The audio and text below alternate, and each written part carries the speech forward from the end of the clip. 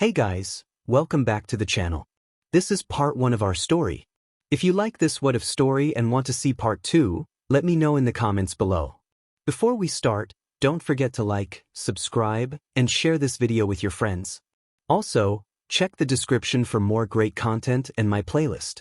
This story was posted by Takahashi999 on Wattpad. Now let's start. Parents and their quirks. Hisashi Midoriya, known as Inferno, ranked among the top 20 pro heroes, possessed the ability to breathe intense flames with precision. 𝗵𝗃 Midoriya, known as Magnetica, ranked in the top 30 pro heroes, wielded telekinesis, allowing her to manipulate objects with her mind. Their twins, Izuku and Izumi Midoriya, had contrasting fates. Izuku was diagnosed as quirkless, while Izumi had the powerful ability known as shockwave, enabling her to generate and control shockwaves. Izuku Midoriya faced neglect and bullying due to his lack of a quirk, suffering abuse from his family and peers, particularly from his twin sister Izumi and Katsuki Bakugo. One fateful day, while locked outside his home, Izuku was kidnapped and taken to a secret facility. There, he endured harsh experiments that granted him an artificial quirk called 𝗵𝗏𝗏. This quirk bestowed upon him numerous abilities, including super strength that surpassed normal human limits, incredible speed, enhanced durability, rapid healing, adaptability to combat situations, energy manipulation, and sharpened senses.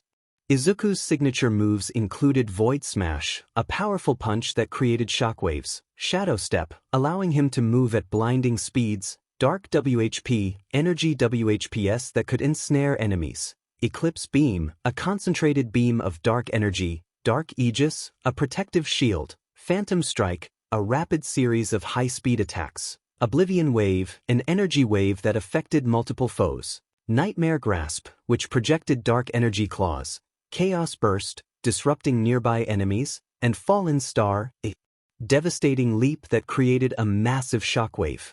Izuku's appearance reflected his transformation. His dark green hair was wild, and his dark green eyes held a fierce intensity. Scars from the experiments marked his arms and torso, and he had a lean yet muscular build. His outfit included a dark mask resembling a skull, a tattered black hoodie, dark armor plates, fingerless gloves, heavy combat boots, and a symbol on his chest that represented his broken spirit. Despite his struggles, Izuku found solace in reading, training, and occasionally playing video games. He harbored a deep dislike for his old family, villains, and the scientists who had experimented on him. In a pivotal moment, a doctor delivered the diagnosis that Izuku was quirkless. Hisashi, filled with disbelief and anger, struggled to accept this reality. He could not fathom that his son, born to 2 powerful heroes, could lack a quirk. As Izuku looked up at his father, tears in his eyes, he clung to the hope that he could still become a hero. The doctor explained the scientific basis for the diagnosis, but Hisashi dismissed the information, directing his frustration at Izuku. 𝗵𝗃, trying to mediate, expressed concern for their daughter, Izumi, who was confirmed to possess the powerful shockwave quirk. Izumi celebrated her abilities, declaring her ambition to become the best hero. Despite the momentary pride Hisashi felt for Izumi, his gaze turned cold when it fell upon Izuku. The young boy, desperately seeking approval, felt the weight of his father's disdain. As the family returned home, Hisashi suggested a celebration for Izumi's achievement, while Izuku's heart sank further, fearing he would never earn his father's love. 𝗵𝗃 embraced Izumi, expressing her pride, while Izuku timidly questioned his own worth. Hisashi's harsh response reinforced Izuku's feelings of inadequacy, leaving him to wonder if he could ever find happiness in a family that seemed to reject him. Hisashi questioned the boy's aspirations, asking how he planned to become a hero without a quirk. He expressed his disdain, telling Izuku to go to his room and not to show his face around them. Izuku's vision blurred with tears as he turned to his mother and sister for support, but 𝗵𝗃 looked away, her expression unreadable, and Izumi did not acknowledge him at all. Retreating to his room, Izuku's small frame shook with sobs. The walls seemed to close in on him as he cried, feeling the crushing weight of his family's rejection. His dreams of becoming a hero and making his parents proud felt shattered. Hisashi's words echoed in his mind, leaving a burning mark on his spirit. Days later, Izuku sat alone on the playground swing, his shoulders slumped and eyes filled with sadness. Nearby were his sister Izumi, Katsuki Bakugo, whom he called Kaken, Katsuki's twin sister Katsumi, Shoto Todoroki, and Shoto's twin sister Shiori. Katsuki grinned, showcasing his quirk by creating sparks from his sweat, while Izumi admired him with shining eyes. Katsumi demonstrated her own ability, igniting flames from her hands, and Shiori revealed her quirk, Frost Fire, with blue flames flickering from her fingertips. Shoto followed suit, demonstrating his half-hot, half-cold quirk, releasing ice from one side and flames from the other. Izumi expressed her excitement about their potential as heroes, but then turned to Izuku, asking about his quirk. Izuku hesitated, looking down at the ground, struggling to find the words. When he finally admitted that he didn't have one, silence fell over the group, shock evident on their faces. Katsumi questioned how that was possible, while Katsuki sneered at him, calling him pathetic. Shoto added his own harsh words, and Shiori remarked on the impossibility of being a hero without a quirk. Even Izumi joined in, expressing her disappointment. Izuku's voice trembled as he tried to maintain a smile, insisting that he could still be a hero. However, Katsuki's laughter was mocking, and Shoto scoffed at his dreams. Shiori dismissed him, and Izumi looked at him with disdain, declaring he would never be like them. In a fit of anger, Katsumi hurled a fireball at Izuku, who cried out in shock and pain as it struck him. Katsumi taunted him, questioning how he would fare against real villains. She kicked him, and the others pulled her back, but the damage was done. Izuku lay on the ground, tears streaming down his face, trembling from pain and betrayal. From that day forward, everything changed. His friends, including his sister, began to distance themselves from him. They excluded him from their games and conversations, often ridiculing him instead. Katsuki would frequently call him a useless Deku, while Shoto declared he would never be a hero. Shiori taunted him to give up, and even Izumi labeled him an embarrassment to their family. Their words stung deeply, but what hurt more was how they began to use their quirks against him. Whenever Izuku attempted to join their hero games, they would attack him, laughing at his struggles. Katsumi would remind him that he was nothing without a quirk, while Katsuki's explosions echoed in his ears. Throughout this turmoil, Izuku's parents remained indifferent. Hisashi glared at him with disdain, and Inko turned away, unable to confront her son. Izuku felt utterly alone, his dreams of heroism fading with each passing day. In his room, he cried himself to sleep, the weight of rejection and betrayal crushing his spirit. The once bright and hopeful boy was slowly being worn down by the harsh reality of his quirkless existence. 3 months later, Izuku's feet pounded against the forest floor, his breath coming in ragged gasps.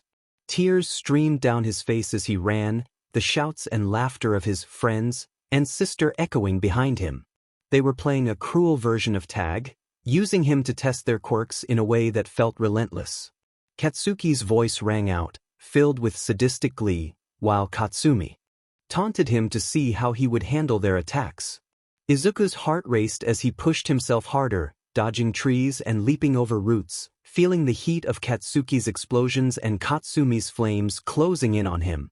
Shoto called out, mocking him to stop running, while Shiori added that it was a game he couldn't win. Izuku glanced back, his vision blurred by tears, seeing their grinning faces ready to unleash more pain. Even his sister, Izumi, was among them, her eyes gleaming with excitement as she urged him to stop for their amusement. Izuku tripped over a root and fell hard to the ground. He scrambled to get up, but Katsuki was already upon him, sneering as he unleashed an explosion near Izuku's face, sending him tumbling back in pain. Izuku pleaded for Katsuki to stop, but the laughter that followed was cold and merciless. Katsumi stepped forward, igniting her hands, insisting he should be grateful for their inclusion in their games. Desperation filled Izuku's voice as he questioned how he could be grateful for this.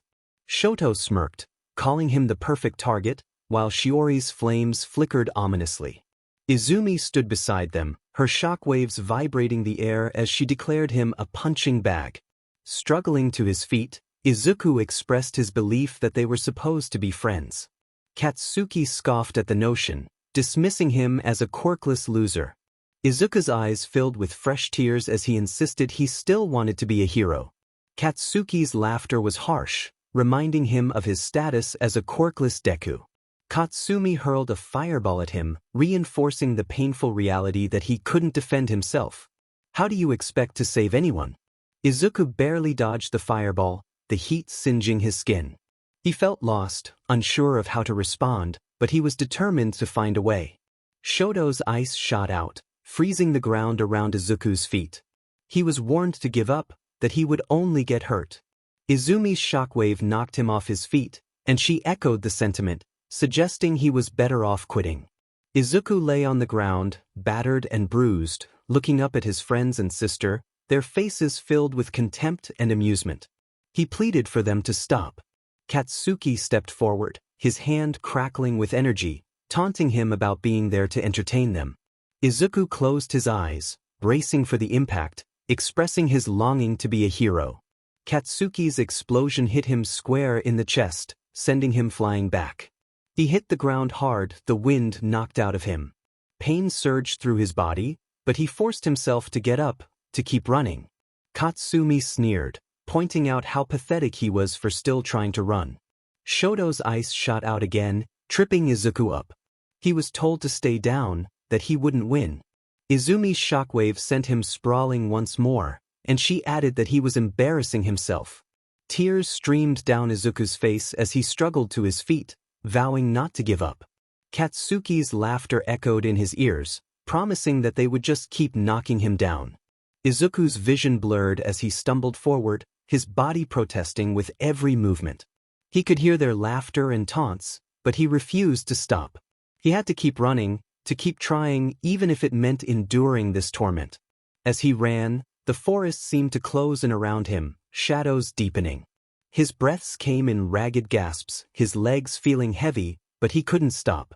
Katsuki's voice taunted him, promising that they would catch him eventually. Izuku stumbled home, his body covered in bruises and burns. His clothes were torn, his skin marked with cuts and scrapes. His legs trembled with each step, and he felt a trickle of blood from a gash on his forehead. His eyes were red and swollen from crying, but he forced himself to move forward, one painful step at a time. He opened the front door, barely able to lift his arms. Inside, his father, Hisashi, glanced up from the couch, a scowl forming on his face. He grunted that Izuku was late, his voice filled with disdain.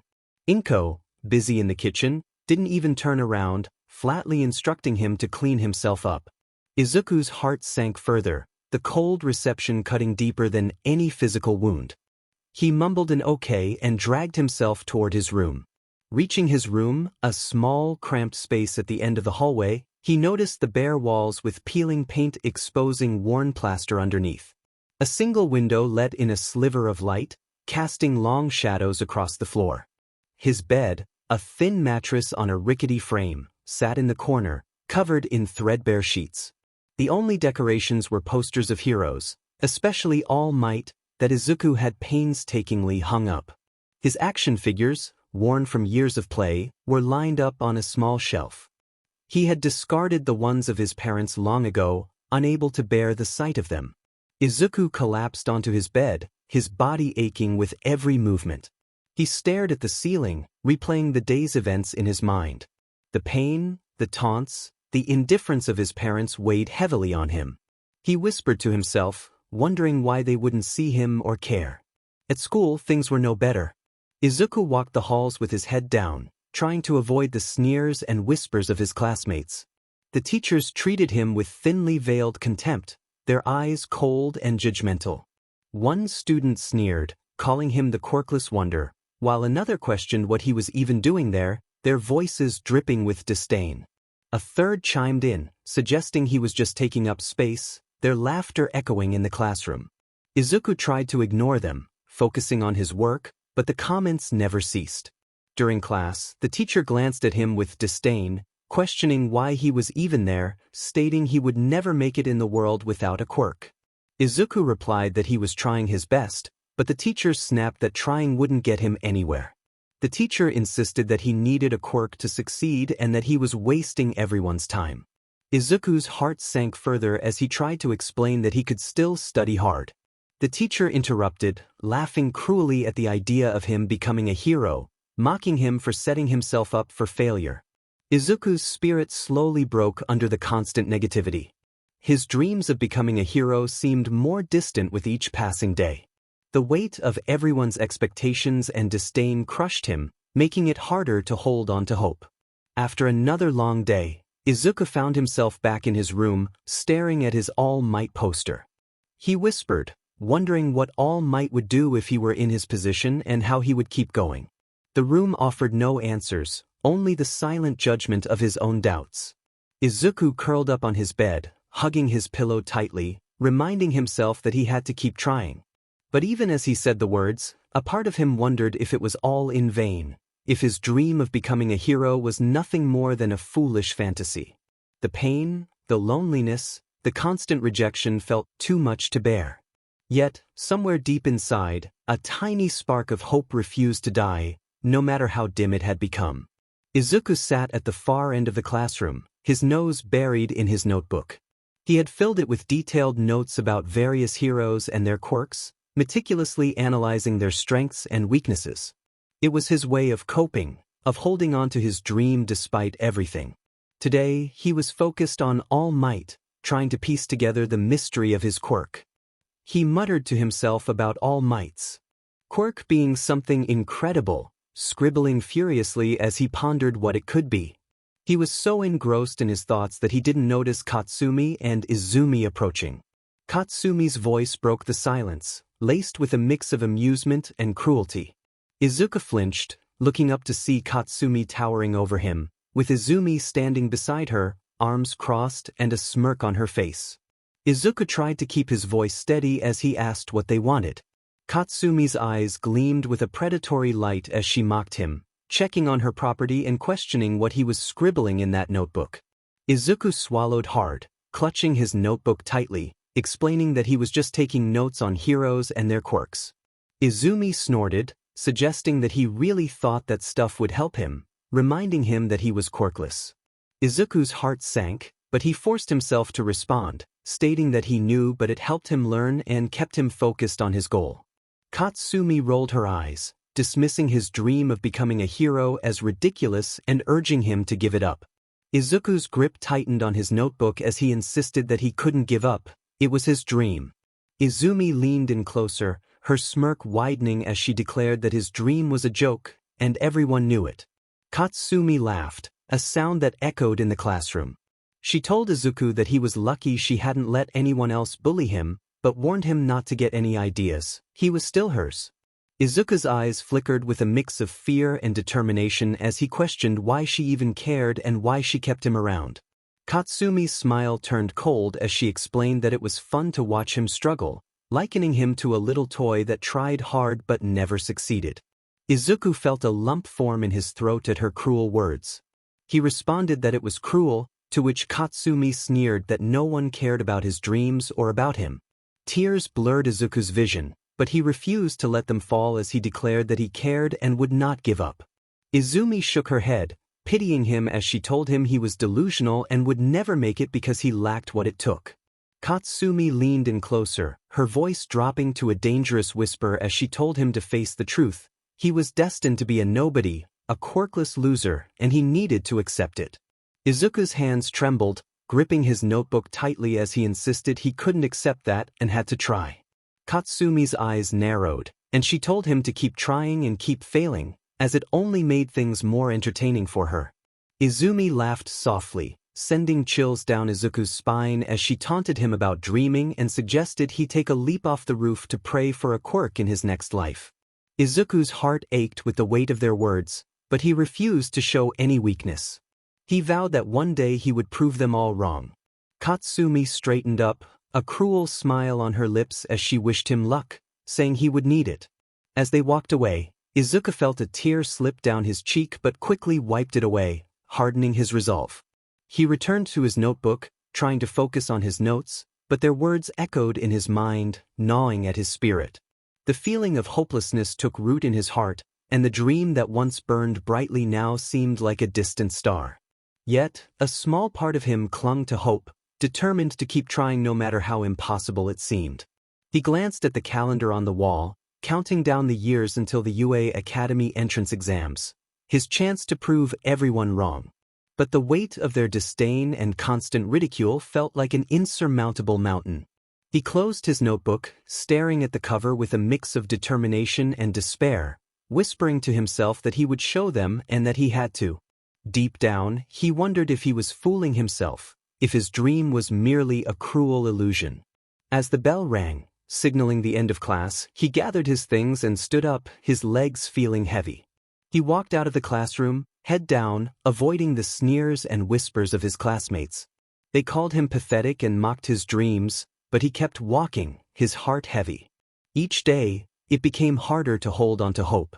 On his way home, he glanced up at the sky, the weight of his burden pressing down on him. He had to keep going, even if the path ahead seemed impossibly difficult. He had to prove them wrong, to show that even a quirkless boy could become a hero. But as he reached his house, doubts gnawed at his resolve, threatening to consume him. Izuku opened the door, stepping into the cold, indifferent silence of his home. His parents barely glanced at him as he walked past, their lack of acknowledgement cutting deeper than any insult. He entered his room, where the familiar sight of his posters and action figures offered little comfort. Sitting on his bed, he stared at the All Might poster on the wall, whispering to himself that he would keep trying no matter what. It had been a few days since Izumi, his sister, had cruelly suggested he end his life. The wound was still fresh in his heart, and with their birthday approaching, he knew the celebration would be for her alone. Doubt about his dream of becoming a hero had taken root deep within him. As he walked through the city, his mind raced. Only 20% of the world's population was without a quirk, most of whom were elderly from an era where such discrimination was unheard of. But what about people like him? He was fortunate his parents still provided for him, unlike countless quirkless children abandoned when their condition was discovered. Even those whose families tolerated them often didn't live past 13, succumbing to despair. Lost in thought, Izuku found himself walking under a bridge when he heard a strange sloshing sound. Curiosity piqued, he mumbled to himself, wondering if someone was there. Suddenly, a slime-like creature emerged from a manhole, grabbing him with a viscous appendage. The villain rasped that he looked pathetic but would do for now, tightening its grip around Izuku. Izuku screamed for help, but the slime villain sneered, saying he only needed Izuku's body to escape from All Might. Just then, a booming voice echoed through the tunnel, declaring that there was no need to fear. A powerful punch followed, creating a gust of wind that separated Izuku from the slime villain, sending it flying but leaving Izuku unharmed. All Might, having captured the villain in a water bottle, turned to Izuku, wondering if he was Hisashi's son. He thanked Izuku for the assist and prepared to leave. Izuku blinked, still processing the encounter, and whispered in awe that it was really All Might. He couldn't let his idol leave without asking the burning question in his heart. Scrambling to his feet, he grabbed All Might's arm and asked if it was possible for someone without a quirk to be a hero. All Might's face softened, his smile fading slightly as he looked at Izuku with a mix of pity and regret. He explained that one could not be a hero without a quirk, though it was good to have dreams. He suggested that Izuku could become a doctor or a police officer instead. With a reassuring pat on the shoulder, All Might took his leave, leaping into the distance. Izuku stood frozen, the words from his idol hitting him hard. The light in his eyes dimmed, and he felt his spirit shatter. The one person who had always inspired him to keep going had just told him his dream was impossible. The weight of those words pressed down on him, and he felt a profound emptiness wash over him. Izuku whispered to himself, tears streaming down his face, questioning how he could ever hope to be a hero if All Might believed he couldn't. It felt as though the ground had been pulled out from under him, and he collapsed onto his knees. The bridge above him seemed to close in, casting long, dark shadows over his small, trembling form. He clutched his chest, the pain of his shattered dream making it hard to breathe. He wondered if all those years of effort had been for nothing, his voice barely a whisper, choked with despair. Izuku's mind spiraled into darkness. Every cruel word, every mocking laugh, and every time he had been pushed down replayed in his head. His sister's betrayal, his parents' indifference, and now this. It was too much to bear. He thought of the countless nights spent studying heroes, the endless pages of notes filled with determination and hope. They felt meaningless now, just scribbles of a foolish boy who dared to dream. He cried out, his voice echoing through the empty tunnel, questioning why he had even bothered and why he thought he could ever be like All Might. Tears flowed freely, mixing with the dirt on his face. His hands trembled as he clutched his notebook to his chest, the last connection to his dream. All Might had been his light, his hope. How could he go on if even All Might didn't believe in him? He wanted to scream, to rage against the unfairness of it all, but he felt so small, so powerless.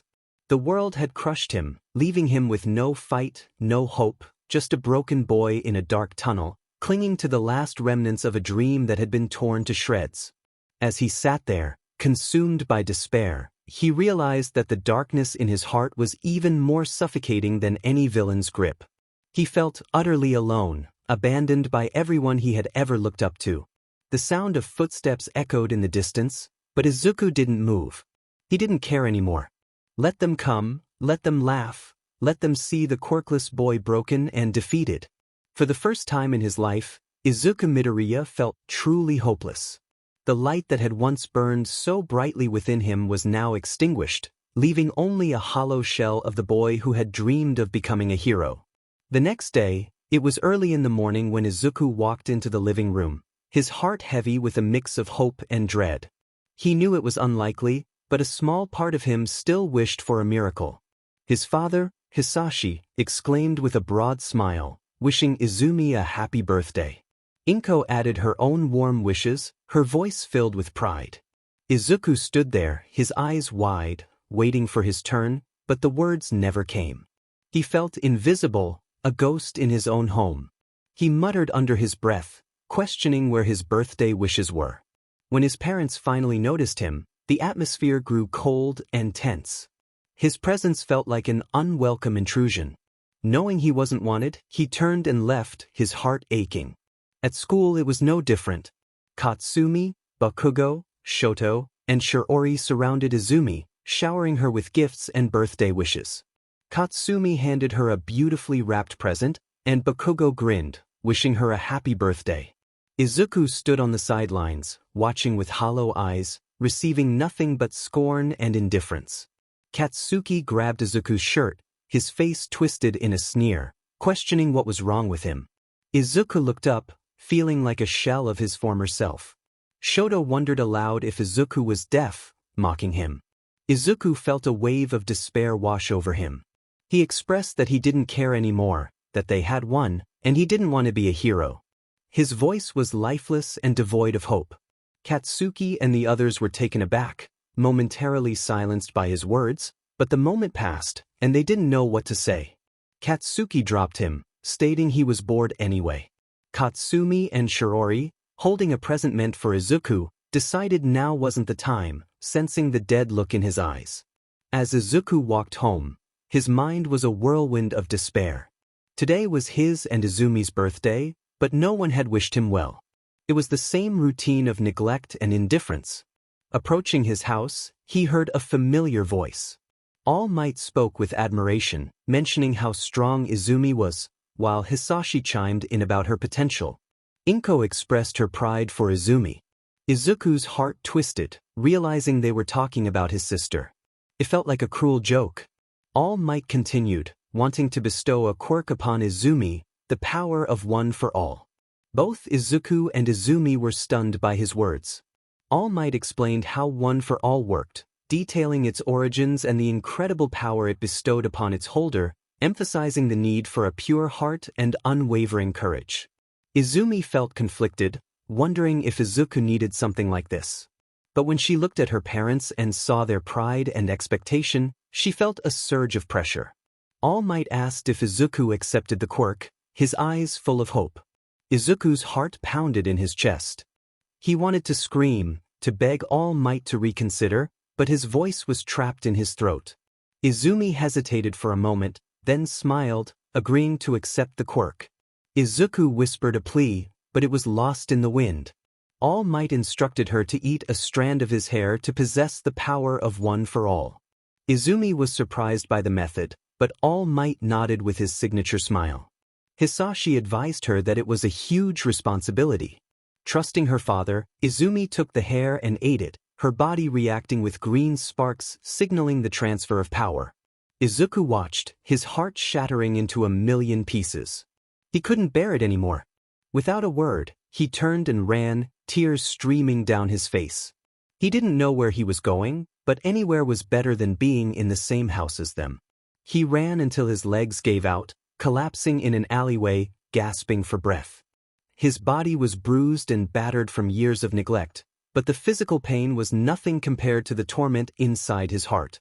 He clutched his chest, feeling as though he was falling apart. He questioned why he could not be enough, his voice breaking as he whispered to the empty air. Why was he always left behind? His mind was a whirlwind of despair, and he felt as if he were drowning in it. Looking up at the sky, he searched for a glimmer of hope, but all he saw was darkness. Sitting there, broken and alone, he knew his dreams were completely dead, and there was nothing he could do. His sister had once again stolen the spotlight and ruined his life. Unfortunately, even worse days were in store for him. Izumi paced around her room, biting her nails anxiously. It had been a week since Izuku disappeared, and guilt gnawed at her. For the first time, even their father, Hisashi, seemed genuinely worried. Hisashi muttered to himself, his tone laced with suppressed anger, wondering where that brat could be. 𝗏𝗏 was frantically making phone calls, her face pale and drawn. She dialed Fuyumi Todoroki's number, hoping for any news. When Fuyumi picked up, her voice was filled with concern. She expressed disbelief that Izuku was missing, noting that he hadn't been at their place lately. As Fuyumi tried to console the distressed 𝗏𝗏, Rei Todoroki entered the room, overhearing the conversation. When the call ended, Rei's face was etched with shock. She asked what had happened, her voice trembling. Fuyumi, her eyes brimming with tears, informed Rei that Izuku had been missing for more than a week. Rei's shock turned into urgency as she stormed to the twins' room, demanding Shoto and Shiori to come out. Shiori grumbled, clearly annoyed, while Rei pressed them about Izuku's disappearance. The twins exchanged uninterested glances, with Shoto replying indifferently that perhaps Izuku had just run off like he always did. Fuyumi cried out, emphasizing that he had been missing for more than a week and that even their father was actively looking for him. She questioned their nonchalance, fearing for Izuku's safety. Rei insisted that if Izuku had truly run away, he would have returned by now. She expressed her concern that he could not survive on his own and the possibility that he might have been kidnapped or worse. Shiori's facade cracked under the weight of this possibility, the thought of something terrible happening to Izuku too much to bear. Meanwhile, at the Bakugo household, Mitsuki called for her twins, Katsumi and Katsuki, who trudged out of their room, clearly irritated. Katsuki demanded a good reason for being woken up, annoyance evident in his voice. Mitsuki slapped the back of his head, prompting him to grumble about her problem. When Mitsuki revealed that Izuku was missing, Katsuki scoffed, assuming he must have run off as usual. Mitsuki corrected him, stating that Izuku had been missing for more than a week and questioned where he could have gone. Katsumi's face paled, her composure breaking down as she processed the news. Several more weeks passed with no sign of Izuku. The once dismissed fear settled into a grim reality, shaking everyone who knew him. Izumi sat on her bed, staring at the ceiling, her thoughts a chaotic mix of worry and guilt. She whispered to herself that she hadn't meant for this to happen. Hisashi paced the living room, anger simmering beneath the surface as he questioned how this could happen under their noses. 𝗏𝗏, barely holding it together, kept her phone close, praying silently for any news. Fuyumi, overwhelmed with guilt for not noticing earlier, reached out to her friends and contacts, hoping someone had seen Izuku. Rei tried to keep the family together, her heart aching for the boy she barely knew yet deeply worried about. Shoto and Shiori, their earlier indifference replaced with gnawing fear, couldn't shake the image of Izuku's absence. Shoto wondered what they would do if they never saw him again, while Shirori, usually tough, was ridden with guilt, expressing that she hadn't meant for this to happen. At the Bakugo household, the tension was palpable. Mitsuki berated herself for not noticing sooner, questioning why she hadn't seen the signs. Katsuki, though he hid it well, was haunted by his last encounter with Izuku, wondering where he had gone. Katsumi, a mess of nerves and regret, replayed every moment in her head, searching for a clue. Days turned into weeks, and the hope of finding Izuku grew dimmer. The once lively boy, full of dreams and determination, had seemingly vanished without a trace, leaving behind a void that no one could fill. More than a month had passed since Izuku's disappearance, and the Midoriya household was a shell of its former self. Izumi frantically searched through Izuku's room, desperate for any clue that might lead to her brother. His room was bare, except for his treasured hero analysis book. As her father's voice boomed from the hallway, she continued her search, ignoring the calls from her parents until 𝗵𝗄 entered the room and wrapped her arms around her, sobbing. 𝗵𝗄 pleaded with Izumi to stop, her tears soaking into Izumi's shirt. Izumi insisted she could not stop until she found a clue, believing Izuku could not be gone. She felt she had failed him, her tears dripping onto the floor. Meanwhile, Hisashi stood in his hero costume, a sleek red and gold suit with dragon motifs symbolizing his quirk, Dragon's Breath. He spoke to Detective 𝗍𝗄𝐻 Tsukachi and All Might, who had joined the search efforts.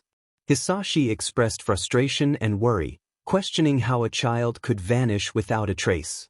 Detective Tsukachi nodded sympathetically, stating they had been following every lead but had not found substantial evidence. All Might, in his towering form, solemnly noted that it was as if young Midoriya had disappeared into thin air. Hisashi clenched his fists, flames flickering slightly as he insisted that Izuku was out there somewhere, strong enough not to just leave. Detective Tsukachi placed a hand on Hisashi's shoulder, offering support in their shared concern. Detective Tsukachi expressed understanding of their pain, assuring them that everything possible was being done. The entire police force was on high alert, and patrols had been increased. They would find him. All Might nodded, determination shining in his eyes, vowing not to rest until Izuku was found. He believed that Izuku had the heart of a hero, and they owed it to him to bring him back. Hisashi took a deep breath, trying to steady himself, thanking them both for their support. It was hard to stay hopeful when each passing day felt like they were losing him more. All Might's voice softened as he reminded Hisashi that hope was all they had. Young Midoriya wouldn't want them to give up. He was a fighter, just like Hisashi.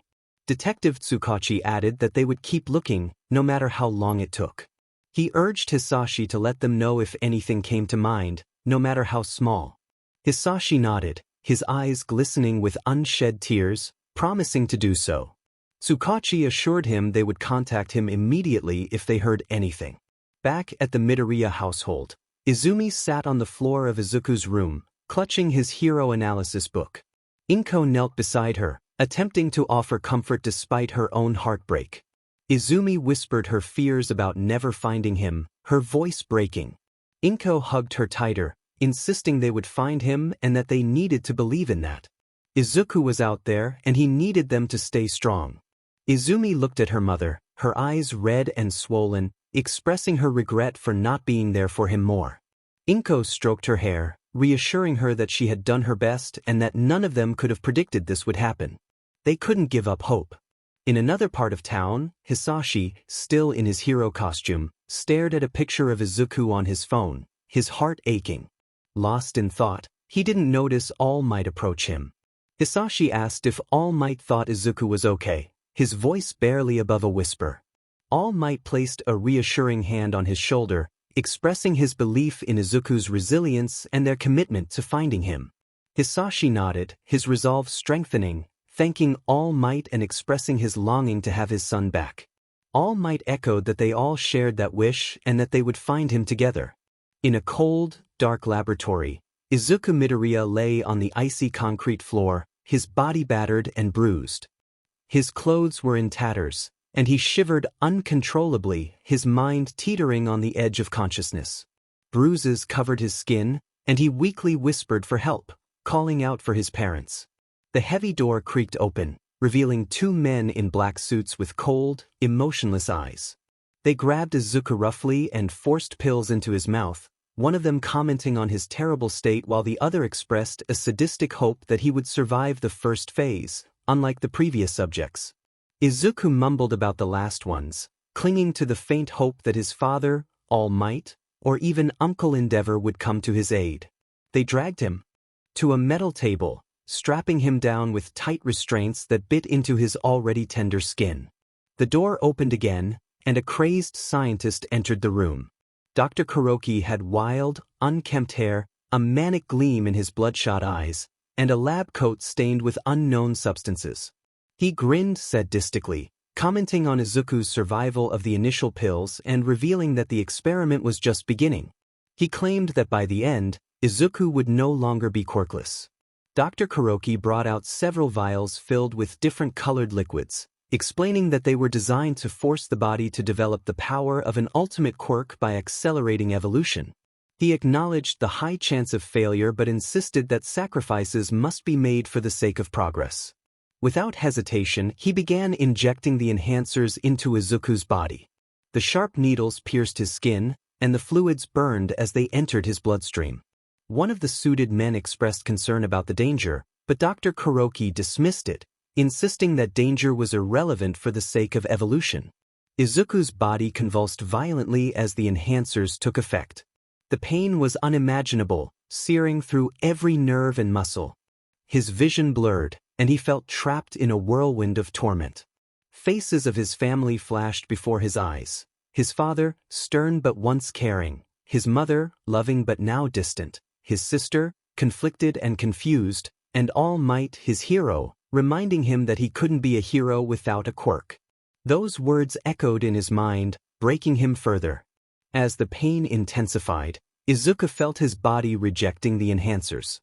His skin burned, and his muscles twitched uncontrollably. He wanted to escape the torment, but his body clung to life with a stubbornness that matched his spirit. Dr. Kuroki watched with unsettling fascination, urging Izuku to endure the pain and transform. Izuku's vision darkened as he slipped in and out of consciousness, his mind drowning in agony. He could barely hear the voices around him, muffled and distant. One of the suited men warned that Izuku's vitals were dropping, but Dr. Kuroki ordered them to increase the dosage, eager to see the results. Another wave of pain crashed over Izuku, more intense than before. He felt his body breaking down, yet somehow he remained conscious, enduring the unimaginable. In that moment, as he teetered on the edge of existence, a flicker of something else stirred within him. A spark, faint but persistent. It wasn't a quirk, but a raw, untamed energy born from Izuku Midoriya's unyielding spirit and relentless will to survive. Dr. Kuroki's eyes widened in manic delight as he observed the transformation taking place. He exclaimed that this was the breakthrough he had been waiting for. Izuku's body continued to convulse, but amidst the pain, a spark grew, feeding on his agony and desperation. He wasn't sure if he was dying or evolving, but in that moment, he realized one thing: he wouldn't give up. He couldn't give up. For the sake of his family, for his dreams, and for his own survival, Izuku Midoriya would endure. In the depths of that dark laboratory, surrounded by cold-hearted men and a mad scientist, the spark of his indomitable will began to blaze. The suited men watched in awe and fear as Izuku's body underwent a transformation. Dr. Kuroki's laughter echoed through the room, a twisted symphony of madness and triumph. He welcomed Izuku to the future, his eyes gleaming with dark satisfaction, declaring him his greatest creation, the herald of a new era.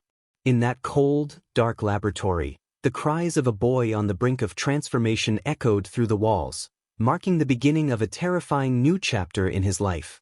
Izuku reflected on his situation, realizing it had been over a month since he was taken to this place, a hellish nightmare from which he could not awaken. His body felt foreign, as if he were a puppet on strings, ready to snap at any moment. He had heard whispers about Dr. Kuroki before, in the dark corners of the city where heroes rarely tread.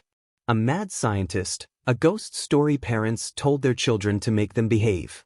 Except he was real, And he was the one turning Izuku into something else, something monstrous. Dr. Kuroki announced that they would test a new serum that day, claiming it would increase Izuku's muscle mass significantly.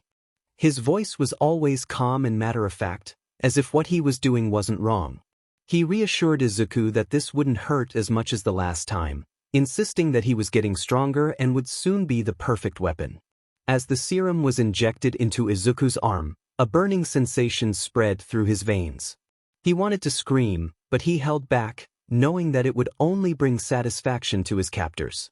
Dr. Kuroki observed, stepping back to watch as the pain intensified.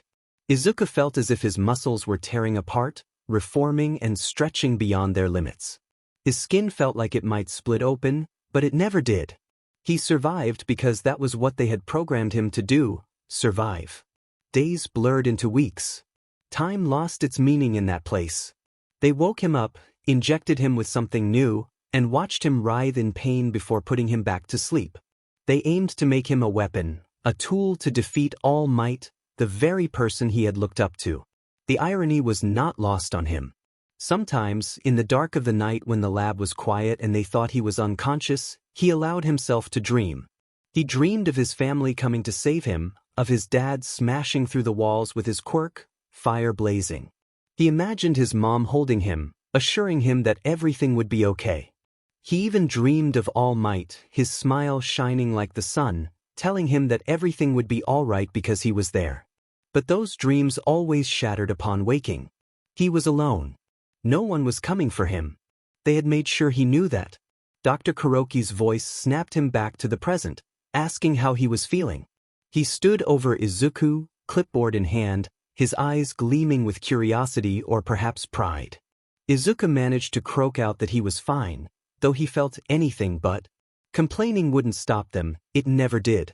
Dr. Kuroki expressed satisfaction with Izuku's adaptation to the treatments, admitting he had been skeptical at first but was impressed by Izuku's resilience. He mentioned the one above all quirk, which they intended to implant within him, leaving Izuku with the unsettling knowledge that he would no longer be himself. A plea escaped Izuku's lips, asking Dr. Kuroki not to proceed with the experiment. The scientist paused, tilting his head as if considering the request. He explained that this was bigger than Izuku, that he would be part of something incredible, possessing a power unlike anything the world had ever seen. He questioned whether that wasn't what Izuku had always wanted, to be powerful, to be special. Izuku, however, only wanted to be a hero. His voice cracked as he spoke, tears welling up but held back. He knew tears wouldn't help him there. Dr. Kuroki laughed softly, shaking his head. He dismissed the notion of heroism, stating that heroes were merely tools for the powerful. He claimed that Izuku would soon understand that he would be more than a hero, he would be a god among men. After leaving Izuku alone with his thoughts, pain, and the knowledge of his isolation, he felt utterly broken. The moment they realized his body was adapting to their twisted experiments, their demeanor shifted. They no longer viewed him as a mere subject but as something worse. A pet, an animal to be trained, tested, and further broken. One of the men commented on how quickly Izuku was adapting, his voice tinged with twisted excitement. Another remarked on Izuku's state, noting that he was completely broken and would do anything for the pills they provided. Their words washed over him, barely registering as he trembled on his knees, the hunger for those pills gnawing at his insides.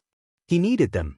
Initially, they had forced the pills down his throat, making him choke on their bitterness, but now he couldn't imagine living without them. They discussed doubling the dosage, a sick grin spreading across one man's face. They tossed a handful of pills in front of him, far more than usual. Izuku's body moved on its own, scrambling against the cold floor to shove the pills into his mouth. He didn't care about the taste or the bitterness, he just needed them. The men observed with a twisted amusement, as if I were a circus animal performing for their entertainment. One of them delivered a sharp kick to my stomach, but I barely flinched. The pain was insignificant compared to the desperation that consumed me. One of them sneered, commenting on how I was already hooked. Another hand gripped the back of my head, forcing me to look up at them. Through my tears, I stretched out my trembling hand, trying to reach the remaining pills scattered on the floor. I pleaded for them to let me have the pills, my voice weak and broken. The man holding me tilted his head, pretending not to hear. I begged again, offering to do anything. They laughed, a harsh sound that echoed in my ears, but I didn't care. As soon as they released me, I dove to the floor, shoving the rest of the pills into my mouth and swallowing them without hesitation. The relief was immediate, the chemicals coursing through my veins like a twisted comfort. One of them wiped tears of laughter from his eyes and declared they would see how far I could go. They dragged me to another room, a place I had become all too familiar with, their torture chamber, designed to break me and push my body beyond its limits. They strapped me down to a cold, metal table, the restraints digging into my wrists and ankles. I didn't resist. I had learned that resistance only made things worse. They began with electricity, attaching wires to my chest and arms, sending shockwaves through my body. My muscles seized, convulsing uncontrollably as the volts surged through me. The pain was unbearable, but I held it in, burying it deep where it couldn't hurt me anymore. They increased the voltage, watching as my body jerked against the restraints. I could feel my heart racing, the rhythm erratic and painful, but it didn't give out. They had ensured I was too strong to die easily. One of them remarked that they would see if I could handle more. Next, they brought out knives, razor-sharp blades that they dragged across my skin, cutting deep enough to scar but not enough to kill.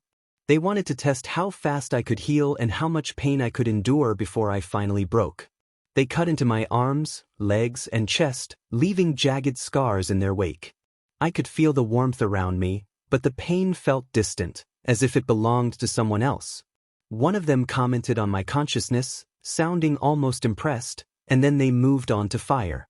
A blowtorch aimed at my skin, the flames searing my flesh, burning away any remaining humanity I had left. The sickening scent filled the room, but I didn't react. My body was too numb to respond. One of them taunted me, urging me to scream, but I couldn't. The pain was overwhelming, yet I held it in, biting down on my lip until I tasted BLD. They wouldn't get that satisfaction from me. One of them expressed annoyance at my resilience and declared they would have to step it up. They injected me with another serum, causing my BLD to feel like it was boiling, as if it were trying to tear through my veins. My vision blurred, and my body spasmed violently as the serum coursed through me. The pain was indescribable, but I didn't pass out. They wouldn't allow it. One of them noted that I was reaching my limit, but I wasn't done yet. They weren't satisfied until I was a broken mess on the table, my body covered in burns, cuts, and bruises. They left me there, strapped down and unable to move or think. The only thing I could do was breathe, shallow breaths that hurt with every inhale. But they weren't finished with me. This was just the beginning. The real torment was yet to come, and they were going to relish every moment. I was nothing more than a plaything to them, an object to be used and experimented on until there was nothing left. They intended to break me down, piece by piece, until I became a weapon for them to wield. And the worst part, I was starting to believe them. I was beginning to think I was worthless, that I deserved this. The only thing that kept me going, the only thing I was given, were those pills. I understood their purpose. They weren't just keeping me alive, they were making me dependent, ensuring I couldn't function without them. I could see the smug satisfaction in their eyes every time I scrambled for another dose. And the worst part, it was working. They no longer bothered with food, I was sustained solely by those pills, and my body craved them more each day. They had become my lifeline, the only thing that dulled the pain and made the experiments bearable. It was a 𝗧𝗵𝗃, pain followed by relief, relief followed by more pain. Each time, I needed more pills to cope. This time was different. They had entered a new phase in their experiments, a third phase, they called it. Whatever hope I had left of escaping was slipping away, drowned by the constant waves of agony and desperation. One of the scientists announced that it was time to push my body to its absolute limits. I was strapped down to the table again, my wrists and ankles secured by thick metal restraints. They had learned that my strength was increasing, that I was becoming more dangerous and unpredictable. But I was still nothing compared to them. I was still their prisoner. They began with the injections. This time, the syringes were larger, filled with a sickly green fluid that glowed faintly in the dim light. They didn't bother to numb the area. They simply plunged the needles into my veins, one after another, until I lost count. The fluid coursed through his veins, igniting a fiery sensation within him. He clenched his teeth, biting his lip until it bled, determined not to scream despite the overwhelming urge. The pain was unbearable, as if his entire body were being torn apart and reassembled in a chaotic manner. His muscles spasmed, and he arched his back off the table as the fluids continued their relentless journey through him. One of the scientists observed with a twisted sense of amusement, noting his resilience. They were far from finished. The injections were merely the beginning. Another scientist approached with a new set of tools, thick metal rods, hammers, and clamps. Dread coiled in his stomach as he realized the extent of their intentions. They began with his legs, securing his thighs in place while one of them positioned a metal rod over his knee. Without warning, the hammer came down, striking the rod against his kneecap. The pain erupted like a white-hot explosion, radiating through his leg and into his mind. A scream escaped him, his body convulsing against the restraints. The scientist muttered in satisfaction, adjusting the rod before striking again and again, shattering his kneecap into fragments. They moved on to his other leg, repeating the brutal process until both knees were rendered useless, leaving him a sobbing wreck on the table. The next target was his arms, and they clamped down once more, continuing their 𝐒𝐭𝐴𝐽 of torment. Metal rods and hammers shattered his elbows, wrists, and fingers, each blow sending waves of agony through him. Helpless, he lay trapped in a nightmare with no end in sight. The worst part was the clinical chatter of the scientists, as if they were discussing mundane matters rather than inflicting suffering. One noted his accelerated healing, a hint of admiration in his tone, while another insisted they needed to push him further, to discover his limits. They were determined to test every aspect of his body, his organs, nerves, and mind, seeking to uncover just how much he could endure. They brought out electricity, attaching wires to his chest, head, and spine. The shocks surged through him, jolting his nervous system with an intensity that blurred his vision. His heart raced, and his breathing became shallow as the volts coursed through him. He felt his mind scrambling, neurons misfiring under the strain. They increased the voltage, watching as he convulsed on the table, muscles seizing uncontrollably. Gasping for air, he was unable to scream, his throat raw and voice lost. One scientist noted the spikes in his brain waves with excitement, while another suggested pushing him into a seizure. The electricity surged again, and his body stiffened, darkness creeping into his vision as the pain overwhelmed him. He teetered on the edge of consciousness, barely aware of his surroundings. But they were relentless, eager to see more, to break him completely. They injected him with more chemicals, flooding his system with toxins designed to shut down his organs. His heart struggled to maintain its rhythm, faltering with each passing moment. Each breath became a battle as the toxins took their toll. Yet, they persisted, moving on to his nerves, targeting his spinal cord with a series of injections that unleashed a pain unlike anything he had ever known. Then they introduced a new device, a helmet strapped to his head, wires connecting it to their equipment. The moment it activated, a sharp pain shot through his skull, scattering his thoughts and memories in a chaotic whirlwind. It felt as if his mind were being dissected, piece by piece, leaving only raw, primal fear in its wake. One scientist observed his resistance, intrigued, while another turned up the intensity. The pain escalated, overwhelming him until he could no longer think. All that remained was the echo of his own screams in his mind as the device ravaged his memories and identity. They were dismantling him, reducing him to a hollow shell, an empty vessel for their control. He felt himself slipping away, his sense of self fading with each moment. The boy who once dreamed of being a hero was becoming something else, something forged through suffering. In that moment he understood the truth. He was no longer a hero or even a person. He was their weapon, their creation, their captive. And there was no escape from this reality. More than a year had passed since he was taken, dragged into this nightmarish existence.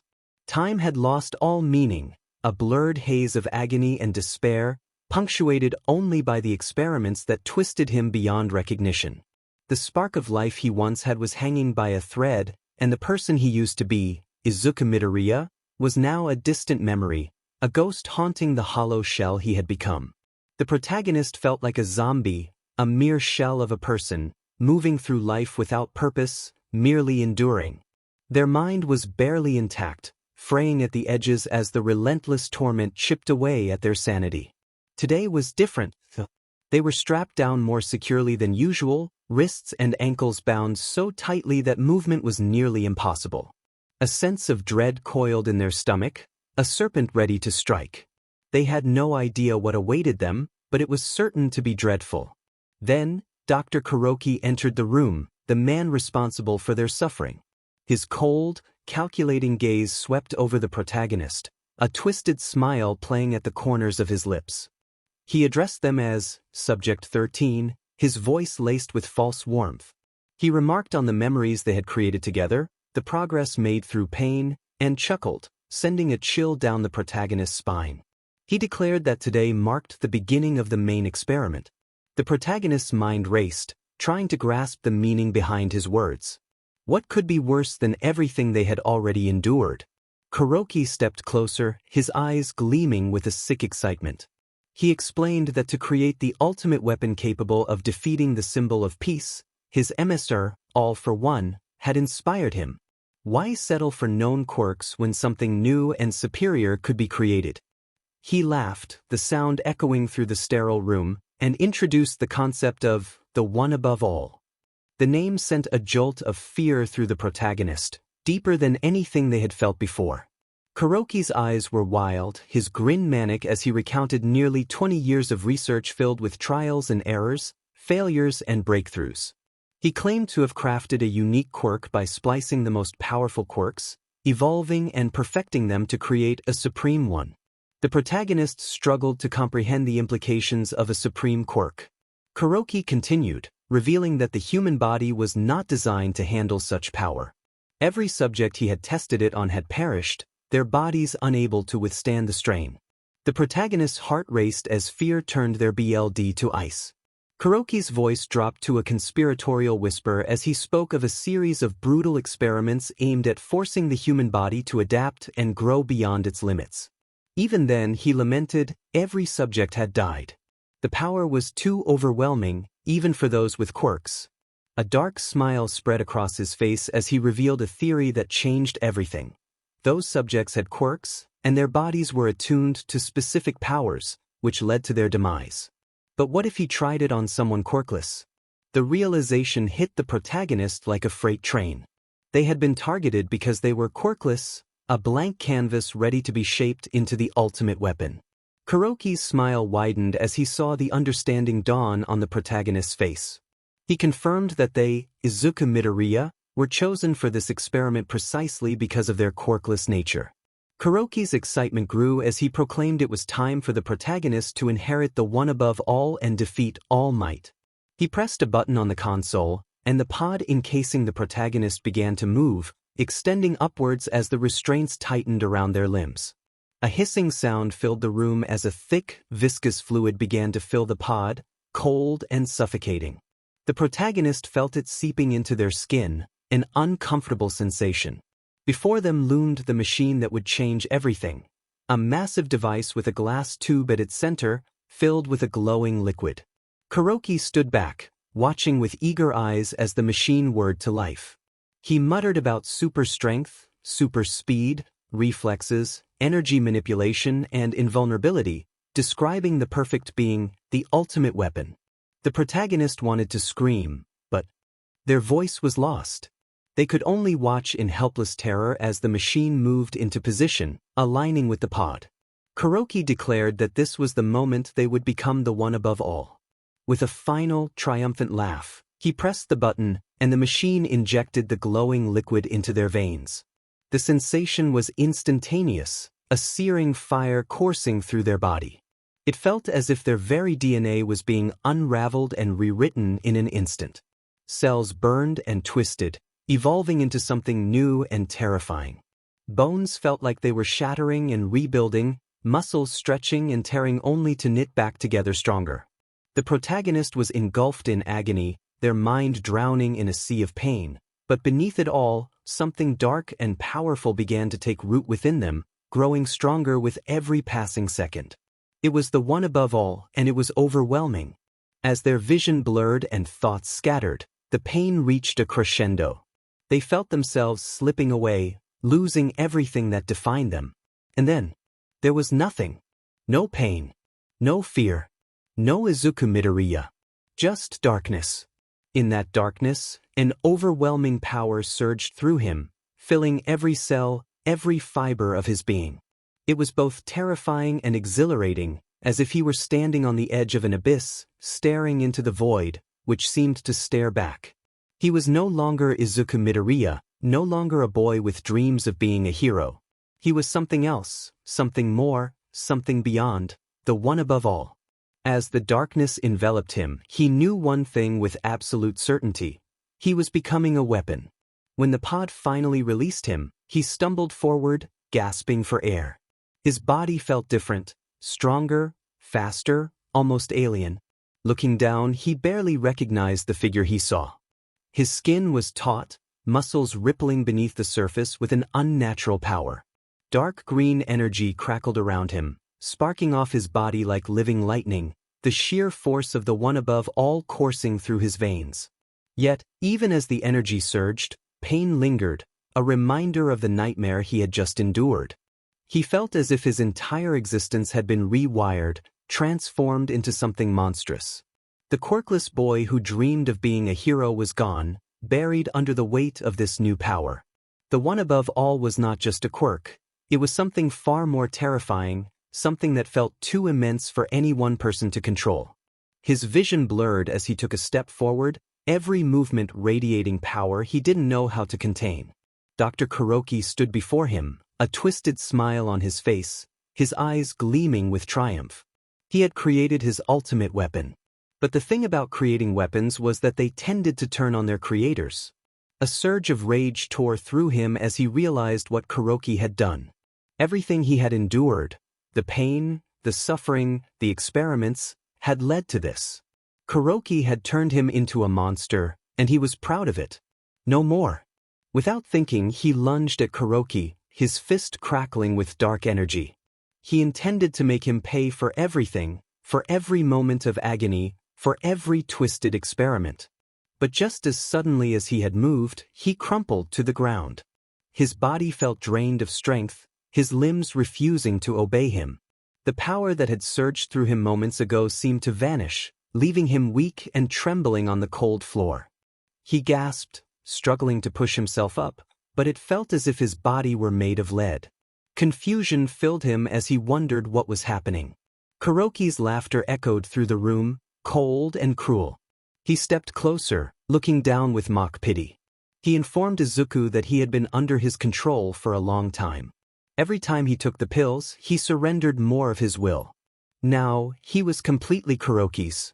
Kuroki stood over him with a mixture of glee and disdain, revealing that he had mixed mind control elixirs with the pills. The realization hit Izuku like a cold shadow.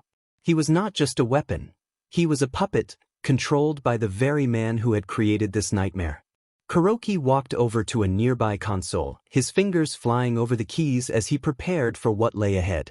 He stated that they had a lot of work to do, that the one above all was still new to him, raw and untamed. He would train Izuku, pushing him to his absolute limits, breaking him down and building him up until he could wield the power perfectly.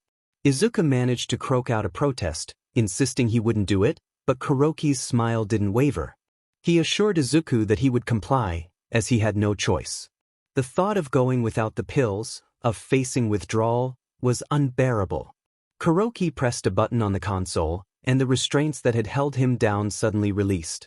His body slumped to the floor, weak but free. For a moment, he thought he could still fight, still resist, but the moment he tried to move, the same paralysis overtook him. Kuroki expressed satisfaction and commanded him to get up. Izuku tried to resist, but his body moved on its own. Slowly and painfully, he pushed himself up to his feet, every movement stiff and unnatural. He was no longer in control. His body belonged to Kuroki now. Kuroki watched with a pleased expression as Izuku stood there, swaying slightly, the dark green energy still crackling faintly around him. He declared that Izuku would be magnificent, the perfect being, and soon he would be ready. Kuroki approached him, tapping a finger against his chest and emphasizing the need for brutal, relentless training. They were going to test every aspect of his new abilities, his strength, speed, and reflexes. They would push him until he felt like he might break, and then push him even further. The scientist stepped back, his grin widening. He explained that the best part was that he would come to love it. Every time he pushed past his limits and grew stronger, he would receive another dose of those enticing pills, just enough to keep him going and hooked. The thought made his body shudder, a craving gnawing at the edges of his mind. He hated it, he hated himself for it, but he couldn't stop. He needed those pills more than anything. The scientist turned away, motioning for one of the guards to step forward. He ordered the guard to take him to the training room and ensure he received the full experience without holding back. The guard nodded, grabbing him roughly by the arm and dragging him toward the door. His legs moved on their own, following the command, even as his mind screamed to stop and fight back. But it was no use. He felt like a puppet, dancing to the scientist's twisted tune. As they left the room, the scientist's voice echoed after him, cold and triumphant. He welcomed him to his new life, the life of the one above all, the life of the perfect weapon. As the door closed behind him, sealing him into his new reality, he realized with a sickening certainty that the scientist was right. This was his life now, a life of pain, suffering, and endless torment. A life where he was nothing more than a tool, a SLV to the power he never wanted. And there was no escape. The training regimen they put him through was beyond anything he had ever imagined, brutal, relentless, and utterly inhuman. It wasn't just about pushing his body to its limits. It was about breaking him down completely and reshaping him into something more. Every day was a new kind of hell, designed to test the full extent of the one above all and force him to endure it, no matter the cost. The first part of the training focused on raw strength. They locked him in a reinforced chamber, the walls lined with dense, unbreakable metal. His task was simple: destroy everything in the room. But the catch was that the walls were constantly closing in on him, the ceilings slowly descending. He had to punch, kick, and smash his way out before he was trapped. The void smash became his lifeline. Every punch he threw sent shockwaves reverberating through the room, shattering the walls, but it wasn't enough to stop the relentless advance of the chamber.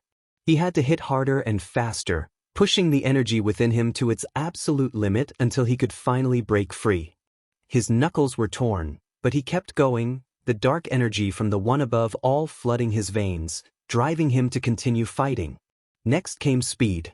They strapped him into a suit lined with sensors and dropped him into a labyrinth filled with automated turrets, lasers, and all manner of traps. The goal was to reach the center in the shortest amount of time. The moment he stepped inside, the walls shifted, the floor gave way, and the traps activated.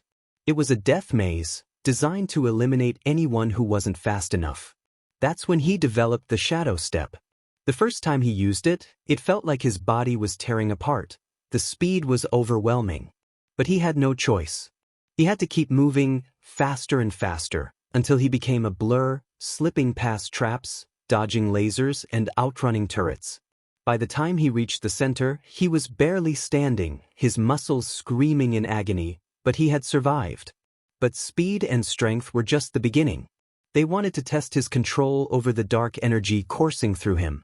They placed him in an arena, surrounded by robotic enemies, each programmed to attack relentlessly. That's when he created the dark 𝗬𝗄𝐻𝑃. Energy 𝗬𝗄𝐻 lashed out from his hands, crackling with power as they tore through the robots, ensnaring and immobilizing them. But the robots kept coming, wave after wave, faster and stronger each time. He had to keep fighting, mastering the energy so that it obeyed his will without hesitation. The eclipse beam came next. They placed him in a chamber with a single, towering target, a massive robot designed to withstand even the strongest attacks. His task was to destroy it. He focused all the energy within him, channeling it into a single, concentrated beam. The first time he fired it, the recoil nearly knocked him off his feet, but the beam pierced straight through the robot's armor, leaving a smoking hole in its chest. They weren't satisfied with just one target. They kept sending more, each one tougher than the last, until he could fire the beam at will, controlling its power and intensity, making it stronger and more destructive. For defense, they introduced the Dark Aegis. They pitted him against enemies that were faster, stronger, and more vicious than anything he had faced before. His only chance was to protect himself. The first time he activated the Aegis, the dark energy formed a barrier around him, absorbing blows and deflecting attacks. But they kept pushing, forcing him to strengthen the shield until nothing could break through it. They wanted to see how far he could push his combat abilities. That's when the Phantom Strike was born. He had to fight multiple opponents at once, each skilled and deadly. He had to be faster than them, striking before they could react. The Phantom Strike allowed him to deliver rapid, high-speed attacks in quick succession, each infused with energy, each more powerful than the last. It became a dance of motion, until his enemies were left in shattered remains. The Oblivion Wave came next, designed for crowd control. They dropped him into a pit filled with enemies, all coming at him from every direction. He focused, drawing the energy from within, and released it in a wide-area wave that knocked them all back, sending them flying, damaging everything within its radius. But the enemies kept coming, wave after wave, and the protagonist had to keep unleashing the Oblivion Wave repeatedly until it became second nature. They learned to control the intensity, direction, and force of it. Then came the Nightmare Grasp. They were placed in scenarios where they had to manipulate objects from a distance or crush enemies with sheer force. Dark energy extended from their hands, forming large claws that could slash, crush, and manipulate anything in their path. It became an extension of their will, allowing them to reach out and eliminate anything in their way. The most challenging part of the training was the Chaos Burst. They faced enemies with abilities that could disrupt their own. They had to find a way to break through, to disrupt their opponent's powers before they could be disrupted. The Chaos Burst became their answer, a powerful surge of energy that radiated from them, disrupting enemy abilities, shattering defenses, and causing significant impact. It was a desperate move, a last-ditch effort to survive, but it worked. Finally, there was the Fallen Star. They were made to confront enemies that were too strong to defeat with conventional means. That's when the protagonist developed the Fallen Star, a move that allowed them to leap into the air and come crashing down with immense force, creating a massive shockwave upon impact. It was devastating, leaving destruction in its wake. Even as they mastered these abilities, even as they became the weapon their captors wanted them to be, they noticed something. The pills they were given were no longer effective. Initially, they had been a lifeline, keeping them going and sane. But now, the effects were dulling. It felt as if their body was adapting, building a resistance. The more they thought about it, the clearer it became. Their body was evolving, becoming something more than just a puppet. If they bided their time, if they played along and pretended to be an obedient weapon, they could turn this to their advantage. They could wait for the right moment, until they had complete control over the one above all, until they had fully adapted to the pills, until those substances no longer held any power over them. And when that moment came, they would destroy this place, tearing it apart brick by brick, ensuring that everyone inside would pay for what had been done to them. Every day, the training grew more intense, as if the captors were trying to push them to the breaking point. But something had changed. Where once they struggled, now they excelled. Where once they feared, now they dominated. The power of the one above all was no longer a burden, it was theirs. They could feel it coursing through their veins, resonating with every fiber of their being. It had become an extension of themselves. The first signs of adaptation emerged during a combat session. They were pitted against one of the newest creations, an enhanced combat droid designed specifically to counter their abilities. It was faster, stronger, and more agile than anything they had faced before, programmed to exploit weaknesses. But as the fight began, something inside them clicked. Their movements became fluid and instinctive. They didn't just react to the droid's attacks, they anticipated them. They dodged with precision, countered with devastating force, and unleashed a phantom strike so fast that the droid couldn't even register the attacks before it was dismantled. The technicians watching from above seemed stunned, their expressions hidden behind reflective visors, but the protagonist could feel their shock. They had expected a struggle, yet they had dismantled the creation in seconds. The next test involved endurance, a marathon of challenges disguised as a training session. They activated the chamber's gravity field, increasing it to 5 times the normal level. The pressure was immense, but instead of being overwhelmed, the protagonists stood tall. The weight that should have forced them to their knees felt like a minor inconvenience. With each step, they grew more accustomed to the pressure, their muscles adapting, their bones reinforcing themselves. Waves of drones were sent to attack, but they were nothing. With each punch and kick, the protagonist sent them flying, void smashes tearing through their ranks as if they were made of paper. As the gravity continued to increase, the protagonist felt their body adjusting in real time, compensating for the added stress. Their bones hardened, their muscles strengthened, and the energy within surged, fueling them beyond any limits imposed. By the time the gravity reached 10 times normal, they were still moving, still fighting, while the drones fell one after another, unable to keep up with the relentless assault. The most telling moment came when they were tested on energy manipulation. They were placed in a chamber surrounded by reflective panels, each designed to redirect energy attacks back at the source. They were ordered to unleash the eclipse beam, knowing it would bounce back and hit them from all sides. But as they channeled the dark energy into their hands, they felt the difference. The energy was no longer chaotic, it was a tool, a weapon responding to their will.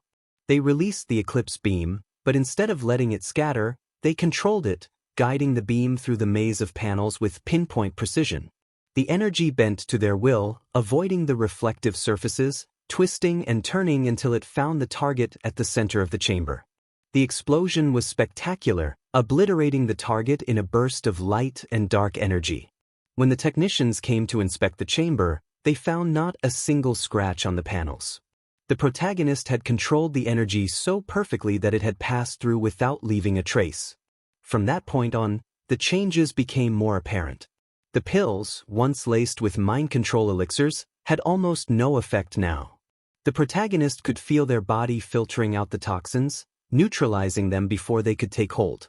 The small doses that had once bent their will were now nothing more than a nuisance. They could play the captor's game, pretending to be under control while slowly regaining autonomy. Their speed reached new heights. Shadow Step became more than just a burst of speed, it was a way of moving through space itself. They could feel the fabric of reality bending as they moved, allowing them to traverse distances in the blink of an eye. The drones sent after the protagonist couldn't keep up, even the most advanced models were left struggling as they appeared behind them, striking with lethal precision before the machines could react. The dark 𝗲𝗵𝗃 had evolved as well. The energy 𝗲𝗵𝗃s used for control were now extensions of themselves, responsive to their thoughts and emotions. They could manipulate their length, shape, and density, becoming solid enough to slice through steel or intangible enough to pass through obstacles before striking their targets. These 𝗲𝗵𝗃s were used to ensnare enemies, to pull them apart, and to destroy everything in their path. Then there was the Chaos Burst. What had once been a desperate move had transformed into a tactical advantage. They could feel the energy building within, a storm waiting to be unleashed. When released, the burst disrupted everything around. Machines short-circuited, drones fell from the sky, and even the air crackled with energy. Technicians scrambled to find new ways to counter it, but nothing worked. Mastery over the Chaos Burst meant disrupting any attack or defense, leaving enemies vulnerable and exposed. Perhaps the most significant change was in the control over the one above all. The dark energy that had once threatened to consume them was now fully integrated into their being. They felt its power at all times, a steady, endless source of strength to draw upon at will. No longer fearing loss of control, they were in command. The energy responded to every command, allowing channeling into attacks, defenses, and even their very body. Void Smash became an extension of that control. The shockwaves created were no longer random bursts of power, they were precise and targeted, capable of tearing through anything in their path. Focusing the energy into a single point created an explosion of force that could level entire structures. The impact of their punches sent shockwaves through the ground, cracking the very earth beneath their feet. With each training session, it became clear that their body was changing in ways the captors hadn't anticipated. The pills, the experiments, the rigorous training had all been designed to break them down, to mold them into a weapon. Instead, they had become stronger, more resilient. Their body wasn't just adapting, it was evolving. Every challenge thrown their way only made them more powerful and dangerous. But they couldn't let anyone know that. They had to keep up the act, letting others think they were still in control. Taking the pills offered, playing the obedient puppet during training sessions, they kept their true strength hidden. If anyone realized how far they had come, drastic measures would be taken. They would be seen as a threat, something to be neutralized rather than controlled. So, they bided their time, waiting for the right moment. Every day brought more strength, every day honed skills, perfecting the abilities forced upon them. They had become everything their captors wanted, no, more than that. They had surpassed expectations, exceeded designs. Soon, when the time was right, they would use that strength to dismantle their captors. Dr. Kurokiri, the technicians, the guards, they would all pay for what had been done. The place would be torn apart, brick by brick, until nothing remained but ruins. Then, they would find their way back to the surface, back to the world taken from them. But not as the same person who had been captured months ago. No, they were something else now, something more.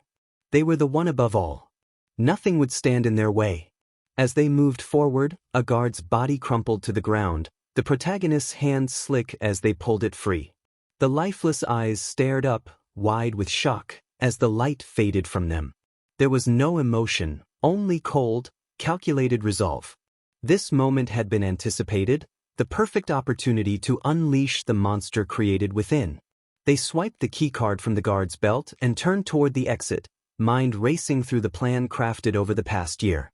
The hallway stretched out, dimly lit by sickly fluorescent lights. This place had been a prison, a torment, but now it would become a playground, the stage for vengeance.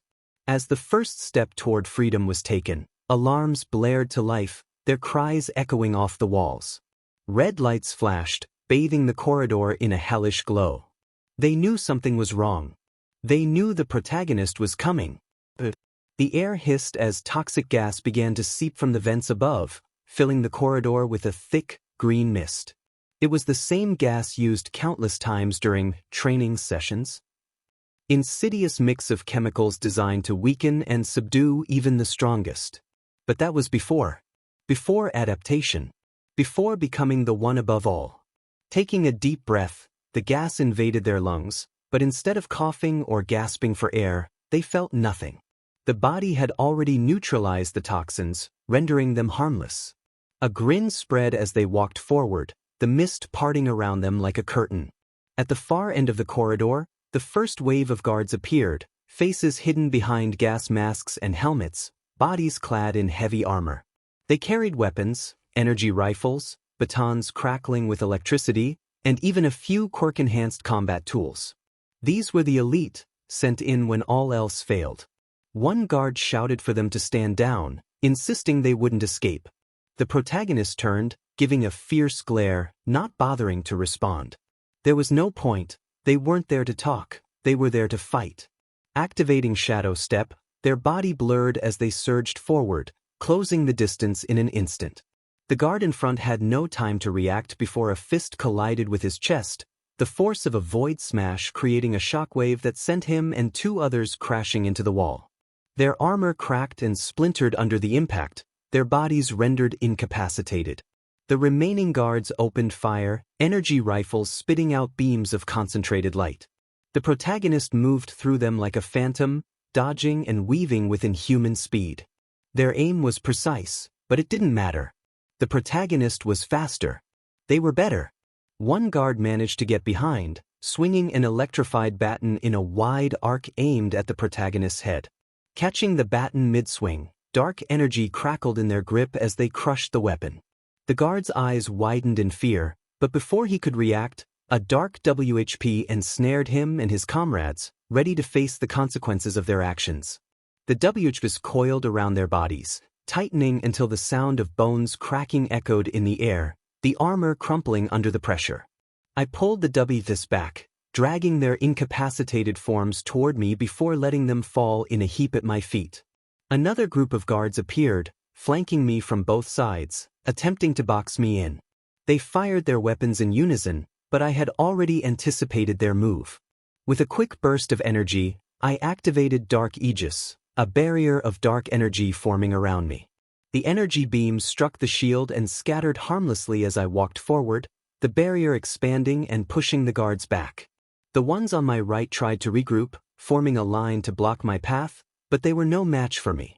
I lowered the barrier and unleashed an oblivion wave, the energy radiating outward in a powerful blast that knocked them off their feet, their bodies slamming against the walls with tremendous force. The walls themselves cracked under the pressure, debris raining down as the entire corridor trembled. One guard, his helmet cracked, struggled to raise his rifle again, but I was already upon him. I seized him by the throat, lifting him off the ground with ease. His hands clawed at mine, attempting to pry my fingers loose, but I tightened my grip, feeling his resistance weaken. He gasped, his voice barely audible, expressing disbelief at my strength. I tilted my head, staring into his eyes with cold indifference. I had no intention of escaping. I was here to confront my enemies. With a swift motion, I incapacitated him and tossed him against the far wall, his body hitting with a dull thud before crumpling to the ground. I continued down the corridor, the fallen guards lying in my wake. As I rounded the corner, I encountered the next obstacle, an automated turret, its barrels spinning as it locked onto me. The turret unleashed a barrage of bullets, each designed to pierce through even the toughest armor. But I didn't need armor. I raised my hand and unleashed an eclipse beam, the concentrated energy tearing through the bullets and striking the turret directly. The machine exploded in a shower of sparks and debris, the molten remains sizzling as they hit the ground. The deeper I ventured into the facility, the more resistance I faced. They threw everything they had at me, more guards, more drones, more traps.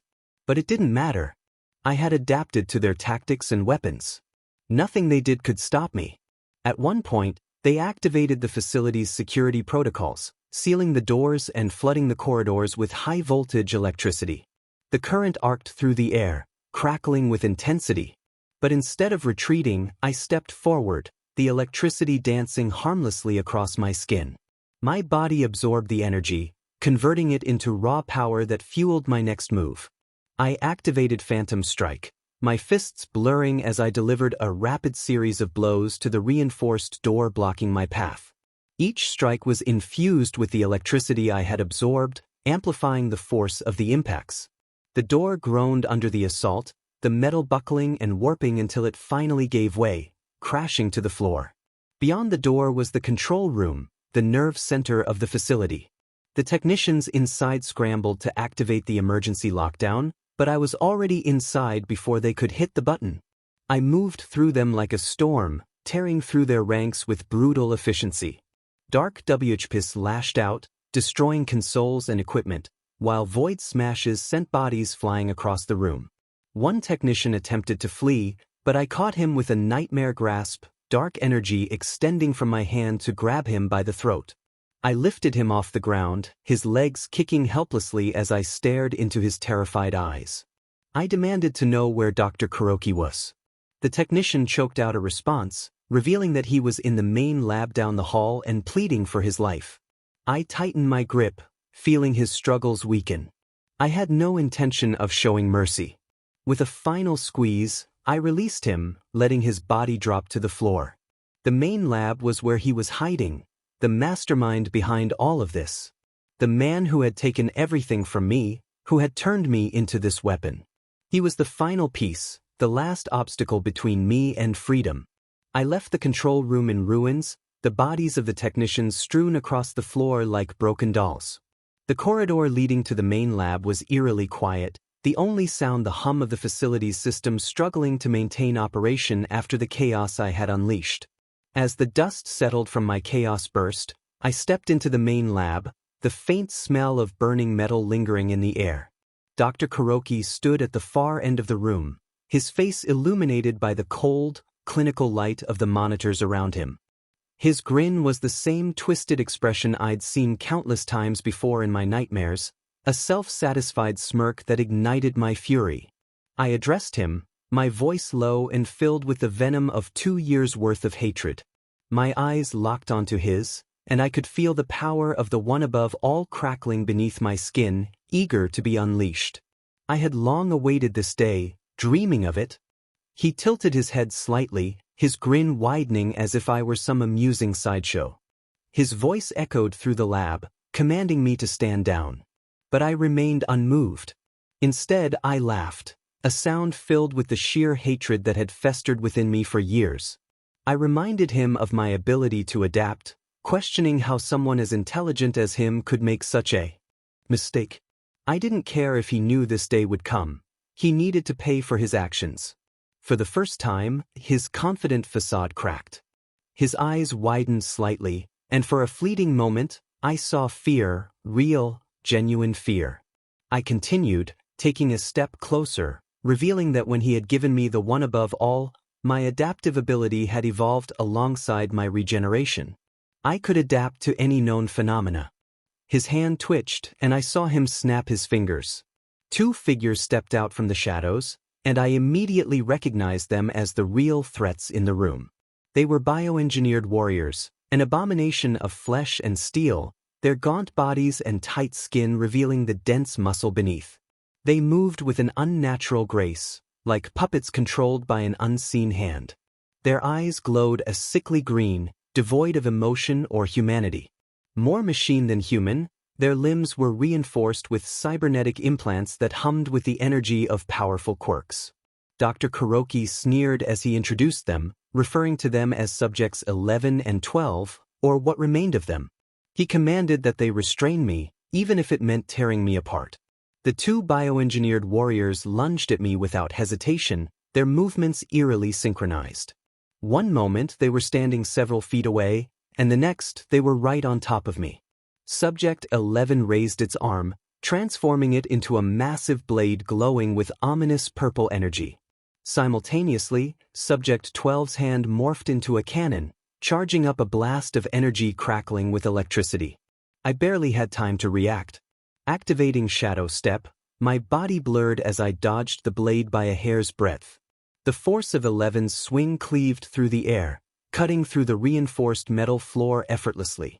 I countered with a void smash, my fist crashing into 11's side, creating a shockwave that would have shattered bones if it had been human. But 11 merely staggered back, its torso dented yet unharmed. Before I could press the attack, I was forced to dodge again as 12 unleashed a blast of energy from its cannon. The beam tore through the lab, obliterating everything in its path. I ducked and rolled, narrowly avoiding the blast. The heat singed my skin, but my adaptive ability kicked in almost instantly, dulling the pain. I sprang to my feet, raising my hand to fire an eclipse beam at the concentrated dark energy seared through the air, striking 12 in the chest. Instead of going down, 12 absorbed the energy, its body glowing brighter as it converted the attack into raw power. I unleashed Dark 𝗬𝗪𝗔𝗄𝑠 from both hands, the energy tendrils wrapping around 12's limbs and pulling it off balance. At the same time, I flicked my wrist, sending another 𝗬𝗪𝗔𝗄𝑠 toward 11, coiling it around the blade arm. I yanked hard, pulling 11 off its feet and slamming it into the 2 subjects crashed into each other but quickly recovered, moving with disturbing fluidity despite their bulk. 11's blade arm shifted, morphing into a massive hammer-like appendage crackling with purple lightning. It swung the hammer down at me with incredible speed, but I activated Dark 𝗬𝗪𝗔𝗂 just in time, the barrier absorbing the impact. The ground beneath me shattered from the force, but the shield held strong. 12, now fully charged from absorbing my attack, fired another blast from its cannon. The energy bolt struck my shield, causing it to flicker and crack, but I held firm. I couldn't let them overpower me. With a roar, I pushed back, expanding the Dark 𝗬𝗪𝗔𝗂𝗪 outward and sending both 11 and 12 stumbling back.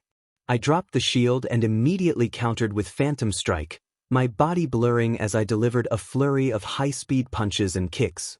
Each blow landed with force, but 11 and 12's reinforced bodies absorbed the damage, their cybernetic enhancements allowing them to endure my assault. They retaliated with brutal precision. 11's hammer arms swung in a wide arc, forcing me to duck, while 12's cannon shifted into a clawed hand, swiping at me with lightning-fast strikes. I dodged and weaved, using Shadow Step to stay one step ahead of them. Their attacks were relentless, their movements perfectly coordinated as they tried to overwhelm me. I needed to break their rhythm, to disrupt their synchronization. I activated Oblivion Wave, sending out a wide-area shockwave of energy. The wave hit them hard, staggering them and creating an opening. I focused on 12 first, unleashing Nightmare Grasp. Dark energy claws extended from my hands, slashing through the air and tearing into 12's cybernetic limbs. Sparks flew as I ripped through wires and circuits, severing its cannon arm from its body. 12 screeched, a horrifying sound that sent a chill down my spine, but I didn't relent. I leaped into the air, summoning all the power I could muster for my next move. With a mighty shout, I came crashing down with the force of a meteor. The impact created a massive shockwave that tore through the lab, shaking the very foundations of the facility. The ground cracked and splintered beneath me, and 12's body was crushed under the sheer force, its once formidable form now a mangled heap of metal. Seeing its comrade fall, 11 lunged at me in a berserk frenzy. Its arm morphed back into a blade, swinging wildly as it tried to cut me down. But I was ready. I dodged the first few swings, then caught its blade with my bare hand, the dark energy surging through me. I declared that it was finished, tightening my grip on the blade. 11 struggled, but it couldn't break free. I unleashed a chaos burst, the concentrated energy ripping through 11's body, tearing it apart from the inside out. The once unstoppable warrior convulsed, its cybernetic systems short-circuiting as the energy consumed it. With a final, desperate lunge, it tried to attack, but its body gave out, collapsing in a heap. I stood there, breathing slightly, my fists clenched as I surveyed the destruction around me. The lab was in ruins, the walls scorched, and the floor littered with debris. But I wasn't done yet. I turned my gaze to Kuroki, who was now backing away, his eyes wide with fear. He screamed for me to stay back, fumbling for something in his coat pocket, insisting he would kill me. I didn't respond. I simply raised my hand, dark energy crackling around it as I prepared to end this once and for all. Kuroki shouted that I couldn't do this, claiming he created me, his voice cracking with panic. He insisted I was nothing without him. I took a step closer, my eyes narrowing as I looked at the man who had caused me so much pain. I told him he had made me a monster, but now it was time for him to face the consequences. With a final burst of energy, I unleashed an eclipse beam, the concentrated dark energy shooting from my hand and striking Kuroki square in the chest. He let out a strangled cry as the beam tore through him. Just like that, it was over. The man who had tormented me, who had tried to control me, was gone. I stood amidst the destruction, the dark energy still crackling around me, as the reality of what I had just done sank in. I had won. I was free, or so I thought. Kuroki's body twitched, and the chilling sound of his laughter filled the air. My BLD ran cold as I watched the hole in his chest begin to regenerate, flesh knitting back together with unsettling ease. Disbelief and horror mixed in my voice as I whispered that this couldn't be happening. I had unleashed everything I had, yet Kuroki stood before me as if untouched. Before I could react, his figure blurred, and he was suddenly in front of me. His hand transformed into a massive fist, a grotesque blend of flesh and bone, pulsating with dark energy. He swung with all his might, and before I could activate one above all, the fist connected with my chest. The impact was overwhelming. I felt my ribs crack, my breath stolen from my lungs as I was propelled through the facility. Walls crumbled, steel beams bent, and debris rained down around me as I flew through the structure. The pain was excruciating, every nerve in my body screaming as I was thrown like a rag doll. When I finally hit the ground, the force left a crater in the reinforced concrete. My vision blurred, and I could feel my consciousness slipping away. But even as my body lay broken, the one above all surged within me, my regenerative abilities kicking in fiercely. Bones snapped back into place, organs mended, and the BLD loss slowed as my body fought to repair the damage. I staggered to my feet, breath ragged but resolve unbroken. Kuroki had experimented on his own body, just as I had suspected. He had transformed himself into something far more monstrous than I could have imagined. I could only guess how many quirks he had stolen and grafted onto himself. The fight would be tougher than I had anticipated. Just as I regained my footing, the ground shook violently. A figure slammed into the earth in front of me with enough force to crack it. I leaped back just in time to avoid being crushed, only to see Kuroki standing there, holding the lifeless bodies of subjects 11 and 12 by their necks. Kuroki sneered, his voice dripping with sadistic pleasure as he remarked that the bodies would do nicely. Before I could comprehend his meaning, his hands began to morph into something grotesque. His fingers elongated into sinewy tendrils of flesh, writhing like a mass of serpents. The tendrils snaked around the bodies of subjects 11 and 12, piercing their skin and burrowing deep into their flesh. The sight was disturbing, a horrific fusion of man and monster. Kuroki's arms became living nightmares, a grotesque blend of flesh, metal, and bone, designed for one purpose: to absorb and consume. The tendrils pulsed and contracted, drawing the life force and quirks from the corpses into Kuroki's own body. I watched as their bodies shriveled and shrank until they were little more than husks. Kuroki's own body began to convulse, the influx of power causing his form to bulge and twist unnaturally. His transformation began with a series of sickening cracks as his bones reformed. His muscles swelled grotesquely, tearing through his skin as they expanded beyond human limits. His spine elongated, shifting into a hunched, predatory stance. The skin covering his arms and legs split open, revealing thick, jagged spikes of bone that protruded like natural armor. His hands morphed into massive claws, each tipped with razor-sharp talons. Kuroki's face, once human, had become an abomination. His mouth stretched wide, revealing rows of jagged teeth designed to rend flesh. His eyes glowed with malice, casting eerie shadows across his grotesque features. His flesh had taken on a dark, metallic sheen, a twisted mockery of humanity. Kuroki was no longer recognizable as the man he once was. He had become a monster in every sense, a hulking behemoth of muscle, bone, and raw power. His transformation was complete, and he towered over me, a living weapon designed for destruction. Kuroki's voice, now a guttural growl, revealed his first quirk, shock absorption. He explained that combined with muscle amplification, he had absorbed the shockwaves from our previous battle and charged them with his own power. I wiped the BLD from my lip, meeting his gaze with defiance, determined to confront him regardless of his form or quirks. He roared with laughter, challenging me to see how long I could last. With that, he lunged at me, his monstrous form moving with terrifying speed. His claws slashed through the air, each swipe powerful enough to cleave through solid steel. I activated one above all, enhancing my reflexes and strength, narrowly dodging his attack. The sheer force of his swing created a shockwave that sent me flying back, crashing into a wall. I barely had time to recover before Kuroki was on me again, unleashing a barrage of attacks, each more devastating than the last. His claws tore through the air with blinding speed, forcing me to stay on the defensive. I countered with a chaos burst, unleashing a concentrated beam of dark energy at point-blank range.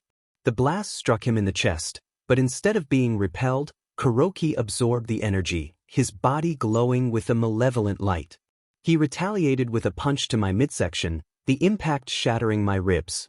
I gasped for air, BLD spilling from my mouth as I was thrown back, crashing through the remnants of a wall. My body crumpled to the ground, pain overwhelming me. But I couldn't afford to stay down. My regeneration worked overtime, knitting my broken bones together as I forced myself to stand, my body protesting. Kuroki charged at me again, his massive form barreling toward me like an unstoppable force. I had to think fast. I activated Nightmare Grasp, dark energy claws extending from my hands as I met his charge head-on.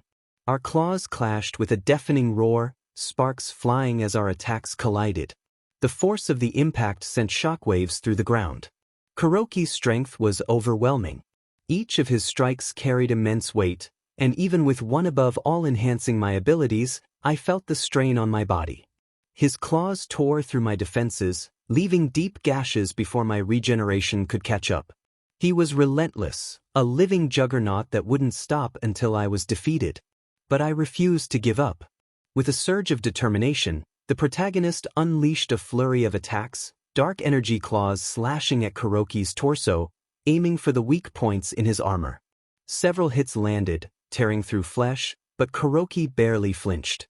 His regeneration matched the protagonist's, with wounds closing almost as quickly as they were inflicted. 𝗏𝗏𝗏𝗏 countered with a devastating blow that caught the protagonist off guard, his fist crashing into their side and sending them flying through the air. The impact with the ground was bone-jarring, leaving the protagonist dazed and disoriented. Struggling to push up, their vision swam as pain threatened to overwhelm them. Before full recovery was possible, 𝗏𝗏𝗏𝗏 was on the protagonist again. His claws wrapped around their throat, lifting them off the ground effortlessly. He squeezed, cutting off their air supply. As darkness crept into the edges of their vision, the protagonist gasped for breath, hands clawing at 𝗏𝗏𝗏𝗏's arm in a desperate attempt to free themselves. 𝗏𝗏𝗏𝗏's voice, a terrifying mix of man and monster, echoed in the air, declaring that the protagonist was nothing, always had been nothing. With a roar, 𝗏𝗏𝗏𝗏 threw the protagonist across the lab, their body crashing through steel beams and skidding to a halt on the cold, hard floor. Gasping for air, the protagonist's vision swirled with spots. The pain was unbearable, but they forced themselves to stand, their body regenerating as quickly as it could. The one above all coursed through their veins, urging them to keep fighting. 𝗏𝗏𝗏𝗏 charged again, his massive form moving with terrifying speed. The protagonist activated Dark Aegis, raising a barrier just in time to block the attack. As they roared, dark green energy pulsed through their veins, igniting every fiber of their being. The energy lines glowed like molten lava beneath their skin, tracing patterns of old scars and battle wounds. These scars, once symbols of weakness, now radiated with raw, untamed power, each mark a testament to endurance and adaptability. The energy surged, filling the protagonist with primal strength that made the air crackle with anticipation. 𝗏𝗏𝗏𝗏𝗏, now fully transformed into his monstrous form, bared his jagged teeth in a savage grin as they clashed once more. The impact of their collision sent shockwaves through the lab, disintegrating anything caught in the crossfire. Walls crumbled, ceilings buckled, and the ground shattered under the force of their blows. This was no longer just a fight, it was a battle of titans, each pushing their bodies to the absolute limit. The protagonist's mind raced, repeating the mantra that had kept them alive for so long: adapt, adapt, adapt. Their body responded, rapidly adjusting to the brutality of the battle. Every punch, every slash, every brutal attack was met with an equally devastating counter as they adapted to 𝗏𝗏𝗏𝗏's monstrous power. They unleashed a volley of energy ball, each crackling with destructive force, aimed directly at 𝗏𝗏𝗏𝗏's center mass. But 𝗏𝗏𝗏𝗏𝗏 absorbed them with ease, the dark energy swirling into his massive frame. He retaliated with a crushing punch that hit the protagonist like a freight train, sending them flying through the air. Their body crashed into the remains of a steel beam, bending it around them, but they tore free, flesh already knitting back together. 𝗏𝗏𝗏𝗏𝗏's claws slashed through the air, aiming to tear the protagonist apart, but they were ready. Energy funneled into their legs, the dark green power concentrating in their muscles. With a mighty leap, they shot forward, driving their foot into 𝗏𝗏𝗏𝗏's jaw with all the force they could muster. The impact was tremendous, staggering 𝗏𝗏𝗏𝗏𝗏 back, momentarily stunned. This was the protagonist's new fighting style, the shoot style, designed for moments when their hands were too damaged to fight. Their legs became primary weapons, each kick powered by the overwhelming force of one above all. The satisfaction of feeling 𝗏𝗏𝗏𝗏's monstrous form recoil under the attack was short-lived, however, as he quickly recovered. His eyes burned with hatred, and he raised his arm, firing a barrage of bone spikes, each crackling with immense energy. The spikes whistled through the air, aimed directly at the protagonist's heart. Reacting instantly, the protagonist surged with power, kicking off the ground and launching into the air. They twisted and turned midair, legs becoming blurs of motion as they kicked away spike after spike. Each kick detonated the spikes on contact, sending shockwaves through their body. The pain was excruciating, but regeneration worked to heal the damage, knitting together flesh and bone even as it was being destroyed. But the protagonist wasn't just surviving, they were adapting. Each spike kicked away made them faster, stronger, more precise. Their body learned and evolved with every second, soon kicking away the spikes with ease, sending them flying back toward Kuroki with enough force to make him stumble. Frustration twisted Kuroki's monstrous form as he prepared another attack. Determined not to give him the chance, the protagonist charged forward, legs a blur of motion as they closed the distance.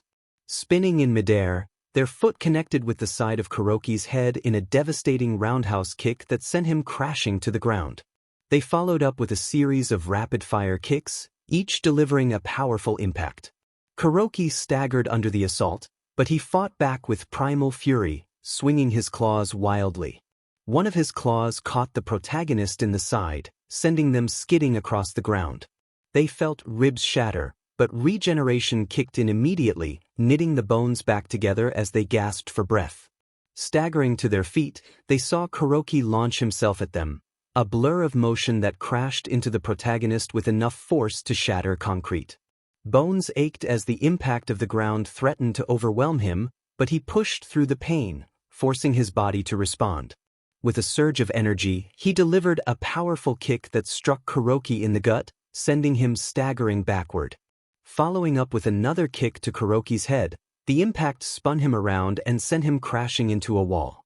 Kuroki snarled, his monstrous form beginning to heal, but he was not given a moment to recover.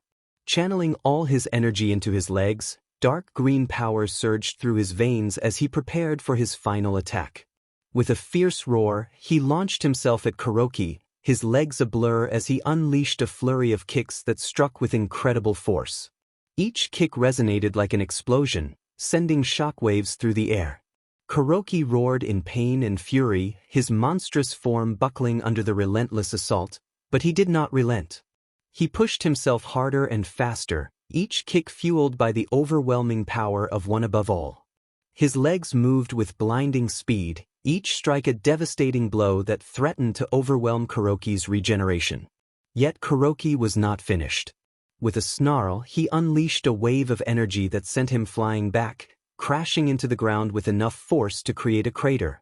Pain shot through him, but he refused to give up. With determination, he forced himself to stand, his body healing as quickly as it could. Kuroki was already preparing another attack, his claws crackling with energy as he charged forward. But he was ready. Activating 𝗏𝗏𝗏, his body surged with power as he prepared his final strike. With a fierce roar, he launched himself at Kuroki once more, his legs a blur as he delivered a devastating kick that broke through Kuroki's defenses and sent him crashing to the ground. He followed up with a relentless barrage of kicks, each one a powerful blow that continued to batter Kuroki's form. Kuroki roared in pain and fury, his monstrous body collapsing under the onslaught. But he did not stop. He kept kicking, each strike resonating with force that sent tremors through the air. He could feel Kuroki's body beginning to falter, his regeneration struggling to keep pace with the damage being inflicted.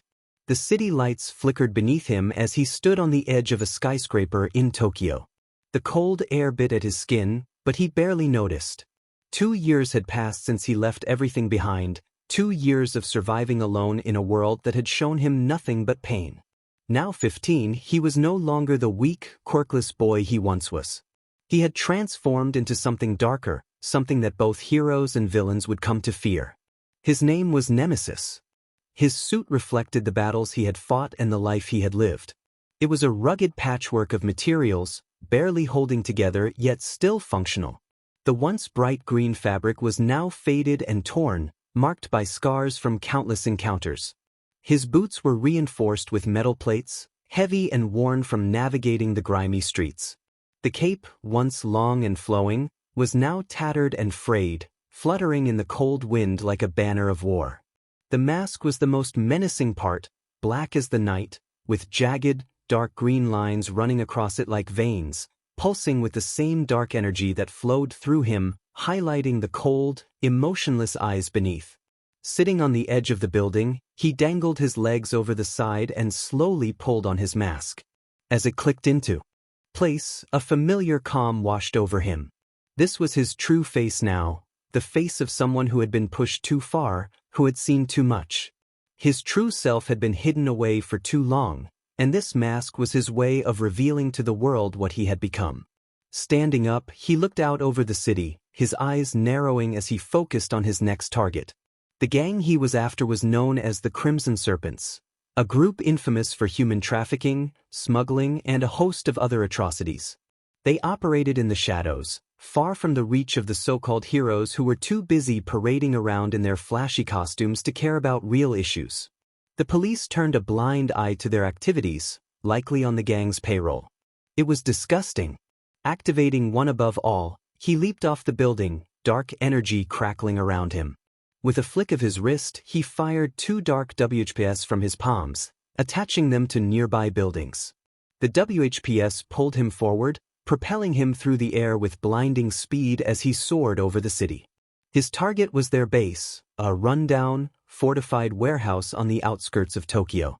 They thought they were safe, hidden from the public eye, but they were mistaken. Tonight he would show them the price of their crimes. He landed silently on the roof of their base, crouching low as he surveyed the area. Guards were scattered around the perimeter, their eyes scanning for any signs of intruders. He moved with the speed and precision of a shadow, slipping through their defenses unnoticed. They were mere obstacles, and he had no time for them. With a flick of his wrist, he dispatched the first guard with a quick, clean strike that left him silent. The second guard fell just as easily, his fist striking with enough force to incapacitate him. He showed no mercy. They were criminals who preyed on the innocent, and they deserved none. Inside the warehouse, the air was thick with the stench of sweat and fear. The walls were lined with crates, likely filled with illegal goods, and muffled cries could be heard from deeper within. Anger clenched his fists. These criminals had taken so much from so many, but tonight, they would pay for their sins. He moved forward, senses heightened, the dark energy of 𝗵𝗃𝗆 thrumming within him. It wasn't long before he encountered the first of the gang members with powerful quirks. The first to step into his path was a man with bulging muscles, his skin hardened like steel. He sneered, cracking his knuckles as he advanced, taunting him with a deep, menacing voice. But he did not respond. Instead, he activated Shadow Step, his body blurring as he moved with incredible speed. Before he could react, the figure was behind him, a hand crackling with dark energy. A pulse of energy surged through the man's body, overwhelming his defenses. He fell to his knees, struggling to breathe, but the figure did not relent. With a swift motion, they seized his head and twisted sharply, leaving him slumped to the ground, lifeless. The second gang member, a woman with the ability to control flames, unleashed a torrent of fire. The figure responded instantly, summoning the Dark Aegis, a shield of dark energy that absorbed the flames, leaving them unharmed. As the flames dissipated, they lowered the shield and charged at her. She attempted to conjure more fire, but the figure was too quick. In a heartbeat, they closed the distance, delivering a powerful punch to her chest that sent her crashing into the wall. The impact left a crater, and she slumped to the ground, unconscious. The third gang member, a man who could manipulate electricity, fired a bolt of lightning. The figure dodged effortlessly, moving with inhuman speed. They countered with an eclipse beam, a concentrated blast of energy that struck him with tremendous force. He was thrown back, his body convulsing as the energy coursed through him. The figure followed up with a rapid series of punches, leaving him bruised and incapacitated on the floor. But the battle was far from over. More gang members poured into the room, each with a quirk more dangerous than the last. One of them, a giant of a man who could manipulate his size, charged forward, swinging his massive fist. The figure ducked under the blow, moving with fluid grace. They countered with a void smash, their fist enveloped in dark energy as it struck his stomach. The impact sent shockwaves through his body, doubling him over in pain. Without giving him a chance to recover, the figure delivered a swift kick to his head, sending him crashing to the ground. Another gang member, a woman who could manipulate metal, attempted to ensnare the figure with chains of iron. The figure dodged, using Shadow Step to evade her line of sight. They reappeared behind her, unleashing a burst of dark energy that wrapped around her like tendrils. With a powerful yank, they slammed her into the ground, the concrete cracking beneath her. She lay there, groaning in pain, but the figure pressed on, determined to stop the monsters before them. As the battle raged, the warehouse transformed into a chaotic battleground, the air thick with the sounds of conflict. The figure moved like a blur, adapting to the onslaught of attacks, their focus solely on defeating their enemies. One by one, the gang members fell before them in a display of power and precision. One of the last gang members, a man who could create shockwaves with his claps, attempted to blast the figure off their feet. But they were ready. Planting their feet firmly on the ground, they channeled dark energy into their legs. As the shockwave hit, they absorbed the impact, using it to fuel their next attack. Leaping into the air, their fist crackled with energy as they brought it down in a devastating void smash. The impact shattered the ground beneath them, sending shockwaves through the warehouse. The man stood no chance, crumpling under the force of the blow. The warehouse lay in ruins, the walls scorched and crumbling, the floor littered with those who had dared to oppose the figure. Yet they were not finished. Faint sounds of movement echoed in the distance, the remaining gang members desperately trying to flee. They would not escape. Justice would be served. Tracking them down one by one, the figure used their enhanced senses to follow their scent and fear. The last of them, a man who could manipulate shadows, attempted to hide in the darkness. But the figure had become the 𝗵𝗃𝗲 of shadows. They stepped into the darkness, merging with it, and emerged behind him. He had no time to react as the figure struck, the dark energy overwhelming him. As the last gang member fell, the figure stood amidst the chaos, their chest heaving with exertion. The warehouse was a testament to their battle, the air thick with the remnants of conflict. But it was over. The Crimson Serpents were no more. They had accomplished what the heroes and authorities could not. Time passed, and Detective 𝗧𝗵𝗲 𝗵𝗃𝗲 stood among the ruins of the warehouse, the aftermath of the brutal battle evident in every shattered wall and damaged floor.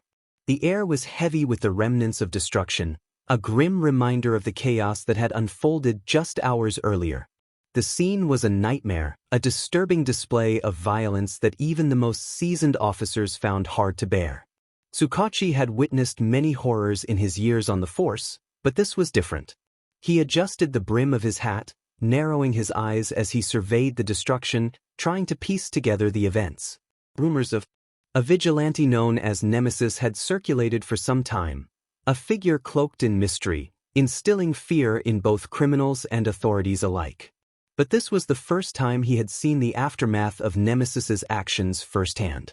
A voice called out, pulling him from his thoughts.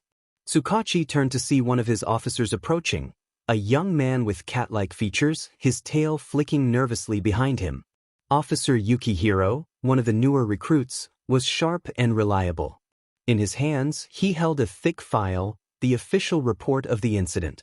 𝗧𝗵𝗲 crossed his arms, preparing for the details. Yukihiro nodded, flipping open the file. His expression was serious as he began to read from the report. He explained that at approximately 0200 hours, they received an anonymous tip about unusual activity at the location. Upon arrival, they found the building in a state of severe destruction. Initial assessments indicated that the battle involved numerous individuals with powerful quirks. The level of damage suggested a combatant of extreme power, potentially on par with the strongest heroes in terms of sheer destructive capability. 𝗧𝗵𝗲's eyes flicked to the walls, which were scorched and cracked, some barely standing. He had already noted the crater in the center of the floor and the way the concrete had been shattered, as if by a force beyond human comprehension. He inquired about casualties, though he already knew the answer wouldn't be pretty. 𝐬𝐼𝐻𝐸𝐼𝑜's ears flattened against his head, a clear sign of his discomfort. He reported that there were 23 confirmed dead, all members of the gang known as the Crimson Serpents. Their bodies showed signs of extreme trauma, broken bones, internal injuries, burns, and what appeared to be severe energy-related injuries. A majority of them had been incapacitated before their demise, which aligned with Nemesis's known methods. 𝗬𝗏𝐺's expression remained stoic, though his jaw tightened slightly. Nemesis's actions were precise and ruthless. No one was spared. The vigilante had made a habit of leaving no survivors among the criminals he targeted. It was a brutal method, but effective, leaving a clear message that no one was untouchable. He asked about the wounded. 𝗬𝐻𝐸𝐼 sighed, glancing at the report. He explained that 12 individuals were in critical condition, all of whom had been transferred to the hospital under heavy guard. Their injuries were severe, but most were expected to survive. Their accounts were currently being documented, but initial interviews suggested they were victims of the Crimson Serpent's human trafficking operations. It seemed Nemesis may have spared them, though they were all in a state of shock. They were terrified, not just of the gang but of Nemesis as well. 𝗬𝗏𝐺 nodded slowly, understanding. Nemesis didn't just kill, he terrorized. The survivors were likely more afraid of the vigilante who saved them than the criminals who had enslaved them. It was a twisted irony, but one that 𝗬𝗏𝐺 had come to expect in this line of work. He sensed there was more to the report and asked what else there was. 𝗬𝗏𝐻𝐸𝐼 hesitated, his tail flicking nervously before he continued. He mentioned significant Quirk-related incidents. Several members of the Crimson Serpents had powerful quirks. One could manipulate metal, another could generate shockwaves, and a third had the ability to grow to immense sizes. Based on the damage, it was clear that Nemesis had fought and defeated all of them. The precision of the attacks suggested a high level of combat training and experience. The survivors mentioned seeing dark 𝗬𝗏𝗧𝗔 of energy and a figure moving at incredible speeds, taking down their captors one by one. 𝗬𝗏𝐺's mind raced as he processed the information. Dark 𝗬𝗏𝗧𝗔 of energy. He had heard rumors about those, whispers of a quirk or perhaps some modification of one. But the speed and efficiency were beyond what he had imagined. Whoever Nemesis was, they weren't just a vigilante, they were a force of nature, a hurricane that swept through the underworld, leaving destruction in their wake. He gestured to the walls and asked about the building itself. 𝗬𝗏𝗍𝗼 nodded and explained that the structural integrity of the building was compromised. There were deep cracks in the foundation, likely caused by some form of energy attack. The central area of the warehouse was completely destroyed, with evidence of a massive impact, possibly from a quirk or a weapon. The damage was so extensive that they would need to bring in engineers to assess whether the building could be salvaged or if it needed to be demolished. It was clear that whoever did this was not concerned with collateral damage. 𝗬𝗏𝐺 looked around, his gaze lingering on the remains of the building. It looked like a battlefield, as if a war had been waged there, and in a way it had. But this was no ordinary battle, it was a massacre, one that left no doubt as to who the victor was. He let out a long breath, his thoughts churning. He expressed his frustration, noting that they had missed Nemesis. There was concern in his voice. He had been tracking Nemesis for months, but the vigilante always seemed to be one step ahead, striking with surgical precision and vanishing without a trace. It was as if they were a ghost, haunting the underworld and eluding the law at every turn. 𝗬𝗏𝐺's gaze fell on the shattered ground, the craters that dotted the warehouse floor. He remarked that the level of destruction was almost like 𝗬𝗏𝗍 himself had come through there. The thought was unsettling. 𝗬𝗏𝗍 was a symbol of peace, a beacon of hope. But Nemesis? Nemesis was something darker, a reflection of the world's ugliness. He turned back to 𝗬𝗏𝗍𝗼, a question forming in his mind. He had been gathering intel on Nemesis for a while and noted that there was one thing that didn't add up. There was a chance that Nemesis was actually still a child.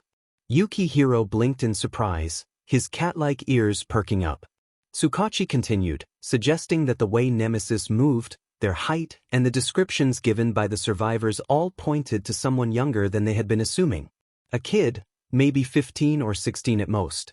If that was the case, 𝗬𝗏𝗍𝗼's eyes widened as the realization hit him. If that was the case, Then Nemesis was a child soldier, someone who had been through hell and emerged as a weapon. 𝗬𝗏𝗁 nodded grimly, explaining that this would explain a lot. The brutality and precision were not just the actions of someone out for revenge. This was someone who had been trained and conditioned to kill. But there was more to it than that. Nemesis wasn't just a killer, he was also a victim. That made him even more dangerous, as he was fighting for something deeper than just justice. He was fighting to survive. Yukihiro swallowed hard, the weight of the detective's words sinking in. He asked what they should do if Nemesis really was a child. How could they stop someone like that? 𝗬𝗏𝗁's gaze was distant, his mind racing through the possibilities. He admitted he didn't know, but they couldn't just let this continue. If Nemesis kept going down this path, more people would die. Eventually, he would cross a line he couldn't come back from. Yukihiro nodded slowly, understanding the gravity of the situation. He wondered if they would ever find the real Nemesis, the person behind the mask. 𝗬𝗏𝗁 sighed, running a hand through his hair, expressing hope that they would. Because if they didn't, if they couldn't reach him in time, they might be looking at a future where Nemesis wasn't just a vigilante. He could become something much worse. The two men stood in silence for a moment, the weight of their conversation hanging heavily in the air. Around them, the ruins of the warehouse creaked and groaned, a grim reminder of the battle that had taken place there. Nemesis had struck again, leaving a trail of destruction in his wake. But this time, 𝗬𝗏𝗁 felt the chill of something else, a growing realization that Nemesis wasn't just a threat to the criminals of Tokyo. He was a threat to himself, a ticking time bomb waiting to explode. Kuroki got up unexpectedly, moving with a speed that caught everyone off guard. Before anyone could react, he grabbed someone and hurled them across the room with incredible force. The impact sent them crashing through several reinforced walls, each one collapsing under the sheer power of the throw. Izuku gritted his teeth as pain surged through his body, but his regeneration quickly kicked in, healing his injuries as he staggered to his feet. He glanced down at his hands, realizing they had fully regenerated. In the heat of battle, he had almost forgotten the extent of his own power. A cold smirk crossed his lips as he prepared to strike back. He whispered, "Shadow step," his voice barely audible over the sound of crumbling debris. In an instant he vanished, moving faster than the eye could see. He attacked Kuroki from all sides, unleashing a series of rapid kicks and punches. Kuroki managed to block one of the kicks, but Izuku only smirked, knowing he had another leg to use. He drove his foot into Kuroki's face with enough force to send him flying backward. As Kuroki hurtled through the air, Izuku raised his hand, dark green energy gathering at his fingertips. He commanded Eclipse Beam, firing a concentrated beam of energy that spiraled into a drill-like form. It bored into Kuroki's chest, leaving a significant wound. To Izuku's dismay, Kuroki got up again, laughing as the wound in his chest began to close. Izuku muttered to himself, realizing that Kuroki's body was breaking down yet still healing. Something nagged at the back of his mind. Kuroki's laughter echoed through the destroyed facility as he taunted Izuku, revealing his true quirk, body modification. He grinned, his eyes wild with madness, and spoke of his lifelong pursuit of true evolution, admitting he had been laughed at and scorned for his methods. Izuku looked at him emotionlessly, knowing the truth in his words. Kuroki continued, claiming that Izuku had surpassed his expectations and that his current strength could potentially defeat All Might. Izuku dodged an attack from behind, barely catching the movement out of the corner of his eye. It was a body double, a trick Kuroki had used to distract him. He retaliated with a powerful kick, shattering the double's face and sending it flying. Their battle raged on, an epic clash of power and will. Both were taking damage, but neither was willing to back down. Kuroki's body was slowly deteriorating, unable to keep up with the strain of his quirk and the injuries Izuku was inflicting, yet he refused to give in. Kuroki's hand grew immensely larger, grotesque and swollen, crackling with chaotic energy. The flesh rippled and distorted, barely able to contain the raw power within. The skin split in places, exposing glowing, pulsing energy that threatened to burst forth. It was a monstrous sight, A terrifying display of his body modification quirk taken to its absolute limit.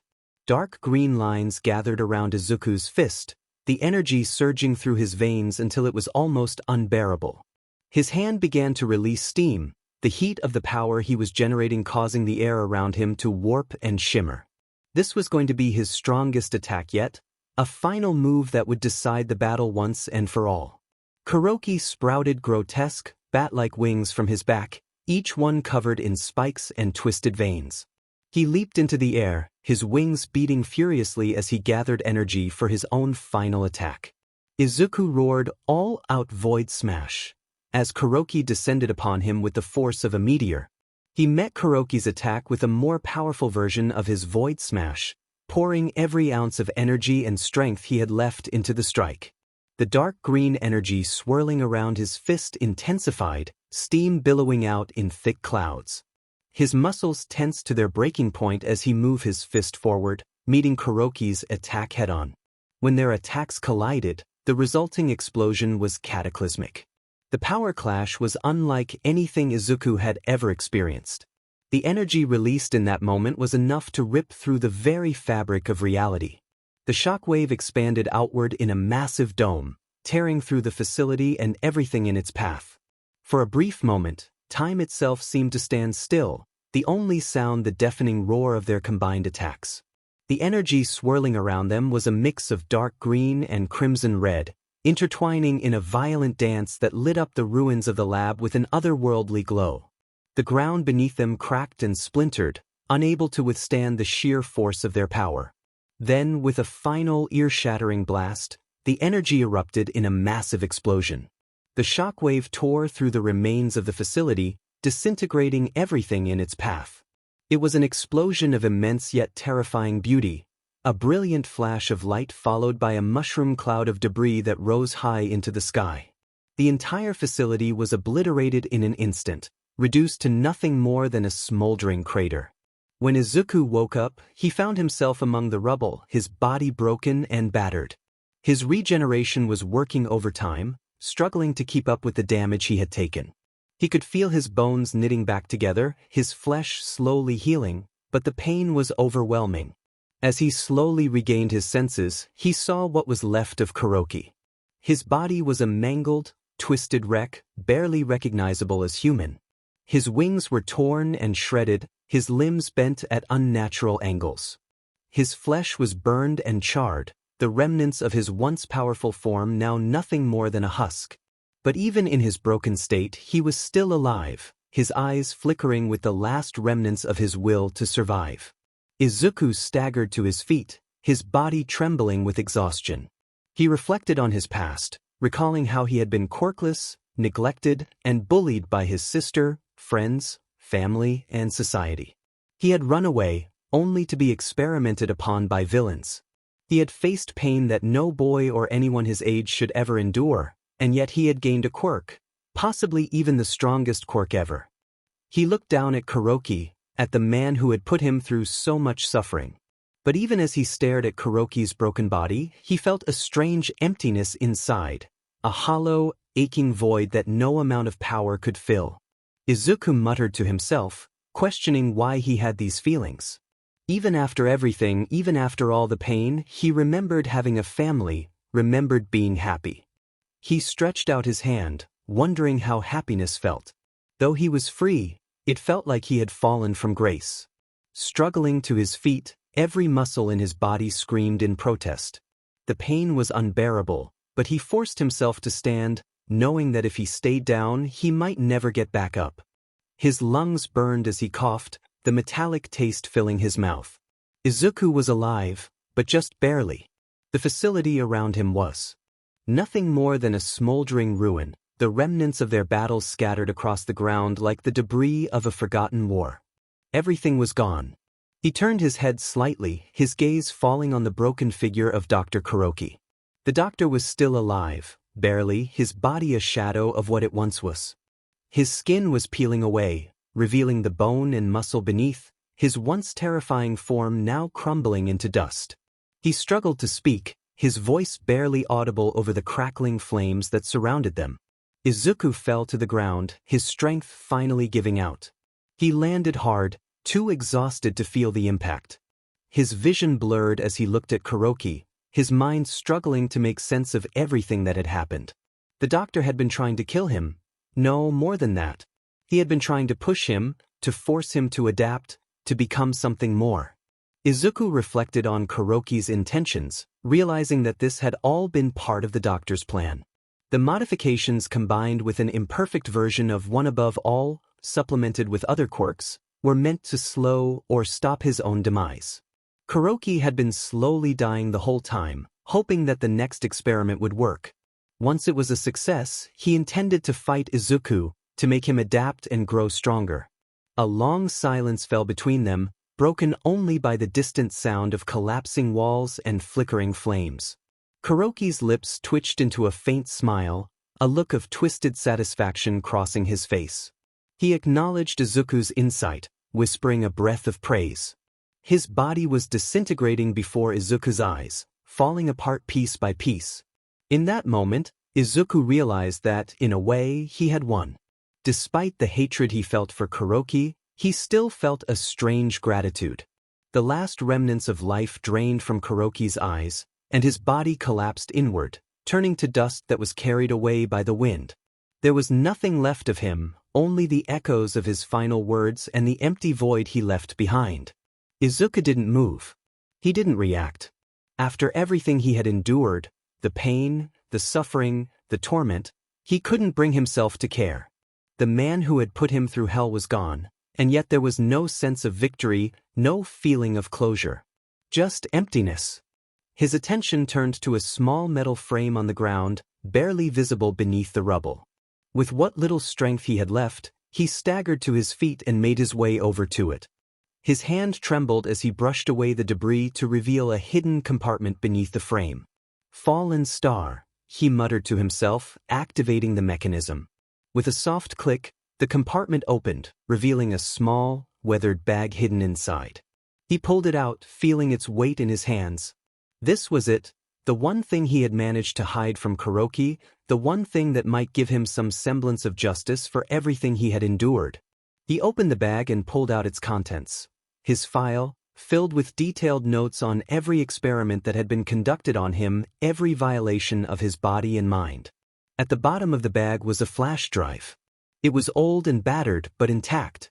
This drive contained the information, videos, and images of everything that had been done to him, every twisted experiment, every moment of agony, every cry for help that had gone unanswered. Izuku stared at the file and the flash drive in his hands, feeling their weight pressing down on him. This was his proof, his evidence. It was everything he needed to expose Kuroki and the monsters who had transformed him into what he was now. But as he stood there, surrounded by the ruins of the facility, a deep sense of dread gnawed at him. What was he supposed to do with this? Who would even believe him? The world had forgotten him, abandoned him to the darkness. What was the point of exposing the truth when no one cared? He clenched his fists, his body trembling with a mixture of anger and despair. He had faced pain no one his age should have to endure. He had been given a quirk, possibly the strongest quirk ever, but it had come at a price. It had cost him everything. His childhood, his innocence, his very humanity. And now, even with this proof in his hands, he didn't know what to do next. Kuroki's voice echoed in his mind, taunting him even in death. He had said, "You were my success, Izuku. But what are you now? What will you do with that power? What will you do now that you're free?"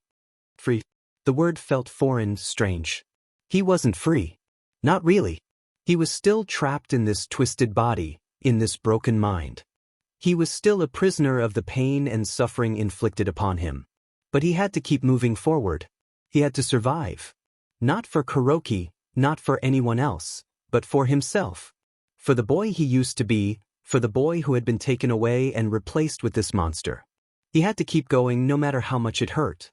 He tucked the file and the flash drive back into the bag, securing it tightly. He would need this later. There would come a time when he could use this, when he could expose the truth. But for now, he had to focus on what came next. Taking a deep breath, he steeled himself for the long road ahead. There was still so much he didn't know, so much he didn't understand. But he couldn't let that stop him. He had to find a way to use this power, to control it, to make it his own. And maybe, just maybe, he could find a way to reclaim the life that had been stolen from him.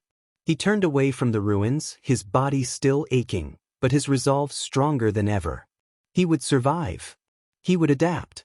And one day, he would find a way to make things right. No matter how long it took, no matter what it cost him. With one final glance at the destroyed facility, he began to walk away, the weight of his past heavy on his shoulders. But he carried it with him, knowing it would be his guide, a reminder of what he had endured. And as he walked into the unknown, he made a silent promise to himself. He would not let the darkness consume him. He would fight, he would survive, and he would find a way to live again. For him. For the boy he used to be. And for the future that had been stolen from him. The air around him was cool as he zoomed across the desolate landscape, the wind whipping against his battered body. Each step felt like freedom, each leap a reminder that he was no longer chained to that facility. Activating Shadow Step, combined with the immense power of the One Above All, allowed him to move at speeds that defied logic, but even with all that power, he felt the weight of the past clinging to him.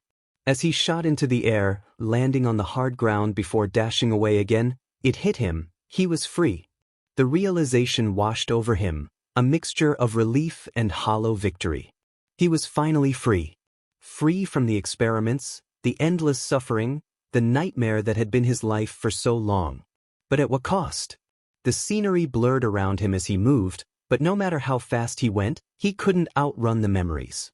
They were burned into his mind, playing on an endless loop. The scars on his body, both visible and invisible, were reminders of everything he had endured. Every cut, every bruise, every agonizing moment. It was all there, just beneath the surface. He was still alone. Even now, with the world stretched out before him, he couldn't shake the feeling of isolation. The world outside the facility was vast, but it felt empty, devoid of meaning. He was still the same person, depressed, broken, lost. What was his fate now? What was he supposed to do? Where was he supposed to go? He stopped running, skidding to a halt in the middle of nowhere. The vast expanse of land stretched out before him, and for the first time in what felt like forever, he was truly alone. No one chasing him, no one trying to hurt him. But that didn't make the pain go away. It didn't erase the years of torment, the agony he had endured. His thoughts drifted back to his family, but the word felt foreign to him. His family, what a joke. His parents, both pro-heroes, celebrated by the entire country, yet they couldn't even find their own son. The very people who were supposed to protect him, who were supposed to love him, had turned their backs on him. And then there was his twin sister, Izumi. The one who should have been closest to him, the one who shared his BLD, his life. But instead, she had joined the others in tormenting him, bullying him, alongside Katsuki and Katsumi Bakugo. The Todoroki twins, Shoto and Shiori, were no different. They all saw him as something less than human, something to be scorned and ridiculed. The memories flooded back, sharp and painful. The way they laughed at him, the way they taunted him, the way they hurt him. It was like he was reliving it all over again. The fear, the helplessness, the crushing weight of their hatred. The scars from the facility were nothing compared to the scars they had left on his soul. Sure, what that facility did to him was 1,000 times worse, but the betrayal cut deeper than any scalpel ever could. They were supposed to be his family, his friends, but instead, they were his tormentors. Even now, as he stood there, free from the physical chains, he was still bound by the chains of his past. He looked down at himself, at the rags that clung to his body. He didn't look too good. He was covered in dirt, his clothes tattered and torn. His hands were shaking, but it wasn't from the cold. It was from the memories, from the fear that still clung to him like a second skin. He had the documents, the flash drive with everything that had been done to him. He could show them to the world, reveal the horrors of that facility, but what would that accomplish?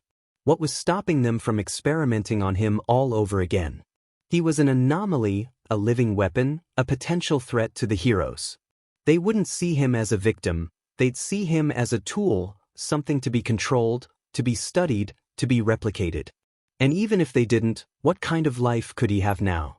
He couldn't go back to his family, to the people who had betrayed him. He couldn't return to a world that had forgotten about him, that had written him off as nothing more than a quirkless nobody. No, he was done with them. He was done with all of it. They didn't deserve to see him again, didn't deserve to know what had happened to him. They had made their choice, and now he was making his. He thought about living alone, the words feeling strange in the silence. It wasn't much of a plan, but it was all he had. He was going to survive on his own terms, live his life free from the chains that had bound him for so long. He didn't know where he was going, didn't know what he was going to do, but he knew one thing for sure: he wasn't going to let them break him again. The road ahead was long, and he had no idea where it would lead, but he was free. Truly free. And maybe, just maybe, that was enough. 𝗧𝗵𝗲 turned away from the scene, his resolve hardening. He knew they had work to do. If Nemesis was really just a kid, they needed to figure out how to reach him before it was too late. They couldn't let this continue, or they would be dealing with a tragedy far greater than anything they had seen so far. Yukihiro nodded, following 𝗧𝗵𝗲 out of the warehouse. As they walked through the debris, 𝗧𝗵𝗲's mind raced with questions. Who was Nemesis really? What had pushed a child to become this relentless force of destruction? And most importantly, how could they stop him before he crossed a line that would make redemption impossible? Outside, the night was cold and silent, the city seeming almost peaceful in the aftermath of the chaos within the warehouse. But 𝗧𝗵𝗲 knew better. He could feel the tension in the air, a sense of dread that something worse was on the horizon. Yukihiro began to break the silence as they approached the line of police vehicles parked nearby. He expressed concern about whether they could stop Nemesis, wondering if he was too far gone. 𝗧𝗵𝗲 paused, considering the question carefully. He understood the weight of the situation and expressed that if there was even a small chance they could reach him, they had to try. Nemesis might be a killer, but he was still just a kid who had been hurt and manipulated. If they could get through to him, maybe they could stop this cycle of violence before it got any worse. Yukihiro looked down, his expression conflicted, voicing concerns about the danger Nemesis posed and whether he would listen. 𝗧𝗵𝗲 understood the unspoken words. It was a thought that had crossed his mind as well, a last resort he hoped they would never have to consider. 𝗧𝗵𝗲 expressed that if it came to that, they would do what they had to do, his voice heavy with resignation. However, he reassured that they were not there yet. There was still time, they just needed to figure out how to approach Nemesis without pushing him further away. They reached 𝗧𝗵𝗲's car, and the detective leaned against the hood, staring at the ground in deep thought. He finally concluded that Nemesis was a smart kid, not just a mindless killer. He was careful and methodical, picking his targets for a reason, and there was a pattern to his actions. If they could figure out what he was after, they might be able to predict his next move. Yukihiro tilted his head, curiosity piqued, wondering if there was indeed a pattern, something more than just random attacks on criminals. 𝗧𝗵𝗲 nodded, explaining that if they looked at Nemesis's targets, they would see that they were all involved in trafficking, human, drugs, weapons. It was as if he was dismantling an entire network, piece by piece. He wasn't just taking lives for the sake of it, he was trying to take down something much bigger. Yukihiro's eyes widened as he began to see the bigger picture. He realized that Nemesis was going after those who profited off the suffering of others. But the question remained, why? What was his endgame? 𝗧𝗵𝗲 emphasized that understanding Nemesis's motivation was crucial. They might be able to get through to him, perhaps by reaching out to someone he cared about or showing him that there were other ways to fight this battle that didn't involve more violence. Yukihiro frowned, feeling the weight of the situation pressing down on him. He wondered what would happen if they couldn't find out in time, or if Nemesis didn't give them the chance. 𝗧𝗵𝗲 sighed, looking up at the sky, the stars barely visible through the haze of city lights. He acknowledged that if it came to that, they would have to make a choice. But he wasn't giving up hope yet. As long as Nemesis was out there, there was a chance, no matter how small, that they could save him from becoming something he couldn't come back from. The two men stood in silence for a moment, the gravity of their mission settling over them like a shroud. They were up against a force unlike any they had ever faced, a child molded into a weapon, driven by a deep-seated hatred. Yet, they were also the last line of defense, the only ones who could stand between Nemesis and the darkness that threatened to consume him.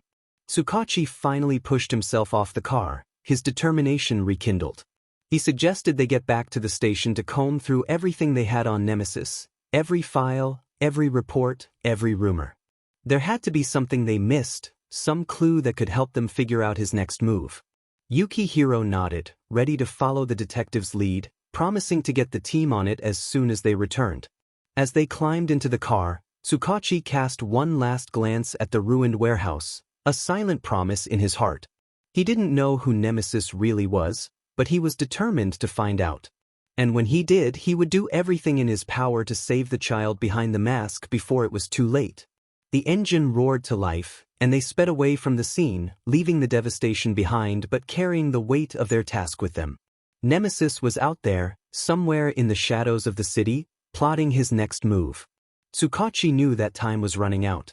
But as long as there was hope, even a glimmer of it, he would not stop. Nemesis was a child lost in a world of violence and despair, and 𝗬𝗏𝗁 would do whatever it took to bring him back, before the darkness consumed them all. Meanwhile, Izuku trudged through the dark, damp corridors of the sewer system, his boots splashing in the murky water that pooled along the ground.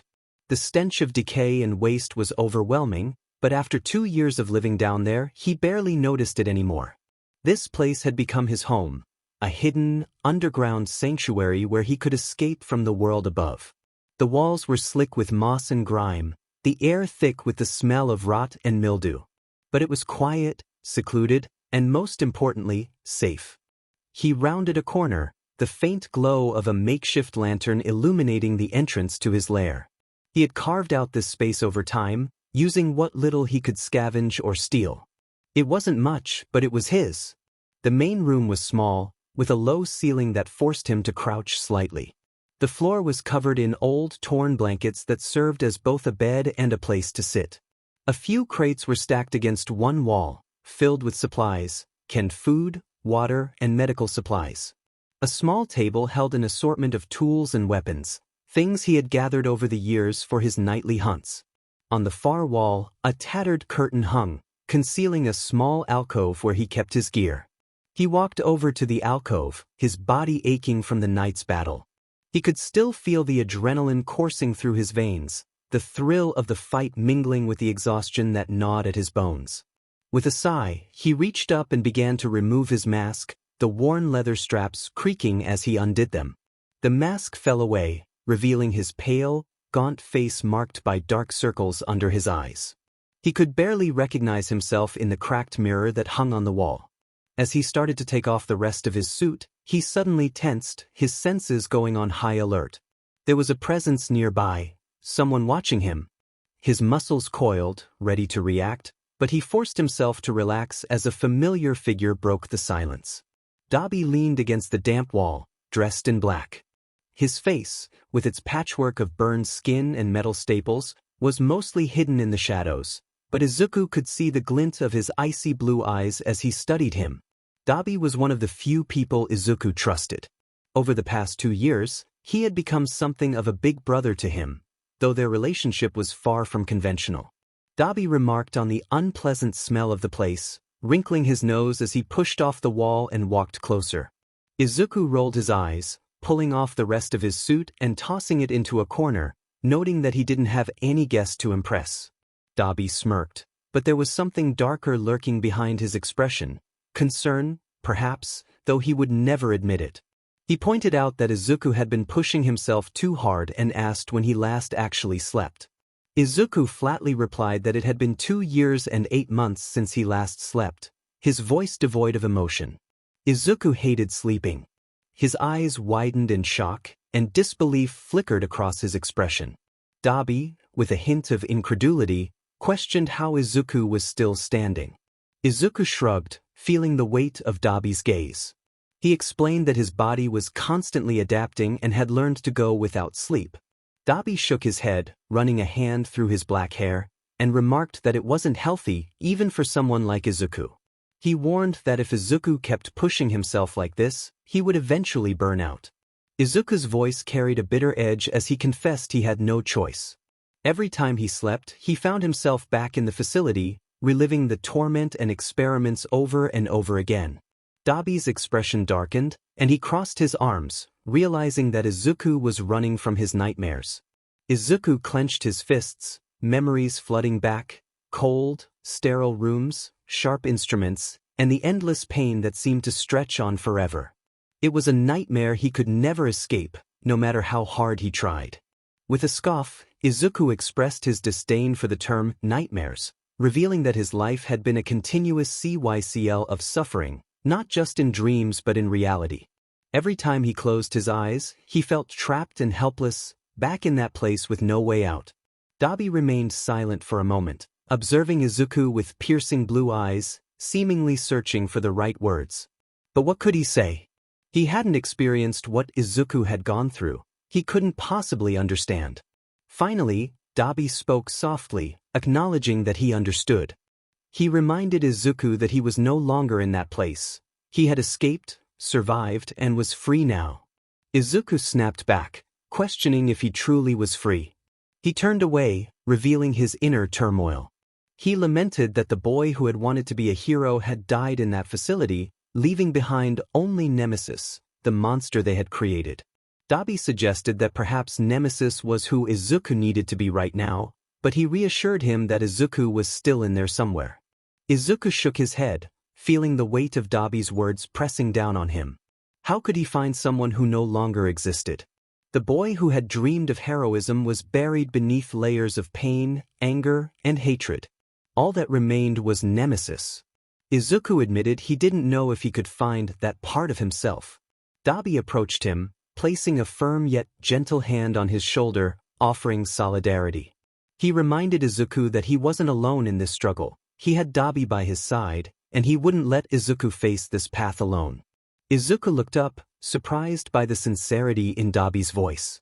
For a fleeting moment, the anger and bitterness that had consumed him began to fade, replaced by a flicker of hope he hadn't felt in years.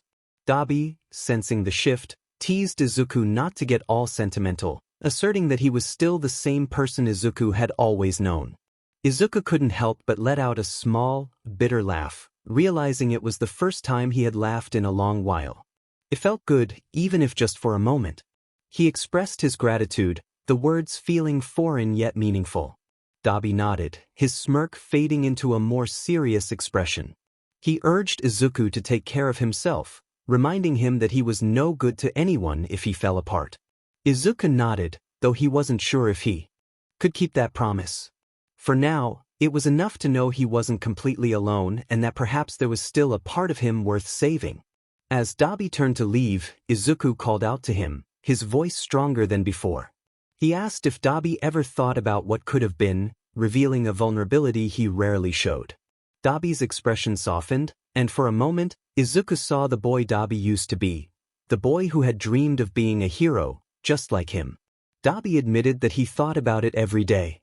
With that, Dobby disappeared into the shadows, leaving behind a lingering reminder that even in the darkest times, there was still a sliver of light, a chance, however small, that Izuku could find his way back. But for now, Nemesis was all he knew, and the darkness felt like home.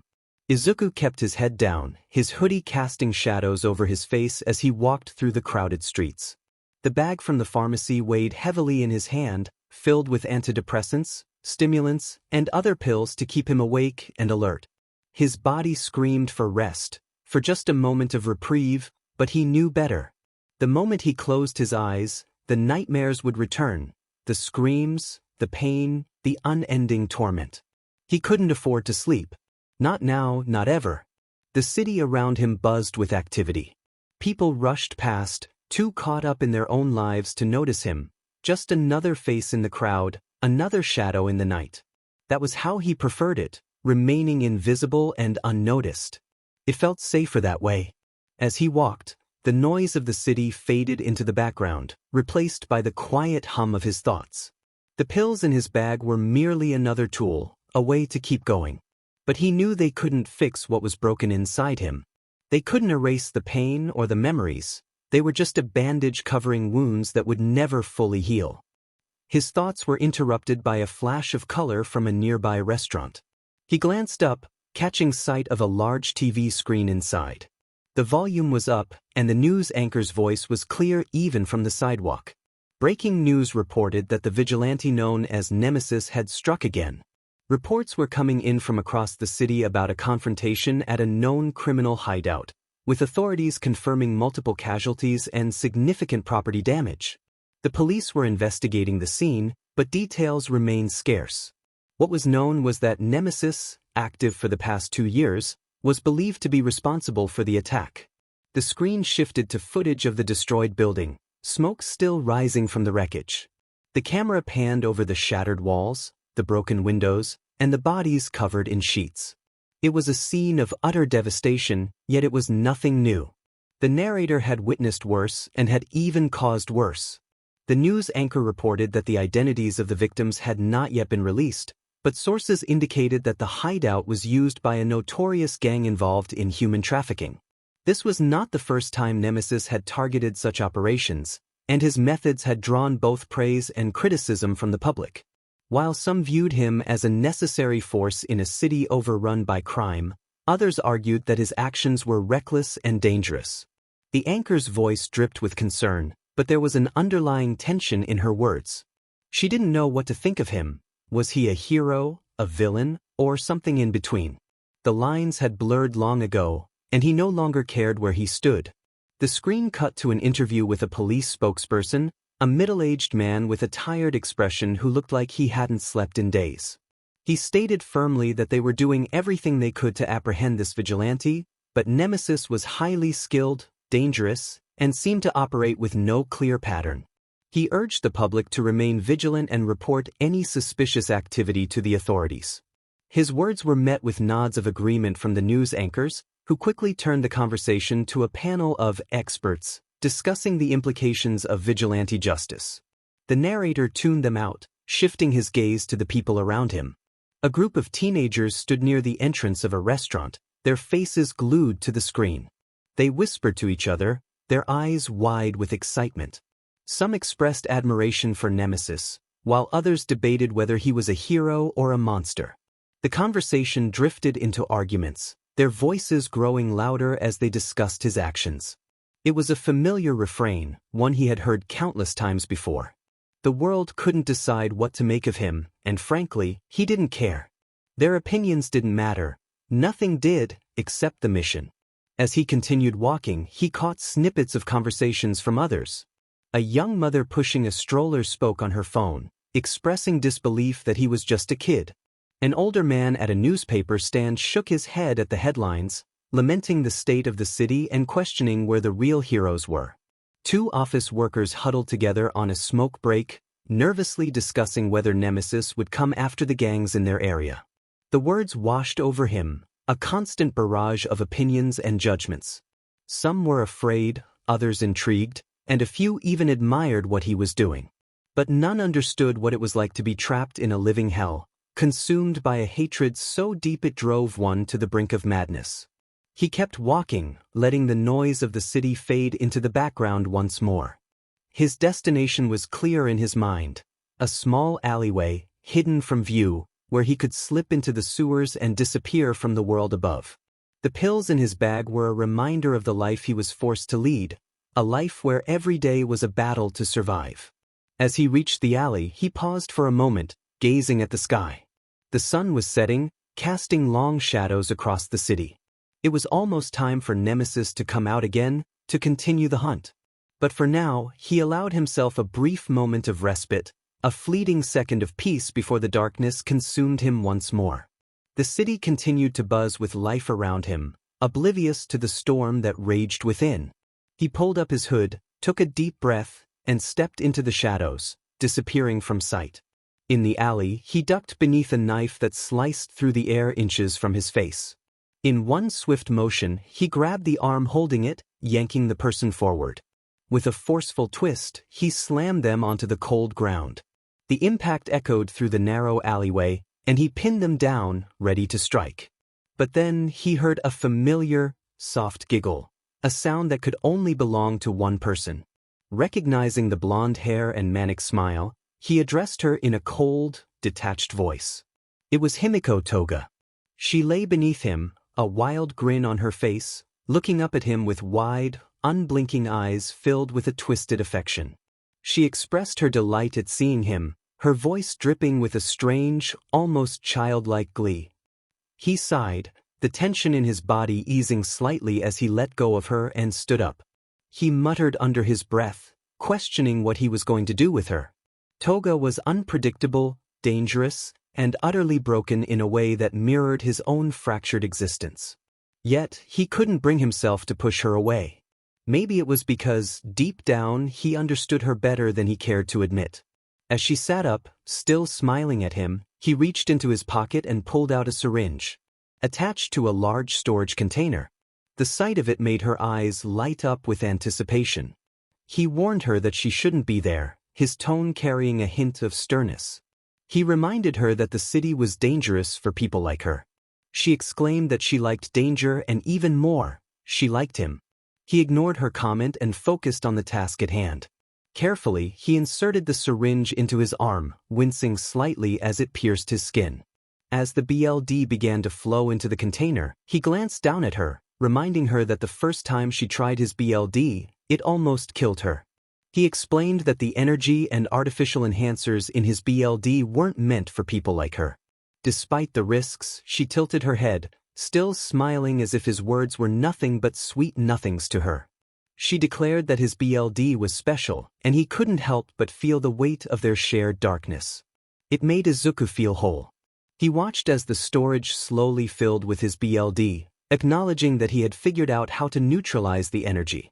Otherwise, she would be in grave danger. Toga pouted playfully, her eyes gleaming with something close to adoration. She expressed her gratitude, saying he was always looking out for her, which was why she loved him so much. Izuku didn't respond. Toga's feelings were complicated. Her obsession bordered on dangerous, yet she depended on him. His BLD had become her lifeline, calming the violent urges that had once driven her to harm others. It was the only thing that kept her grounded, making her somewhat sane, if that could even be said. He had met her a few months back in an alley much like this one while on a mission to track down a small-time villain. She had been covered in BLD, her eyes wild and desperate, resembling a feral animal. He had been ready to end her life without a second thought, but something in her eyes stopped him. They mirrored his own, filled with a brokenness he recognized all too well. He saw himself in her, the same pain and abandonment reflected back. It was ironic, she had been cast out by her family because of her quirk, while he had been abandoned for not having one. They were two sides of the same coin. That night, instead of ending her life, he made her a deal. She could have his BLD as much as she needed, but in return, she had to stop harming others. He wasn't sure if it was pity or something else, but he couldn't bring himself to let her go. She was broken, just like him, and in a twisted way, he had grown to accept her. She needed him immensely, and perhaps he needed her too, though he would never admit it. They were two lost souls clinging to each other in a world that had no place for them. He couldn't abandon her, she was the only one he had, and he was the only one she had. The syringe beeped, signaling that it was full. He carefully removed it from his arm, the container now filled with the dark red liquid that Toga craved. He handed it to her, and she took it eagerly, her eyes practically glowing with excitement. He spoke softly, telling her that it should last her for a while. She hugged the container to her chest, a blissful smile spreading across her face as she thanked him, saying he was always so good to her. He watched her for a moment, noticing how she held onto that container like it was the most precious thing in the world. It was strange. She was a villain, yet here she was, relying on him, trusting him. It felt almost surreal. As she stood up to leave, he called out to her. She turned back, her smile still in place, acknowledging him. He reached into his bag and pulled out several cans of store-bought food. It wasn't much, but it was something. He mentioned that she might get hungry, holding the cans out to her. She looked at the food, then back at him, her eyes softening. For a moment, he thought he saw a glimmer of gratitude. It was hard to tell with her. She thanked him again, taking the cans from him and saying he was always thinking of her. He shrugged, trying to downplay it, saying it was no big deal. But it was. He cared about her, about what happened to her, about whether she was okay. Maybe it was because he had no one else. Maybe it was because, in some twisted way, he saw a reflection of himself in her. Whatever the reason, he couldn't just let her go. Not when he knew she needed him. She turned to leave, but before she did, she glanced back at him, her smile a little less manic, a little more genuine. She promised to see him around. He nodded, watching as she disappeared into the shadows of the alley. He stood there for a moment, alone once again, the cold air biting at his skin. The weight of everything he carried pressed down on him, but for some reason, it didn't feel as heavy as it usually did. He sighed, pulling his hood back over his head as he turned and walked away. The night was still young, and there was work to be done. But for now, at least, he knew he wasn't completely alone. He had someone who needed him, someone who relied on him. And maybe, just maybe, that was enough to keep him going. Meanwhile, Detective 𝗬𝗏𝗄𝐻 𝗵𝗲𝗄𝐻 sat at his cluttered desk in the police station, sifting through a pile of case files. The room was dimly lit, the harsh fluorescent lights flickering slightly, casting long shadows across the room. The air was thick with the smell of coffee and old paperwork, a constant reminder of the endless hours spent tracking down the city's worst criminals. His eyes were heavy from lack of sleep, but he forced himself to stay focused. The Nemesis case had consumed him for months, and he wasn't about to let it slip through his fingers. Suddenly, the door to his office burst open, and a young officer rushed in, clutching a stack of papers. He was breathing heavily, clearly having sprinted through the station to reach 𝗬𝗏𝗄𝐻. The detective asked what the problem was, his tone stern but not unkind, telling the officer to calm down and catch his breath before speaking. The officer nodded, leaning against the doorframe as he tried to steady his breathing. After a few moments, he straightened up and looked 𝗬𝗏𝗄𝐻 in the eye, urgency written across his face. He announced that there was a breakthrough in the Nemesis case, his voice trembling slightly with excitement. 𝗬𝗏𝗄𝐻's heart skipped a beat at the words. This was the moment he had been waiting for. He leaned forward in his chair, adrenaline surging through him. He asked if they had discovered the secret identity of Nemesis, unable to keep the excitement from his voice. The officer hesitated, shaking his head slightly. He explained that it wasn't exactly that. He reminded 𝗬𝗏𝗄𝐻 of an incident 2 years ago when there was an explosion of light at a specific location. It was the one where they discovered an abandoned facility that had been destroyed beyond recognition, with only corpses found. No survivors, no other clues. 𝗬𝗏𝗄𝐻 nodded, memories flooding back. That incident had been one of the most perplexing cases he had ever encountered. The facility had been completely obliterated, the bodies inside charred and unrecognizable. Whatever had happened, there was something powerful, something terrifying. 𝗬𝗏𝗄𝐻 acknowledged that he remembered the incident, his voice low. 𝗬𝗏𝗄𝐻 observed the officer as he reported on the findings from the site. They had discovered residual energy, leading them to conclude that an experiment had gone awry, resulting in the destruction of the facility and the loss of lives. The officer eagerly flipped through the papers in his hands, confirming their initial thoughts that whatever or whoever had caused the incident had either perished in the explosion or managed to escape, leaving them without any leads. 𝗬𝗏𝗄𝐻's eyes narrowed, his mind racing with possibilities.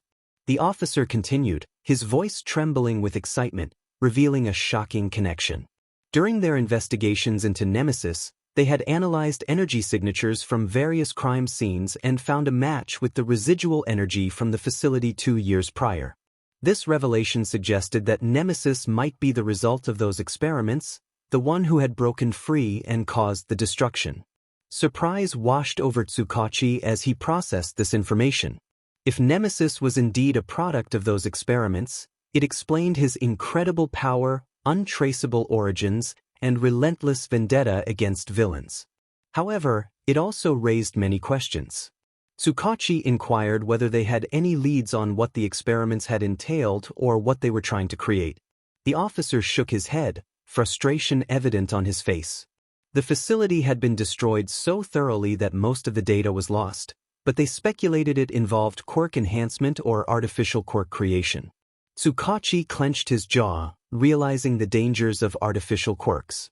If Nemesis was the result of such an experiment, it was no wonder he had turned out the way he did. He pressed further, asking if the energy was consistent with all of Nemesis's activities. The officer confirmed that they had been tracking Nemesis's movements, and the energy signatures were always the same, unique and unmistakable. There was no doubt that the same energy had been present at the facility 2 years ago. 𝗬𝗏𝗁 began to piece together the puzzle. They were dealing with someone who not only survived the experiments but also gained immense power from them. This individual had emerged from a traumatic experience with a vendetta against villains. 𝗬𝗏𝗁 pondered why Nemesis had not gone after those responsible for his suffering, instead targeting street-level criminals. The officer suggested that Nemesis might see all villains as complicit in his pain or could be methodically taking out smaller targets before confronting larger ones. It was clear that something personal fueled his hatred. Feeling the weight of the case, 𝗬𝗏𝗁 asked if they had any clues about Nemesis's identity or who he might have been before the explosion. The officer shook his head, expressing frustration at the lack of leads. Whoever Nemesis was, he had effectively erased his past, and without more information, they were at a standstill. Sighing heavily, 𝗬𝗏𝗁 recognized the complexity of the case. If Nemesis was as powerful as they suspected and driven by such rage, they could be facing a threat far beyond their expectations. The officer acknowledged the possibility that they were dealing with someone beyond anything they had encountered before, a being that was more than just a vigilante. 𝗬𝗏𝗁 stared at the papers on his desk, contemplating the enigma that was Nemesis. With the new information, the pieces of the puzzle were beginning to fit together. He ordered the officer to keep digging, demanding every scrap of information on the facility, every report, and every witness statement. If there was even a hint of who Nemesis might have been, he wanted to know. As the officer left, 𝗬𝗏𝗁 leaned back in his chair, feeling the weight of the investigation pressing down on him. Nemesis was no ordinary vigilante, and this case was no ordinary investigation. It was a labyrinth of secrets and lies that he was determined to navigate, no matter the cost. Yet, he couldn't shake the feeling that they were only scratching the surface. Nemesis was out there, waging a private war, and if they didn't find him soon, the consequences could be dire. The city was on the brink, caught between order and chaos, with Nemesis as the wild card that could tip the balance. 𝗬𝗏𝗁 was uncertain of Nemesis's motivations, whether vengeance, justice, or something else entirely, but he knew one thing for sure. The game was far from over, and the stakes were higher than ever. In a dimly lit briefing room, 𝗬𝗏𝗁 faced a group of Japan's most prominent heroes. The atmosphere was tense, heavy with the weight of their discussion. All Might, once an invincible symbol of peace, stood with a somber expression. Endeavor, Japan's current #1 hero, wore a scowl, tempered by years of responsibility. Inferno, who had once radiated pride and power, now appeared diminished, marked by grief and regret. Hawks leaned casually against the wall, his usual light-hearted demeanor replaced by intense focus. Best Jeanist stood with arms crossed, his sharp gaze reflecting the gravity of the situation. Inferno was the first to speak, his voice low and laced with bitterness. He expressed his frustration with the bureaucratic nature of the meeting, revealing the anger and guilt that had consumed him since the loss of his son. 𝗬𝗏𝗁 understood the risk of calling Inferno to this meeting, aware of the deep emotional scars that had changed him. But he also knew that the situation with Nemesis required the attention of heroes who had seen it all and could handle the unimaginable. 𝗬𝗏𝗁 calmly addressed the room, making eye contact with each hero. He explained that they were all gathered because the situation with Nemesis had taken an unexpected turn. All Might's voice broke through the silence, filled with concern as he noted that he had heard about Nemesis, a vigilante who had only been targeting criminal gangs. He questioned why they were involved now. 𝗬𝗏𝗁 nodded, acknowledging All Might's question. He confirmed that Nemesis had focused on dismantling criminal organizations, particularly those involved in human trafficking and illegal drag trades. Operating in the shadows, he dealt with threats that the police often struggled to control. Endeavor crossed his arms, expressing skepticism about Nemesis being a rogue hero. He questioned what made this situation different and why they needed to intervene if Nemesis was merely cleaning up the streets. Taking a deep breath, 𝗧𝗵𝗃𝗄 prepared to reveal critical information. He stated that new evidence had emerged tying Nemesis to an old case from 2 years prior, involving a mysterious facility that had been destroyed in an explosion of light. At that time, they had found nothing but remains and residual energy that could not be traced back to any known quirk. He retrieved a worn, yellowed document from his briefcase, marked with various seals and classified stamps, and placed it on the table for the heroes to examine. This document was the only piece of evidence recovered from the facility, 𝗧𝗵𝗃𝗄 explained. It contained a report on something referred to as Subject 13, and its contents were disturbing. He began to read from the report, detailing how Subject 13 had shown rapid development in both physical and mental capabilities, far exceeding initial expectations. The quirk, if it could be called that, allowed him to generate and stockpile energy in unprecedented ways. This energy manipulation extended beyond the physical realm, disrupting quirk-based abilities and amplifying his already enhanced physical prowess. The heroes exchanged uneasy glances as 𝗧𝗵𝗃𝗄 continued, revealing that strength tests indicated Subject 13 could exert force equivalent to or greater than all might at his peak. His speed and reflexes were unparalleled, enabling him to react to threats almost instantaneously.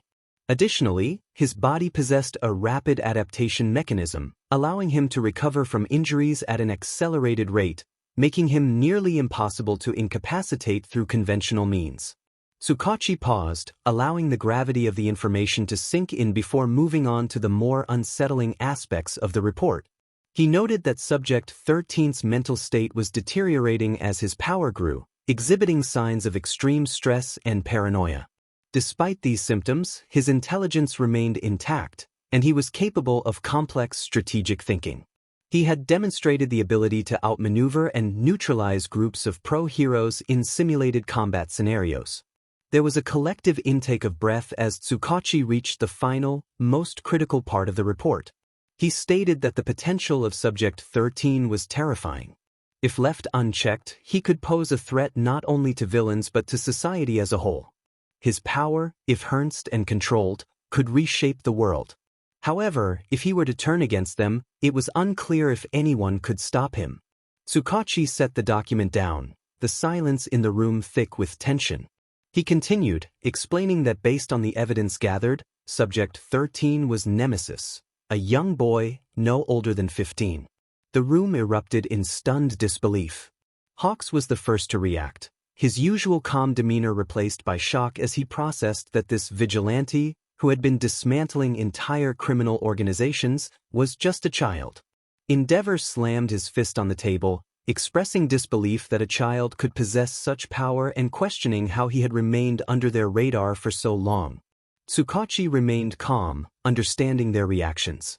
He explained that the evidence pointed to the facility conducting illegal experiments that created something, or rather, someone, far more powerful than anticipated. Nemesis had broken free, destroyed the facility, and had been on the run ever since. Inferno, who had been silent until now, spoke in a low, trembling voice, expressing concern for the child who had been living alone, using his power to fight. 𝗧𝗵𝗃𝗄 nodded solemnly, confirming that it was likely Nemesis had been deeply traumatized by his experiences in that facility. His actions, while targeting criminals, were those of someone acting out of pain, fear, and anger. All Might looked down at the table, his expression one of deep sadness as he reflected on the burden the child had been carrying, fighting alone without anyone knowing. Best Jeanist, who had been listening intently, finally spoke, emphasizing that if this was true, Nemesis was more than just a threat, he was a victim. They needed to approach the situation with caution, as confronting him with force might push him over the edge. Hawks agreed, noting that this child had been through hell and needed help rather than opposition. However, he acknowledged that if Nemesis was as powerful as the report suggested, gaining his trust would not be easy. 𝗧𝗵𝗃𝗄 looked at each hero in turn, explaining that Nemesis was incredibly powerful but also a scared, traumatized child. They needed to find a way to reach him and help him before he lost himself completely. However, if he viewed them as a threat, he would not hesitate to fight back, and given his capabilities, that could have disastrous consequences.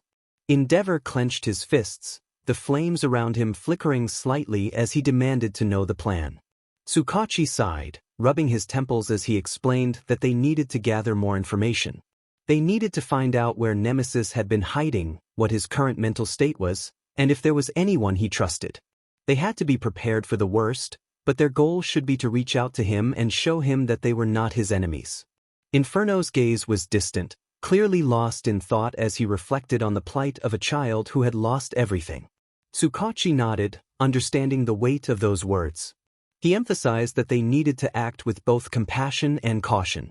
They were not just dealing with a vigilante, they were confronting a child who had been hurt, betrayed, and left to fend for himself in a world that had shown him nothing but cruelty. All Might, the former symbol of peace, straightened up, his resolve clear.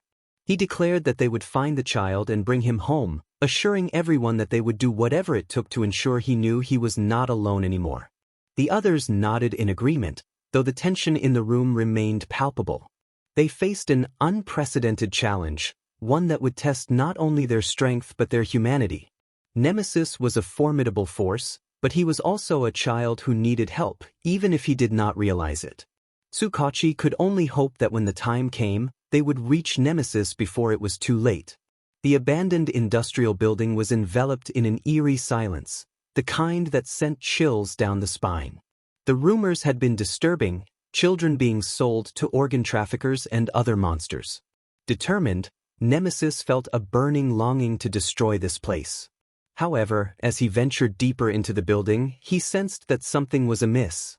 The area was almost too quiet, as if everyone had already fled. He muttered to himself, questioning what was happening, his senses heightened. Suddenly, he felt a disturbance in the air. His instincts kicked in, and he barely had time to react as several nearly invisible threads shot toward him. With fluid and precise movements, he dodged each one effortlessly.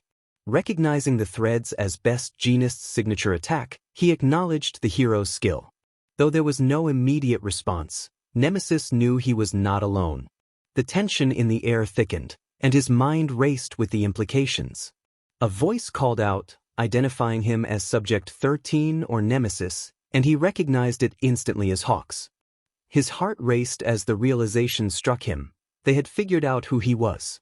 Anger surged through him, dark green energy crackling around his body as he activated 𝗵𝗃𝗏𝗆, the artificial quirk that had been grafted onto him during those torturous experiments. Without hesitation, he shot out of the building like a bullet, but before he could escape, he felt strong vines wrap around him, holding him down. Glancing down, he recognized the constricting 𝗬𝗲𝗏𝗺𝗔𝗂𝗫 quirk. However, it proved ineffective against his power. With a surge of strength, he broke free from the vines as if they were made of paper, splinters flying in every direction. As he landed outside the building, his eyes swept over the group of heroes assembled before him. Hawks hovered in the air, his wings flared out behind him. 𝗵𝘃𝗫𝗁𝐻𝐼 stood ready, threads poised to strike again. Mount Lady and Kamui Woods were positioned on either side, prepared to use their quirks at a moment's notice. But his gaze was drawn to the two figures at the forefront. 𝗬𝗪𝗏, the current #1 hero, and Inferno, the man who had once been known as 𝗧𝗏𝗵𝗲 Midoriya. This was the same man who had abandoned him, his own son, because he was quirkless. The man who had branded him as useless. Rage filled Nemesis, and he felt the energy inside him building to a dangerous level. He knew that if he did not control it, it could consume him, but in that moment he did not care. All he wanted was for them to understand the pain they had caused. Hawks called out to him, urging him to stand down, insisting they did not want to hurt him and asking for a chance to reason. But Nemesis was not listening. His focus was solely on the man standing before him. With a roar filled with years of pent-up anger, he launched himself at Inferno, his fist glowing with dark energy as he prepared to deliver a blow that would make him regret ever laying eyes on him. As his fist connected with Inferno's side, the impact sent him flying through the air, crashing into the side of the building with a force that shattered the wall.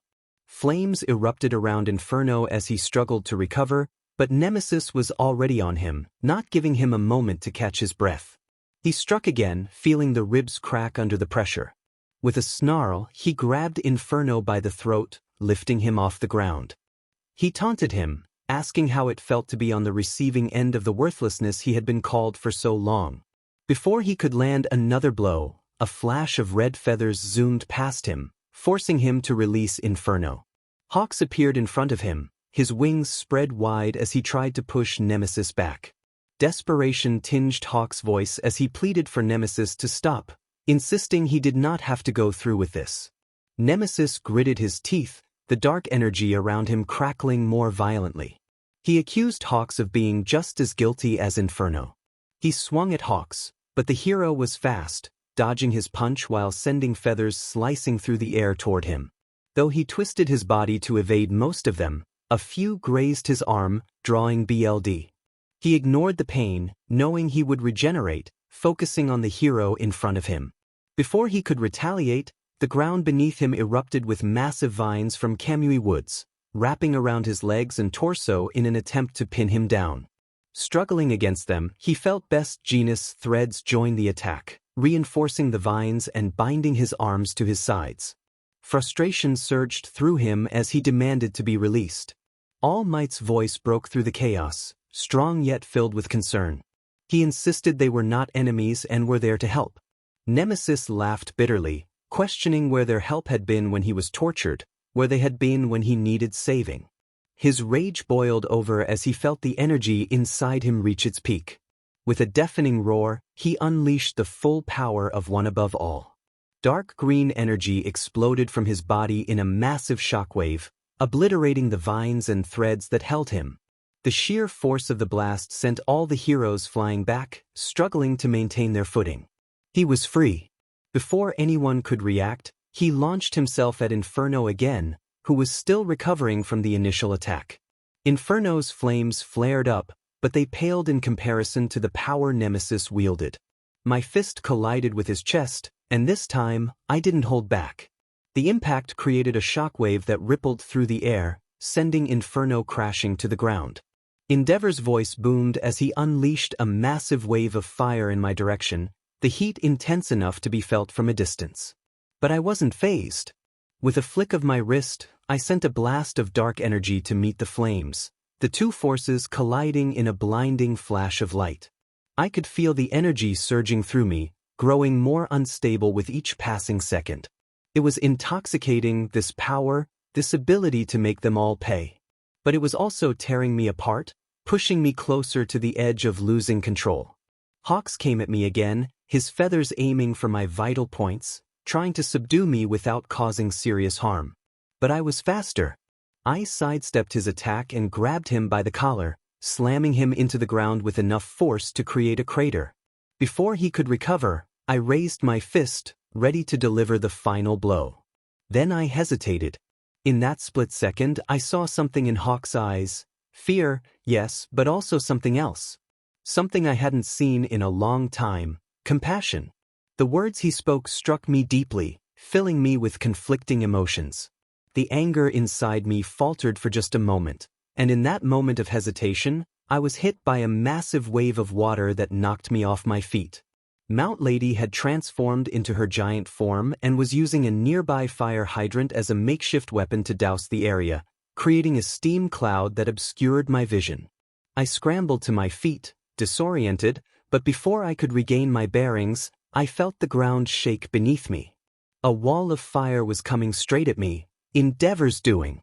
He was using everything he had to push me back, to overwhelm me. But I wasn't going to let that happen. With a roar, I unleashed another wave of dark energy, cutting through the fire and creating a path straight to him. I rushed forward, my mind focused on one thing, making him pay. But as I got closer, I noticed something in his eyes that gave me pause. It was the same look Hawks had given me, compassion. Before I could react, I was hit by a powerful blow from the side. All Might had finally joined the fight. The intensity of the battle escalated as I darted through the chaotic scene, my focus razor-sharp. Hawk's feathers whistled through the air, homing in on me with deadly precision. I could see the determination in his eyes as he aimed to take me down without causing serious harm. But I wasn't going to let him or anyone else stop me. I muttered under my breath, feeling the rush of adrenaline coursing through my veins. I activated shadow steps, my speed increasing exponentially as I blurred from sight. In a split second, I appeared right in front of Hawks, catching him off guard. My foot drove into his gut with tremendous force, sending him hurtling through the air. He crashed into a nearby building, the impact shattering windows and causing the structure to shudder. Just as I was about to pursue Hawks, Inferno emerged from the rubble of the industrial building. His face was bruised, his expression one of confusion and anger. He muttered about feeling targeted and that he could have sworn he heard a name that stirred something within him. His words only fueled my anger further. The man who had cast me aside was now standing there, clueless, as if everything that had happened was just a bad dream. I wasn't going to let him off that easily. I roared, channeling my energy into a concentrated ray of dark power. The beam shot out of my hand, aimed directly at All Might. All Might responded with a powerful strike, his fist connecting with the beam in a cataclysmic collision. The sheer force of our attacks obliterated the remnants of the industrial building, sending debris flying in every direction. The shockwave rattled the entire area, pushing our fight into the heart of the city. We moved through the urban landscape with terrifying speed, our battle leaving a trail of destruction in its wake. As we fought, several flames came hurtling toward me, no doubt launched by Endeavor. I activated Dark Aegis, summoning a barrier of dark energy around myself to absorb the incoming flames. The fire splashed harmlessly against the barrier, but the heat was intense, making the air shimmer with waves of distortion. I snorted in disdain, deactivating the barrier as I readied myself for the next attack. With shadow steps, I closed the distance between Endeavor and myself in the blink of an eye, preparing to strike him down. But just as I was about to deliver the blow, something wrapped around my legs, causing me to trip and fall to the ground. I cursed under my breath as I realized it was 𝗵𝗲𝗄𝗧𝗔𝗂𝗵𝗵 again, his vines binding me in place. I growled, struggling against the restraints. But before I could break free, Inferno charged at me, his mouth engulfed in flames. He launched a massive fireball in my direction. I acted quickly, summoning Dark 𝗬𝗓𝗄. Several tendrils of dark energy shot out from my body, latching onto nearby cars, debris, and anything else I could find. I made sure no one was inside the vehicles before hurling them toward the incoming fireball. The collision was explosive, with metal and flames intertwining in a fiery display. Mount Lady's voice boomed as she suddenly appeared above me, her massive hand reaching down to grab me. Her grip was ironclad as she held me tightly, lifting me off the ground. Before I could react, 𝗵𝗲𝗄𝗧𝗏 had bound me once more, his vines constricting around my body. I could feel my frustration growing. These heroes were relentless, refusing to let up for even a moment. But I wasn't about to let them win. I screamed, releasing an enormous wave of energy from my body. The force of the blast was so intense that it shattered Mount Lady's grip, causing her to release me with a pained grunt. I was free, and I wasn't about to waste the opportunity. In a flash, I appeared right in front of Mount Lady's face, my expression softening for just a moment. I admitted with a small smirk that I was still a fan. With that, I kicked her hard, sending her flying backward. Despite her enormous size, the force of the attack sent her crashing through multiple buildings, leaving a trail of destruction in her wake. Before the moment of victory could settle in, multiple vines wrapped around the protagonist once again. 𝗵𝗲𝗄𝗧𝗏 was persistent, and that was commendable. But the protagonist was done playing nice. 𝗵𝗲𝗄𝗧𝗏 expressed regret as his vines tightened around the protagonist, stating that he couldn't let them go. In response, the protagonist summoned an energy claw, tearing through the vines as if they were made of paper. 𝗵𝗲𝗄𝗧𝗏's eyes widened in shock as the protagonist broke free once more. But the fight was not over. Dark tendrils of energy surrounded 𝗵𝗲𝗄𝗧𝗏, binding him tightly. He struggled against the restraints, but it was futile. The protagonist swung him around effortlessly, slamming him into the ground with a resounding crash that created a crater, dust and debris filling the air. 𝗵𝗲𝗄𝗧𝗏 lay there, battered and struggling to catch his breath. The protagonist stared down at him, anger still burning within. The inner voice of Nemesis echoed that he should have known better than to interfere. Turning away, the protagonist focused on the remaining heroes. Suddenly, a familiar presence was felt. It was All Might, his gaze filled with determination and sorrow. He was prepared to fight, but something in his eyes caused the protagonist to hesitate. All Might acknowledged the protagonist's suffering, expressing that this path was not the answer and that they didn't have to go through this alone. The protagonist clenched their fists, dark energy flaring up in response to the emotions stirred within. They shouted that All Might didn't understand, that he hadn't witnessed the pain endured. All Might took a step forward, softening his expression, admitting he wasn't there to see the full extent of the protagonist's suffering but insisted that they were not alone and that there were people who cared. The protagonist felt a flicker of doubt but quickly dismissed it. They insisted that no one had helped them, only used and tortured them. Endeavor's voice cut through the tension, urging All Might to stop, declaring that this was not the time for talk and that the protagonist was too dangerous. Endeavor's mind raced with the possibility that the protagonist could be Izuku, recalling how they had attacked Inferno. All Might held up a hand, signaling Endeavor to stand down, insisting they needed to reach the protagonist and that fighting was not the solution. The conflict was evident in Endeavor's eyes, but he reluctantly stepped back, the flames around him dimming. The protagonist's mind raced, torn between the rage that had fueled them for so long and a fragile hope that perhaps there was a way out of the darkness. Before the protagonist could fully process the situation, a sharp pain pierced their side. Hawks had recovered and launched a series of razor-sharp feathers while the protagonist was distracted. BLD seeped from the wounds, igniting their anger once more. The protagonist snarled, energy spiking as they prepared to unleash another attack. But then, an overwhelming surge of power surged from within, stronger than anything previously experienced. It felt as if the dark energy inside was responding to the protagonist's emotions, growing more unstable by the second. They gasped, clutching their head as the power spiraled out of control, forming a massive vortex that drew in everything around it. The ground cracked and crumbled, buildings nearby were pulled into the chaos, and the sky darkened as the energy reached its peak. All Might shouted desperately for the protagonist to stop, warning that they would destroy everything. But the protagonist was losing control, the dark energy consuming them and their consciousness slipping away. Just when it seemed all hope was lost, a hand reached out and grasped theirs. It was All Might, his grip strong and unwavering. An explosion ripped through the abandoned city, a shockwave of devastation consuming everything in its path. Yet, as the dust settled, the heroes found themselves protected by an impenetrable barrier, a second shield 𝐒𝐻𝐻𝐻 to contain the destruction, sparing the city from annihilation. In the center of the ruined landscape, the protagonists stood alone, their masks shattered and their suit torn. They were exposed, revealing scars that crisscrossed their body like a twisted roadmap of pain. Their injuries had regenerated, save for the old scars that would never heal. Inferno, their father, stared in disbelief, his face a mixture of horror and shock.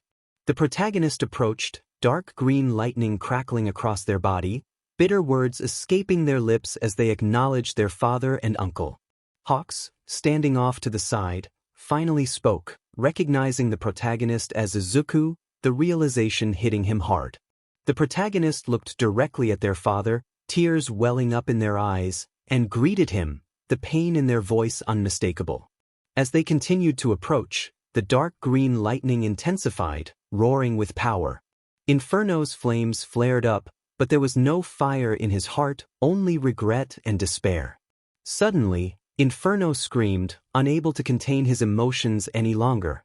Inferno was filled with rage and sorrow as he unleashed his attack, roaring out a powerful phrase. A barrage of flaming projectiles erupted from his mouth, each one aimed at his opponent. But the opponent was ready, moving with incredible speed to dodge each bullet effortlessly. As Inferno's attacks grew weaker, his energy began to wane. The opponent's voice trembled with emotion as they expressed their pain, revealing the countless times they had wished for their father's forgiveness. With determination, the opponent countered with a powerful attack, sending a shockwave of dark energy toward Inferno. However, before it could connect, a wave of flames struck from the side, revealing Endeavor, whose face was a mix of determination and sorrow. The opponent felt their body healing rapidly, regenerating the damage almost instantly. They summoned several orbs of energy that floated around them like dark stars and unleashed a flurry of concentrated energy beams aimed at the heroes. But just then, debris fell from the sky, blocking the attack as 𝗵𝘃𝗫 arrived, using his fibers to shield his allies. The opponent's gaze shifted to All Might, and without a word, they charged at each other. Fists flew as they exchanged blows, the force of their strikes creating shockwaves that rattled the ruined city.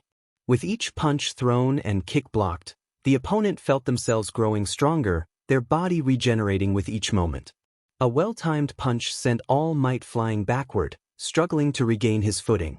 Before the opponent could follow up, a massive fireball struck them, knocking them off their feet.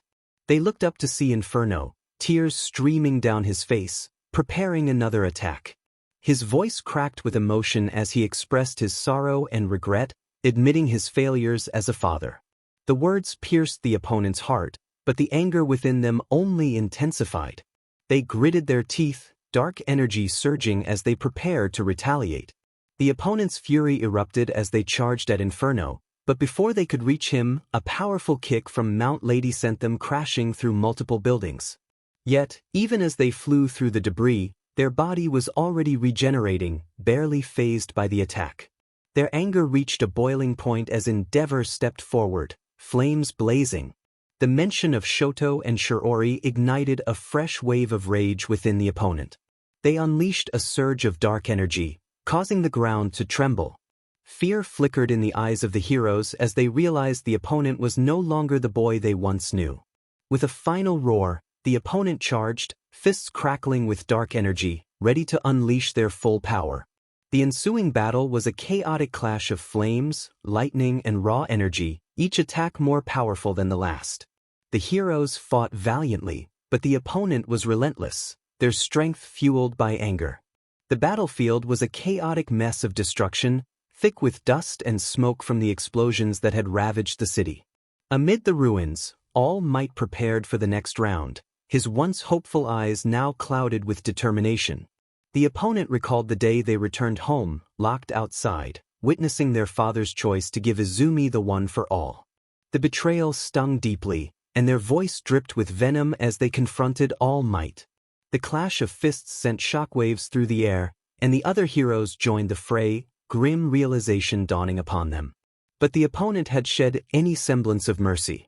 With a fierce battle cry, they unleashed a barrage of strikes infused with dark energy at All Might, their movements too fast to counter. Each hit sent All Might reeling, the energy overwhelming his defenses. Despite his attempts to counter, All Might struggled, his resolve wavering against the monster the opponent had become. The opponent then turned their attention to Inferno, who was barely able to stand after the last attack. Knowing his weakness, the opponent prepared for the final blow. Inferno, despite his condition, unleashed a powerful beam of flames, but the strain was evident as he pushed himself beyond his limits. The opponent leaped into the air, their body crackling with energy, and with a mighty roar, they descended, smashing into the ground with catastrophic force. The impact shattered the earth beneath them, sending a massive shockwave through the battlefield. Giant rocks and debris were flung in every direction, the force of the explosion heading straight for Izuku's father. He unleashed a concentrated blast of dark energy that tore through the explosion, its trajectory aimed directly at Inferno. But before it could reach him, 𝗵𝗲𝗍 stepped in, using his own signature move to block the attack. The collision of their powers resulted in another massive explosion, the shockwave ripping through the already devastated city. The impact was so intense that both Inferno and 𝗵𝗲𝗍 were sent flying, their bodies battered. Izuku's attention shifted to the remaining heroes, Hawks, Kamui Woods, Mount Lady, 𝗵𝘃𝗫𝗫, and, of course, All Might. They surrounded him, their expressions a mix of determination and desperation. They knew they were outmatched, but they had no choice but to fight. Izuku felt a bitter irony as he glared at All Might, recalling how he had once looked up to him as the symbol of peace. He felt crushed by the weight of his dreams, realizing that One for All had been passed to his sister, the bane of his existence, while he had been kidnapped and experimented on to create an even stronger Quirk. The One above all was designed to kill All Might, But Izuku was beyond caring about the intentions of those who had wronged him. He demanded that All Might step aside. His words struck All Might hard, leaving him pale with shock. The other heroes exchanged uneasy glances, their confidence faltering in the face of Izuku's unrelenting rage. But they didn't back down. Hawks was the first to move, his wings flaring as he launched a barrage of razor-sharp feathers. Izuku dodged them effortlessly, a blur as he closed the distance. In a flash, he was in front of Hawks, delivering a powerful uppercut that sent him crashing to the ground. 𝗵𝗲𝗄𝐺 attempted to ensnare Izuku with his wooden tendrils, but Izuku cut through them with a swipe of his hand, dark energy shredding the wood. Before 𝗵𝗲𝗄𝐺 could react, Izuku delivered a spinning kick that sent him sprawling. Mount Lady, in her giant form, tried to stomp him into the ground, but he sidestepped her attack, moving with inhuman speed. He jumped onto her leg and ran up her body, delivering a powerful punch to her temple. She stumbled backward, collapsing as Izuku leaped off her, landing gracefully. Best Jeanist tried to use his fibers to restrain Izuku, but he grabbed them with his bare hands, channeling dark energy through the threads. They unraveled in his grasp, leaving Best Jeanist defenseless. Just as he moved in for the final blow, All Might intervened, his fist slamming into Izuku's side. The impact sent him skidding across the ground, but he quickly regained his footing, his body healing almost instantly. All Might's face was a mix of anguish and resolve as he charged at Izuku, fists blazing with the remnants of his once great power. They clashed head-on, fists colliding in a series of earth-shattering blows. The ground cracked beneath them, the air humming with the raw power of their fight.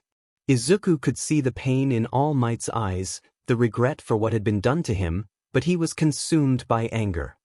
He demanded to know why All Might had given up on him, why he had chosen his sister over him.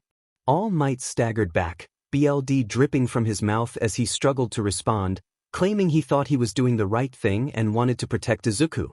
But Izuku's rage only intensified. He delivered a powerful blow that lifted All Might off the ground, causing him to cough up blood.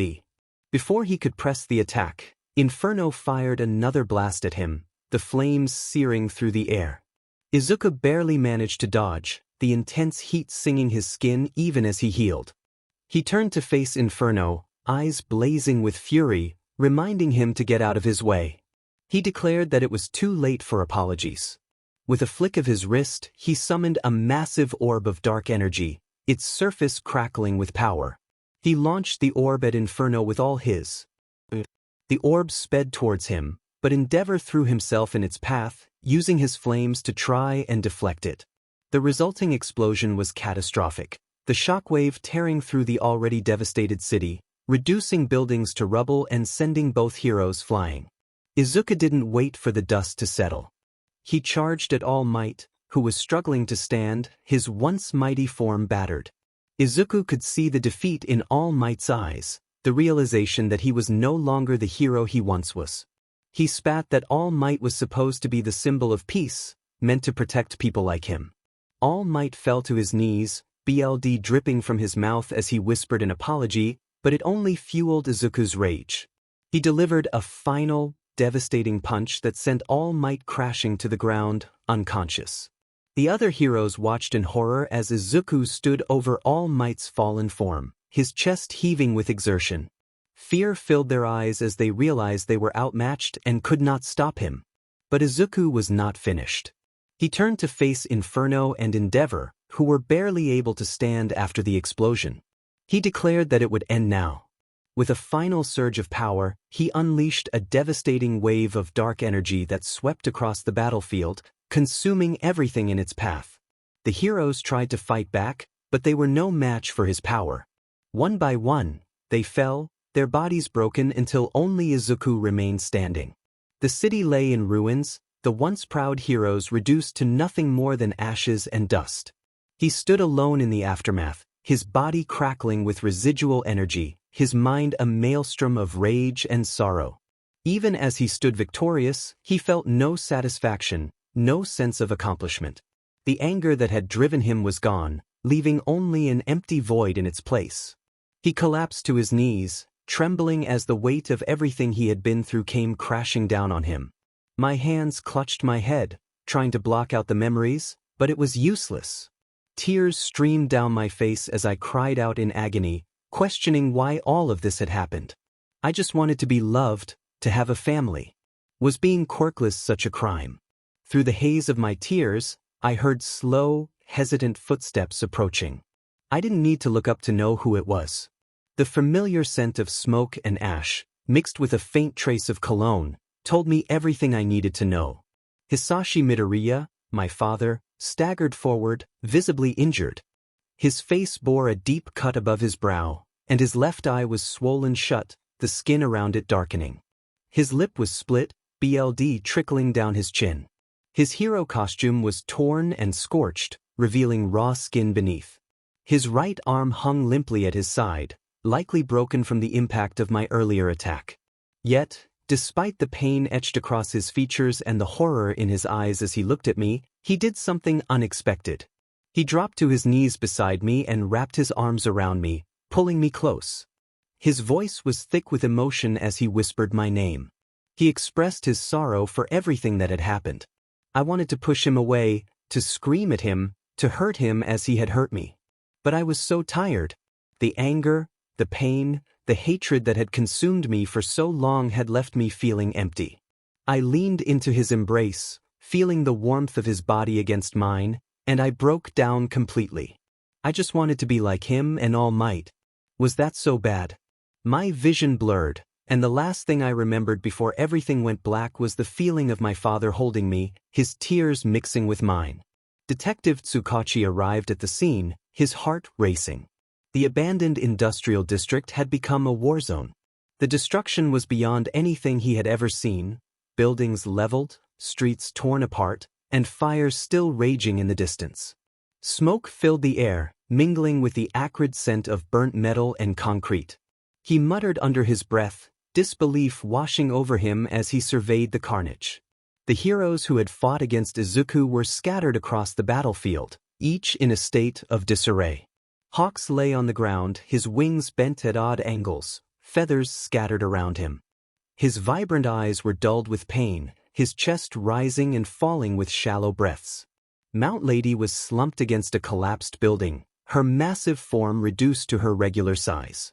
She cradled her broken arm to her chest, her expression a mix of shock and sorrow. Kamui Woods was entangled in his own vines, his body twisted in an unnatural position, breathing 𝐒𝐵𝐺. His costume was torn, revealing bruises and cuts. Endeavor stood amidst the destruction, his flames flickering weakly. His proud figure was hunched, shoulders slumped in defeat.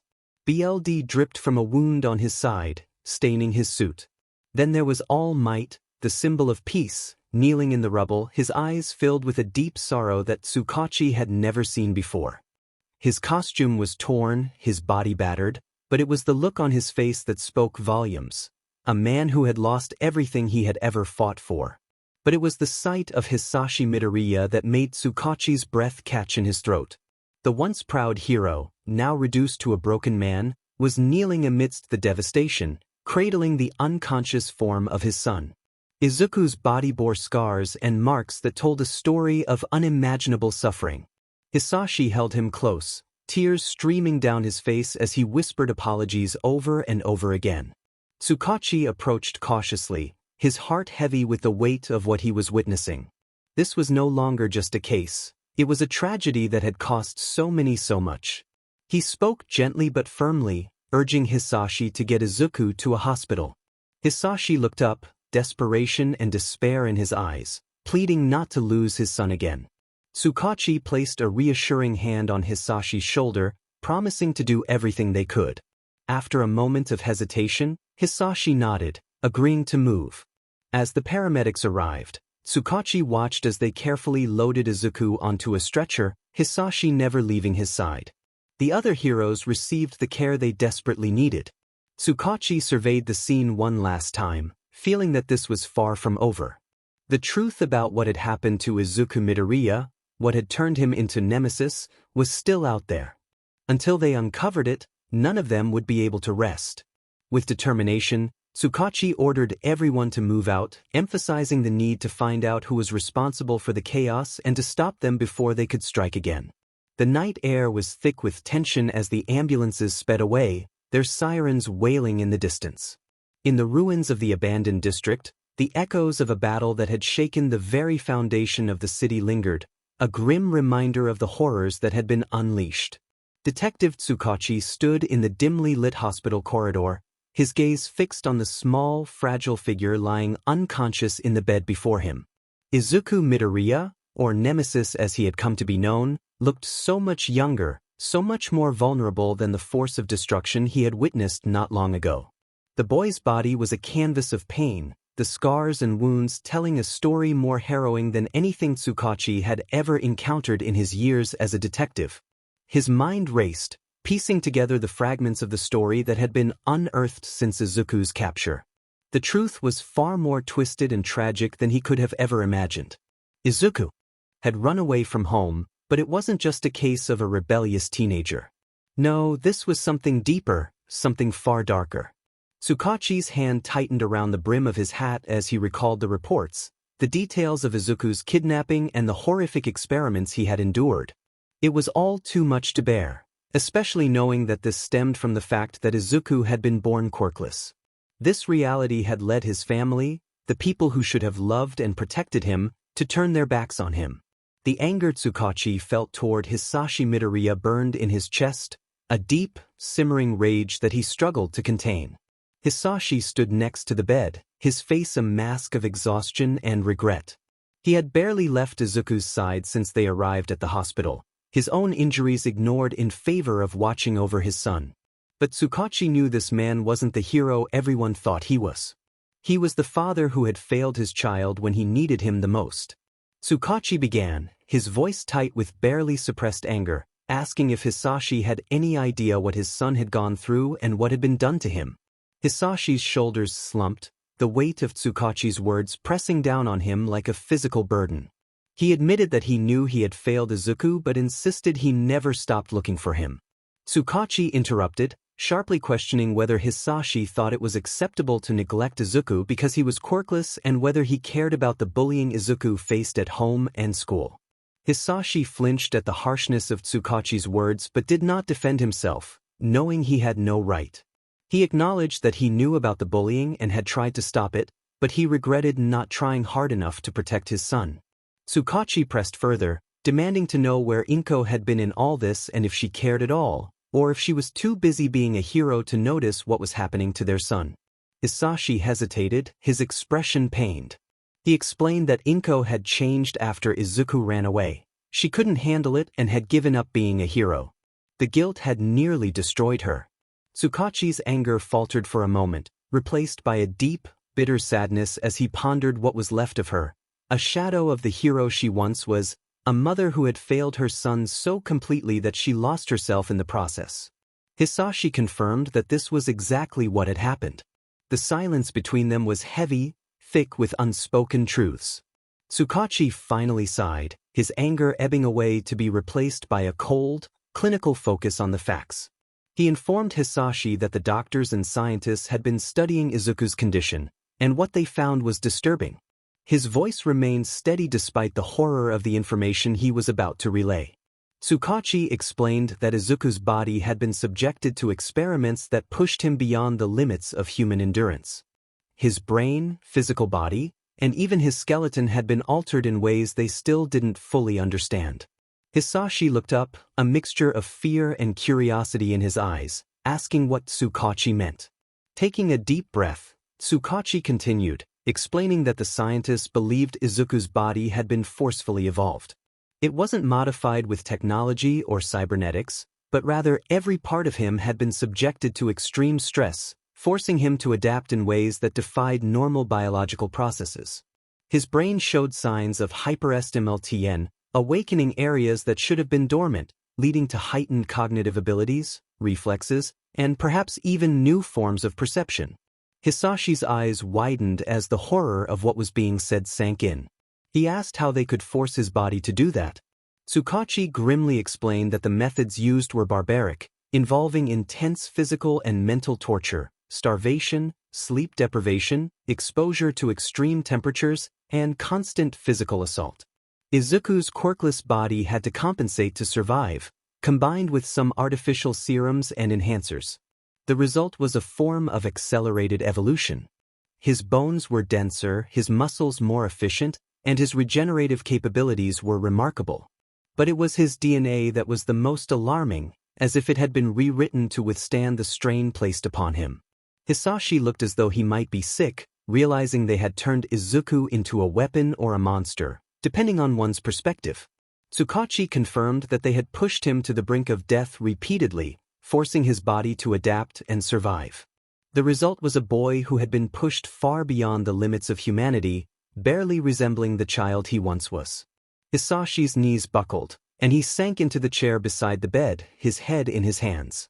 He lamented that he had caused all this by not being there for Izuku and letting him down. 𝗬𝗏𝗄𝐻 watched him, his expression softening slightly, reminding Hisashi that he wasn't the only one to blame, but he was the one who had to live with the consequences. This was the result of a society that valued quirks over humanity, seeing the quirkless as less than others.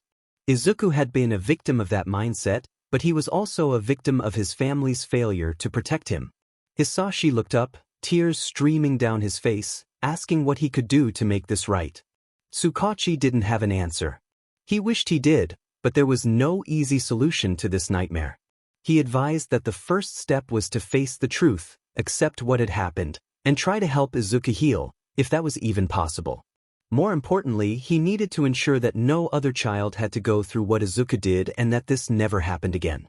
Hisashi nodded, his expression resolute despite the tears, vowing to do whatever it took to ensure no one else had to suffer like Izuku. 𝗬𝗏𝗄𝐻 placed a hand on Hisashi's shoulder, a rare gesture of comfort, reminding him that it would be a long road for both of them. He needed to be strong for Izuku now, stronger than he had ever been. Hisashi looked back at Izuku, his expression one of deep sorrow and determination, promising that he would be strong. As 𝗬𝗏𝗄𝐻 turned to leave the room, he paused at the door, glancing back at the broken man and the boy who had been pushed beyond the brink. There was so much that needed to be done, so many wrongs that needed to be righted. But for now, all they could do was try to pick up the pieces and start the long, painful process of healing. 𝗬𝗏𝗄𝐻 quietly instructed to call him if anything changed before stepping out into the corridor, leaving father and son alone in the sterile silence of the hospital room. As he walked down the hall, the weight of everything that had happened pressed down on him, a constant reminder of the darkness that lurked just beneath the surface of their world, a darkness that had claimed one more victim in its relentless grip. 𝗬𝗏𝗄𝐻 sat in his dimly lit office, the burden of his responsibilities weighing heavily on him as he sifted through countless files and reports. The stress had been mounting for days since the revelation that the vigilante known as Nemesis was none other than Izuku Midoriya. The implications were staggering, and the burden of keeping it under wraps was immense. A knock on the door broke through his thoughts. He looked up to see one of his officers, a young man with a nervous expression, standing in the doorway. The officer hesitated slightly before stepping into the room and reported a new discovery. 𝗬𝗏𝗄𝐻 sighed, rubbing his temples, and inquired about the latest development. The officer took a deep breath before explaining that since confirming Izuku Midoriya was Nemesis, they had been tracking his movements. They discovered several images of him mostly buying supplies and food, but there was something else. He always went into a particular alley. Following it led them to a shocking discovery. He had been living in the sewers. 𝗬𝗏𝗄𝐻's face hardened, disgust washing over him as he processed the information. He couldn't believe that Izuku would choose to live in such harsh, filthy conditions rather than with his own family. The officer nodded grimly, confirming the unsettling reality. But that was not all. They had found a home base down there, along with a flash drive and a file labeled Project 𝗬𝗏𝗃𝗍𝗄. 𝗬𝗏𝗄𝐻's stomach twisted at the implications. He motioned for the officer to close the door, his voice low and tense as he instructed him not to tell anyone about what they had found, not yet. The officer nodded, his expression serious, and 𝗬𝗏𝗄𝐻 took the flash drive, feeling the cold plastic in his hand as he plugged it into his laptop. His fingers hovered over the keyboard for a moment before he clicked on the first video file. The screen flickered to life, and what he saw made his blood run cold. A young Izuku Midoriya was restrained on a metal table, his small body trembling. Several scientists loomed over him, their faces obscured by masks. Without hesitation, they began testing his regeneration with long needles, making deep cuts that would have incapacitated a normal person. Izuku did not scream. Instead, he let out muffled groans, the sound of a child who had endured this horror too many times to cry out anymore. 𝗬𝗏𝗄𝐻𝐵 whispered in shock, struggling to comprehend the cruelty unfolding before him. He watched in horrified silence as the video continued. The scientists placed a heavy metal rod on Izuku's knee and, with a sickening crack, smashed it into his kneecap. Every part of his body was subjected to the same brutal treatment. Izuku finally cried out, begging them to stop, but they only watched, taking notes as his body slowly began to heal. The video displayed other experiments, each more disturbing than the last. They subjected him to extreme electrocution, strapping electrodes to his temples and sending waves of electricity coursing through his brain, causing his body to convulse. They withheld food and water for days, forcing him to endure the agony of starvation. They even exposed him to various poisons and radiations, observing as he writhed in pain, only to recover again and again. 𝗬𝗏𝗄𝐻𝐵 felt bile rising in his throat, barely able to process the horror he was witnessing.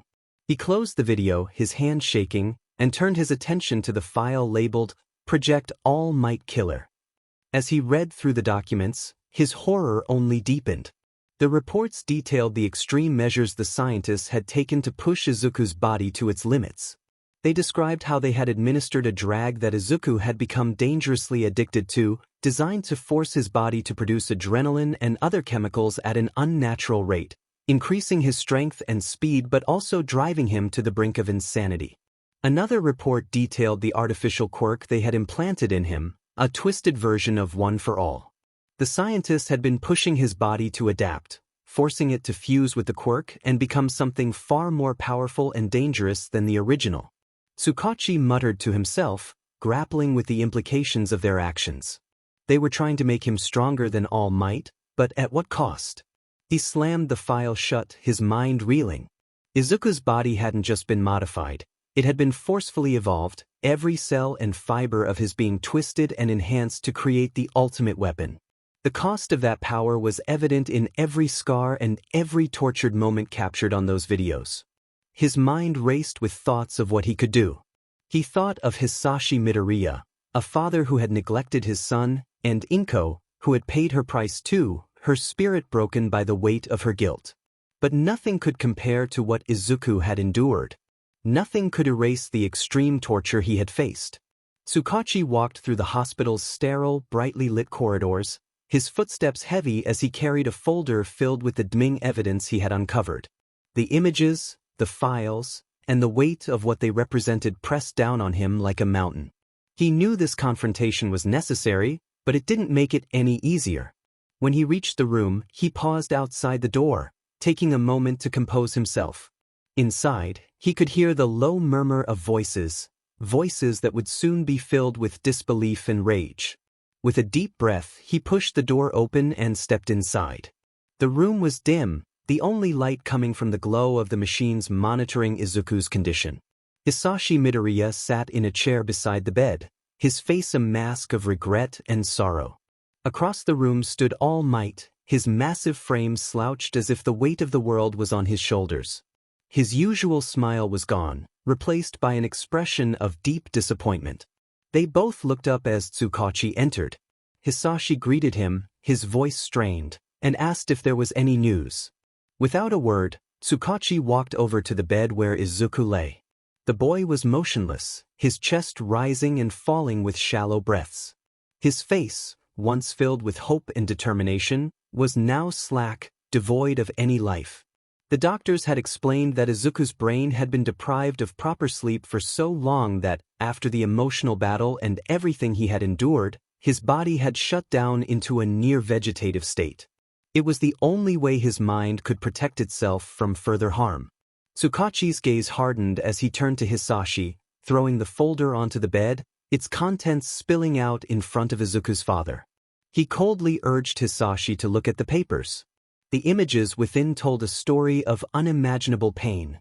Izuku restrained, subjected to cruel experiments that pushed his body to its limits. The reports detailed the torment he had faced, the drags forced upon him, and the brutal tests designed to break him. All Might, standing by the wall, glanced at the pictures Hisashi was holding. As he absorbed the horrors displayed, his expression darkened, a mixture of sorrow and fury brewing within him. He whispered that it was inhumane, his voice trembling with barely controlled rage. Hisashi's hands shook as he read through the files, overwhelmed by the realization of what had been done to his son. He lamented how he thought Izuku would be better off living a normal life, unaware that his choices had led to such suffering. Tsukachi's voice cut through the heavy silence, accusing Hisashi of neglect. He pointed out that Hisashi and 𝐭𝐴 had been so focused on what Izuku lacked, a quirk, that they had overlooked the amazing person he was. They had emotionally abandoned him, leaving him vulnerable to the very monsters who had inflicted such pain. Hisashi flinched as if struck, struggling to comprehend the gravity of his inaction. Tsukachi's anger boiled over as he confronted Hisashi, emphasizing that it was his responsibility to care for his son. All Might clenched his fists, filled with restrained fury as he declared that those who had harmed Izuku were monsters deserving of justice. Tsukachi revealed that they were already dead. Izuku had destroyed the facility where they held him, turning against his captors in a desperate bid for freedom. The cost of that freedom, however, weighed heavily on them all. Hisashi broke down, sobbing openly as he acknowledged his failure as a father. Tsukachi's harsh words echoed in the room, reminding Hisashi that they were all paying the price for his choices. Izuku's life had been shattered because of the trust placed in the wrong people. All Might, looking down at the sleeping boy, felt a deep guilt for not recognizing the signs earlier. He had been too focused on finding a successor, neglecting to truly see Izuku. Tsukachi admitted that they had all been blinded by society's expectations, ignoring the damage it caused. Now, it was too late to change the past, but they could ensure that such horrors never happened again. They needed to expose the truth of what had been done to Izuku and protect other children from similar fates. Hisashi, tears streaming down his face, vowed to do whatever it took to help. All Might placed a hand on Hisashi's shoulder, offering a small measure of comfort as they resolved to face the future together for Izuku's sake. Tsukachi glanced back at Izuku, lying so still in the hospital bed, hoping that he could find peace after everything he had endured. As he left the room, Tsukachi understood that the road ahead would be long and difficult, but they had to confront it for Izuku and all the others who had been forgotten by a society that was meant to protect them. Izuku awoke to the blinding lights of the hospital room, feeling as if he had been weighed down by 1,000 chains. The shock of seeing a nurse standing over him, her eyes wide with disbelief, was overwhelming. She whispered in astonishment that he was actually awake and quickly called for more staff.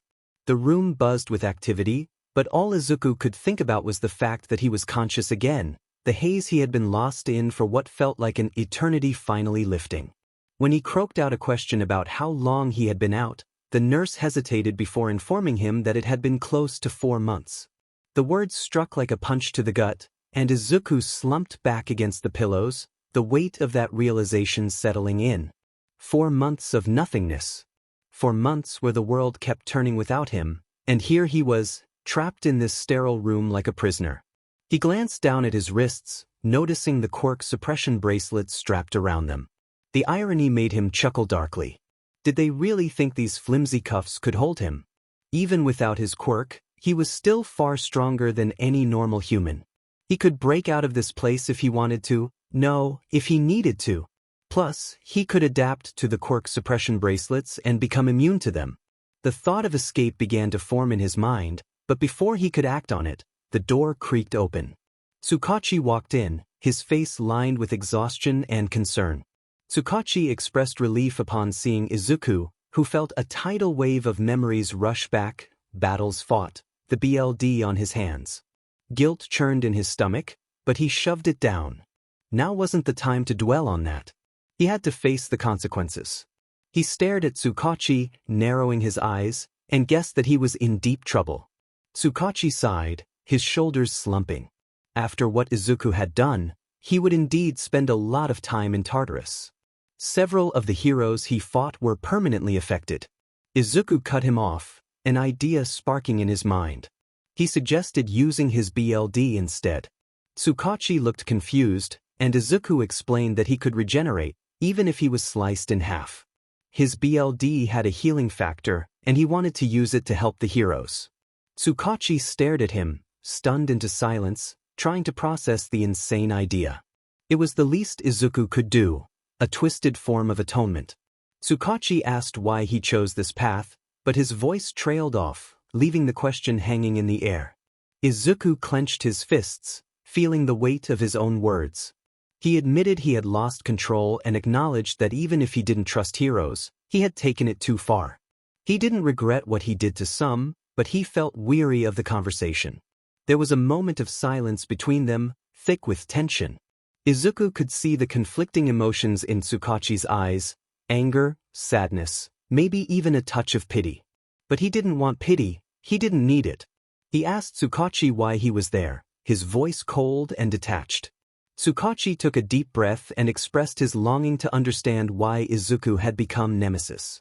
Izuku laughed bitterly, questioning 𝗬𝗏𝗁's true intentions. 𝗬𝗏𝗁 insisted he genuinely wanted to know. Izuku stared at the ceiling, memories swirling in his mind like a storm. He revealed that he was broken, shattered. They had taken everything from him. His family, his dreams, his future. He was quirkless, considered worthless, abandoned by his family and ignored by the heroes he once admired.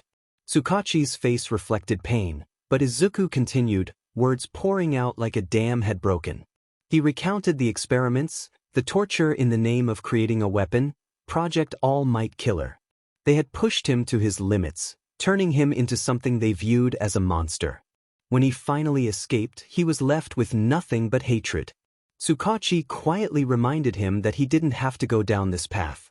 Izuku shot back, questioning what he was supposed to do after everything they had done to him. He felt utterly alone, abandoned by society. 𝗬𝗏𝗁 insisted he wasn't alone, that he didn't have to be. Izuku snapped, revealing his longing for revenge against those who had let this happen to him. 𝗬𝗏𝗁 took a step closer, pleading with Izuku to recognize that this hatred was consuming him. Izuku glared, asserting that this was who he was now, who they had made him. 𝗬𝗏𝗁 fell silent, the room heavy with the weight of Izuku's words. The conflict in 𝗬𝗏𝗁's eyes showed he wanted to reach out, to pull Izuku back from the edge, but it was too late. Izuku had already fallen. They stood in silence, the steady beeping of the machines monitoring Izuku's vitals the only sound. Finally, 𝗬𝗏𝗁 spoke, his voice tired and resigned, asking what would happen next. Izuku shrugged, the cold detachment returning to his voice. He stated the inevitable, he would go to Tartarus and rot in a cell. It didn't matter, none of it did. 𝗬𝗏𝗁 looked at him with deep sadness, but Izuku didn't let it show. 𝗬𝗏𝗁 questioned if that was really how Izuku wanted this to end, but Izuku remained silent. Instead, Izuku turned his gaze to the window, watching as the sun began to set in the distance. The world kept turning, indifferent to the pain, the suffering, and the destruction. It didn't care about him, about what he had done, or about the monster he felt he had become. 𝗬𝗏𝗁 let out a heavy sigh, defeated. He mentioned that he would ensure others knew about Izuku's offer to use his BLD to help heal them. It was the least he could do. Izuku muttered that 𝗬𝗏𝗁 could do whatever he wanted, not really caring. 𝗬𝗏𝗁 nodded and turned to leave the room. Before he reached the door, he paused, glancing back one last time. He expressed that if Izuku ever decided he wanted to talk or find another way, he would always be there. Izuku didn't respond, he couldn't. The door closed behind 𝗬𝗏𝗁, leaving Izuku alone in the room, the silence pressing down on him like a heavy shroud. He closed his eyes, exhaustion washing over him once again. The nurses had said he had been unconscious for 4 months, but it felt like he hadn't rested in years. He didn't know what would happen next, but in that moment, he didn't care. He was tired, so tired of fighting, of running, of hating. His eyes felt heavy with the weight of everything that had happened. The fatigue was crushing, pulling him deeper into a sense of numbness that had become his only refuge. He didn't even bother to look when the door creaked open again. The faint sound of hesitant footsteps told him who it was before he spoke. Hisashi's voice was low and strained, probably from the damage he had sustained during the battle. Izuku didn't care. He kept his eyes fixed on the ceiling, the sterile white tiles above offering no comfort. Finally, he forced himself to acknowledge Hisashi, though his voice was as cold as ice. He made it clear that he would never forgive him. The words hung in the air, heavy and unforgiving, cutting through Hisashi like a knife. Hisashi didn't say anything for a moment, likely trying to find the right words, but Izuku wasn't interested in making this easy for him. Hisashi began to explain that he knew he had no reason to be forgiven. He admitted that there was no excuse for what he had done, or rather, what he had failed to do.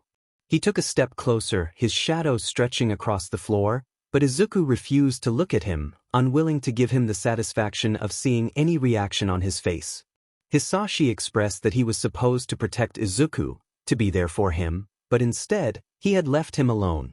He acknowledged that he hadn't listened or cared enough, and for that, he felt regret. Izuku cut him off sharply, telling him not to say he was sorry. He questioned whether an apology could change anything, whether it could make up for the years of neglect and the times Hisashi had pretended he didn't exist. Hisashi flinched at Izuku's words, but Izuku continued, letting his anger and bitterness pour out. He demanded to know where Hisashi had been when he needed him, when he was bullied and treated poorly for not having a quirk. Hisashi had been too busy being a hero, too busy saving everyone else to notice his own son. Hisashi tried to speak, but Izuku wasn't finished. He sat up slowly, painfully, wanting Hisashi to see the hatred in his eyes, the deep wound that would never heal. He reminded Hisashi of the times he had been taken, tortured, and experimented on, questioning where Hisashi had been then. He pointed out that Hisashi had been out being a hero, admired by everyone, yet unable to save his own son. Tears welled up in Hisashi's eyes, but Izuku refused to let them affect him. He would not give Hisashi that power over him again. Hisashi whispered that he knew he had failed Izuku and could never make up for what he had done or failed to do. He wanted Izuku to know that he was there now and would not leave again. He promised to spend the rest of his life trying to make things right if Izuku would let him. Izuku laughed, a hollow sound that echoed off the walls. He questioned how Hisashi planned to make things right, asking if he could go back in time to change everything or erase the years of pain and the scars left on him. Hisashi fell silent, and that silence was answer enough. He couldn't. Izuku muttered that he thought so, his voice low and filled with venom. Hisashi took another step forward, closer to the bed, but still kept a respectful distance. Izuku could see the desperation in Hisashi's eyes, the way his hands trembled at his sides. Hisashi pleaded with Izuku, acknowledging his anger and affirming that he still loved him, even if he had been too blind to show it before. He asked Izuku to let him help, to be the father he should have been. Izuku shook his head slowly, deliberately. He told Hisashi it was too late, that the time for him to be a father had passed long ago. He had survived without Hisashi, learned to live without him, and nothing Hisashi said or did would ever change that. Hisashi's face crumpled, tears spilling over as he admitted it was too late to fix things but insisted he couldn't give up on Izuku. He couldn't walk away again and begged for a chance. Izuku stared at him, his gaze cold and unyielding. He questioned what kind of chance Hisashi wanted. Was it to pretend they were a happy family, to pretend he cared now? He didn't want that. He didn't want Hisashi's pity or guilt. He made it clear that he was helping heal the heroes because it was the right thing to do, not for Hisashi or anyone else. It was not about redemption or forgiveness. It was about doing what needed to be done. Hisashi looked like he was about to break down completely, trembling with the effort to keep himself together. He expressed his understanding and reiterated that he was there for Izuku. He promised that if Izuku ever decided he wanted to talk or needed anything, he would not go anywhere. The atmosphere was heavy with unspoken words as Hisashi lay back on the bed, closing his eyes. He felt the weight of his rejection linger in the air, a dark cloud that enveloped the room. After a long moment, he sensed Izuku's presence fade as he quietly left, leaving behind an unsettling silence that made the room feel emptier than before. Instead of relief, 𝗧𝗓𝗓 was met with a profound emptiness that settled in his chest, a heavy stone of regret. Staring at the ceiling, he tried to push away the emotions threatening to overwhelm him: anger, pain, betrayal, all festering beneath the surface, waiting to erupt. But he couldn't afford to break down now. He had made his decision and chosen his path, with no turning back. The boy he once was had vanished, replaced by something darker, something twisted. No amount of tears or apologies could bring back the past. In the hospital room, tension filled the air, thick enough to crush anyone who dared to breathe. 𝗧𝗓𝗓 sat beside the bed, trembling slightly as he glanced at 𝗓𝗍 Todoroki, known as 𝗫𝗫𝗏, who was similarly bandaged and silent. The proud figure of the #1 hero seemed diminished, burdened by something heavier than his physical injuries. For a long time, neither man spoke, the only sound being the faint hum of hospital equipment. Finally, 𝗧𝗓𝗓 broke the silence, his voice low and strained. He hesitated, searching for the right words, admitting his failures as a father and the loss of his son. 𝗓𝗍 looked at 𝗧𝗓𝗓, his eyes dark and unreadable. He shifted slightly, wincing from the pain that flared in his battered body. But deeper than physical pain was a gnawing regret that had haunted him for a long time. He began to share his own failures, confessing his obsession with surpassing all might, which had driven his son Toya to madness and ultimately led to his loss. 𝗧𝗓𝗓 listened, surprised by the depth of 𝗓𝗍's remorse. He had heard rumors about 𝗫𝗫𝗏's family troubles but never expected such a candid confession. 𝗓𝗍 continued, revealing his neglect of his other children, believing that distance would protect them from the scars he had inflicted on Toya. He clenched his fists, recalling how he had ignored his children, allowing them to inherit his arrogance and cruelty. The weight of 𝗓𝗍's words pressed down on 𝗧𝗓𝗓, who had been so consumed with his own guilt that he hadn't considered others might share the same struggles. 𝗓𝗍 admitted to knowing about the bullying Izuku faced and how he had failed to intervene, believing it was just a phase. 𝗧𝗓𝗓's hands tightened into fists as he confronted the reality of their shared neglect. The enormity of their failures crashed down on 𝗧𝗓𝗓, who had wanted to be a hero, someone his children could look up to. Yet, he felt he had failed to save Izuku when it mattered most. 𝗓𝗍's expression softened, revealing a rare empathy as he reminded 𝗧𝗓𝗓 that they were human, capable of mistakes, often caught up in their ambitions, forgetting what truly mattered. 𝗧𝗓𝗓 struggled to articulate the depth of his regret, feeling as though he had allowed his son to suffer. 𝗓𝗍 finished his thought, acknowledging that the world would label Izuku a monster, but they knew the truth, that the real monsters were those who had ignored him. 𝗧𝗓𝗓 nodded slowly, the weight of 𝗓𝗍's words sinking in. He asked what they could do now to make things right. 𝗓𝗍 contemplated the question before responding that they couldn't completely fix the past, but they could try to make amends, to support Izuku, and show him he wasn't alone, even if he didn't want to hear it. A flicker of hope ignited in 𝗧𝗓𝗓's eyes as he wondered if Izuku would allow them back into his life. 𝗓𝗍 admitted uncertainty but emphasized the importance of trying, stating they owed Izuku everything they could give, even if it felt too late. 𝗧𝗓𝗓's resolve solidified as he recognized they couldn't give up on their son, no matter what he had become. 𝗓𝗍 placed a reassuring hand on 𝗧𝗓𝗓's shoulder, vowing they would work together to help Izuku and bring him back from the edge.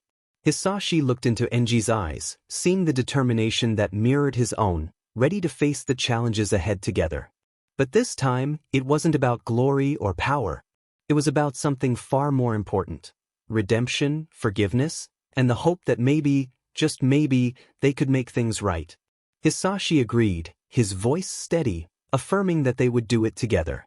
𝗓𝗍 nodded, tightening his grip on 𝗧𝗓𝗓's shoulder in solidarity, acknowledging their past failures as fathers but vowing not to fail again.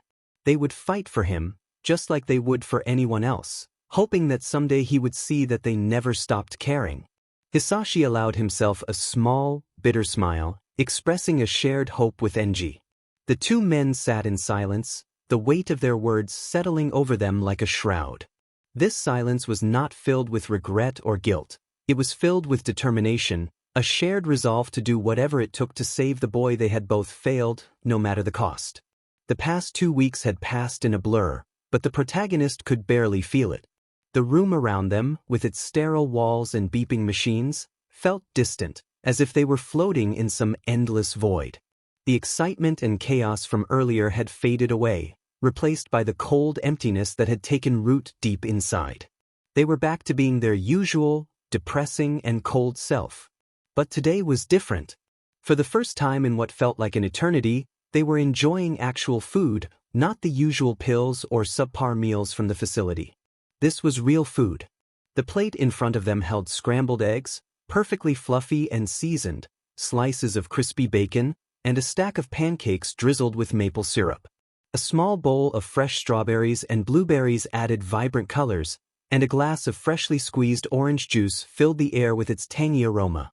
Their father had set all this up, and they simply wanted to savor something so delicious. As they devoured the food, barely pausing to breathe, they noticed 𝗬𝗏𝗄𝐻 standing at the entrance of the room, gazing with an expression that was difficult to read, somewhere between concern and hesitation. The protagonist, feeling indifferent, asked if 𝗬𝗏𝗄𝐻 minded their eating, not bothering to look up.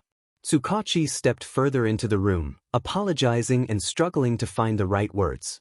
He finally managed to convey that the heroes who had been injured were back in full condition, thanks to the BLD provided. The protagonist paused mid-bite, processing the information. 𝗬𝗏𝗄𝐻 confirmed that they were completely healed and that the Public Hero Safety Commission had discovered everything that had happened in the facility. 𝗬𝗏𝗄𝐻 then presented two choices, the first being a 25-year sentence in Tartarus. The weight of his words settled in the protagonist's chest like a stone. The second option was rehabilitation as a UA student. The protagonist felt the irony of the situation. They had once dreamed of attending that school to become a hero, but now the opportunity came with strings attached. 𝗬𝗏𝗄𝐻 explained the conditions of rehabilitation, including constant surveillance and the requirement to wear Quirk suppression bracelets.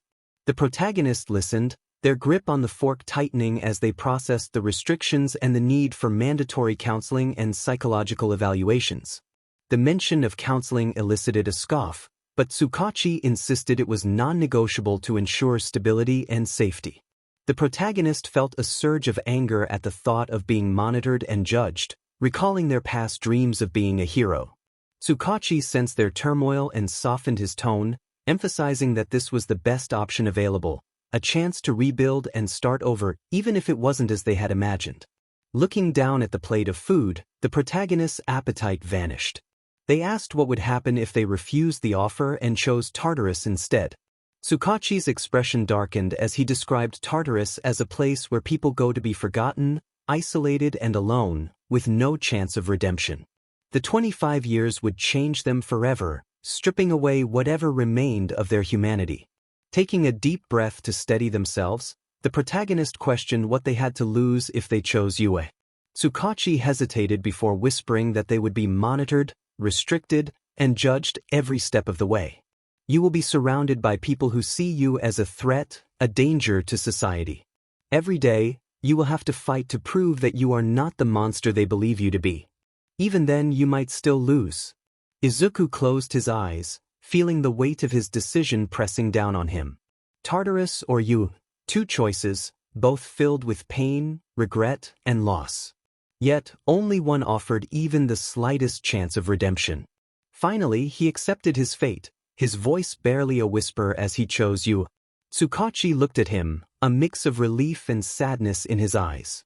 He asked if Izuku was sure, explaining that the path ahead would be filled with obstacles and people who might not trust him, who might fear him.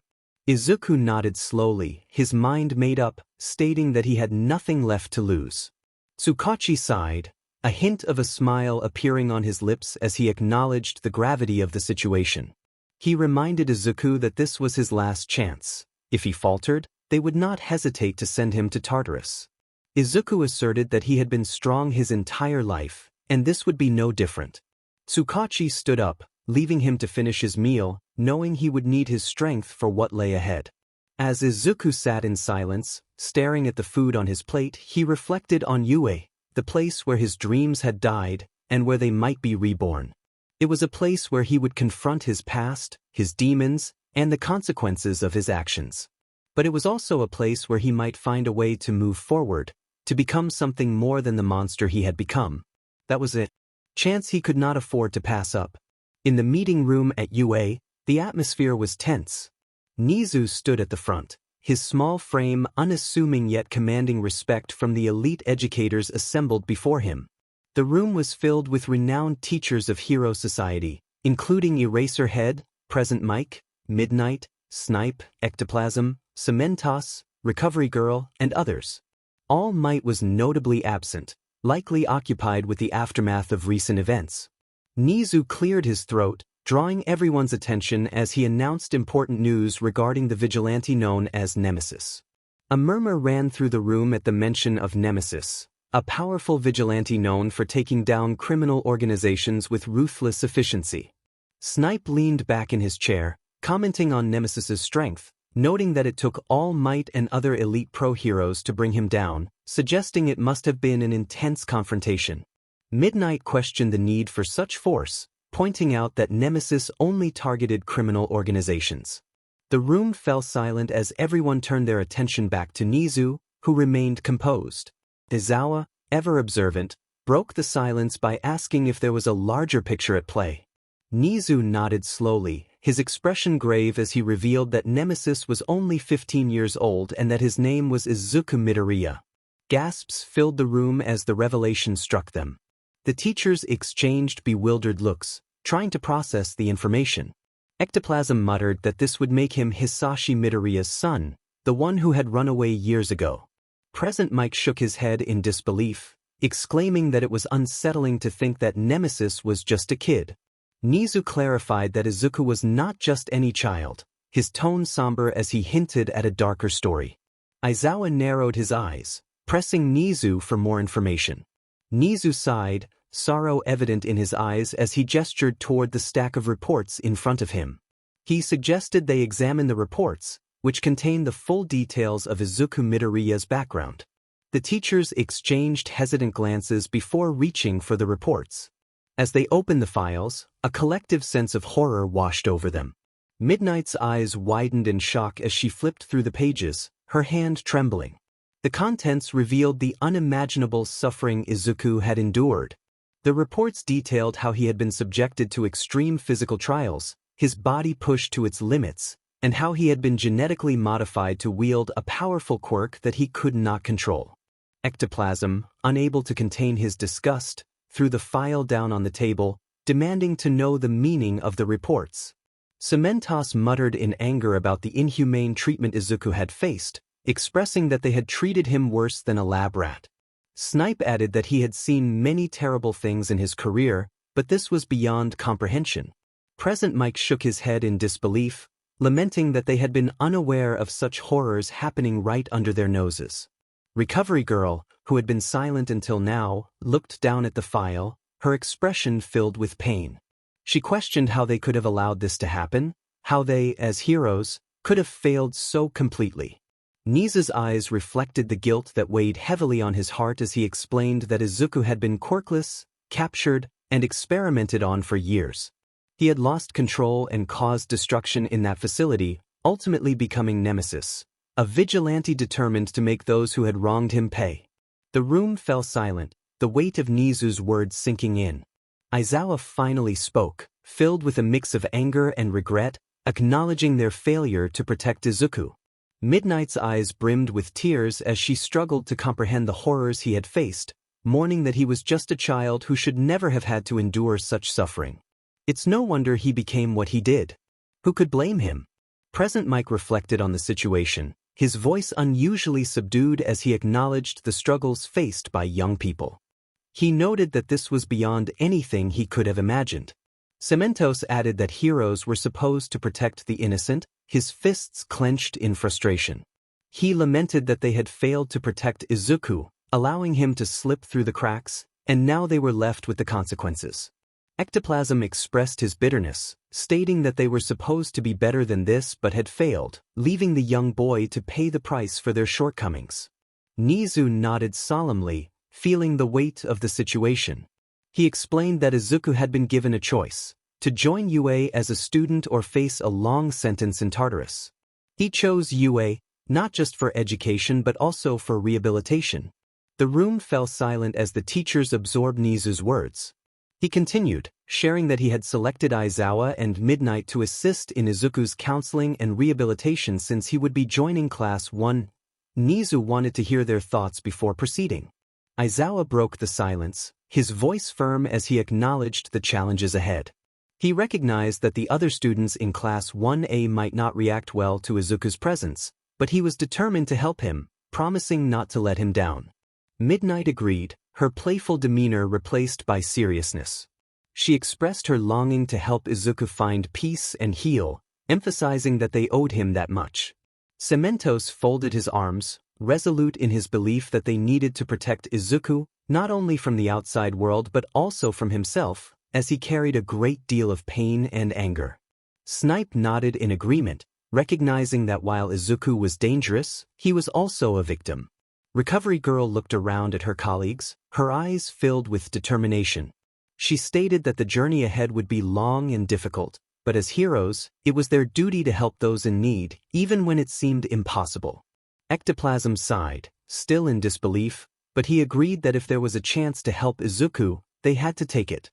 Present Mike added that they needed to make things right, acknowledging that while they couldn't change the past, they could work towards giving Izuku a better future.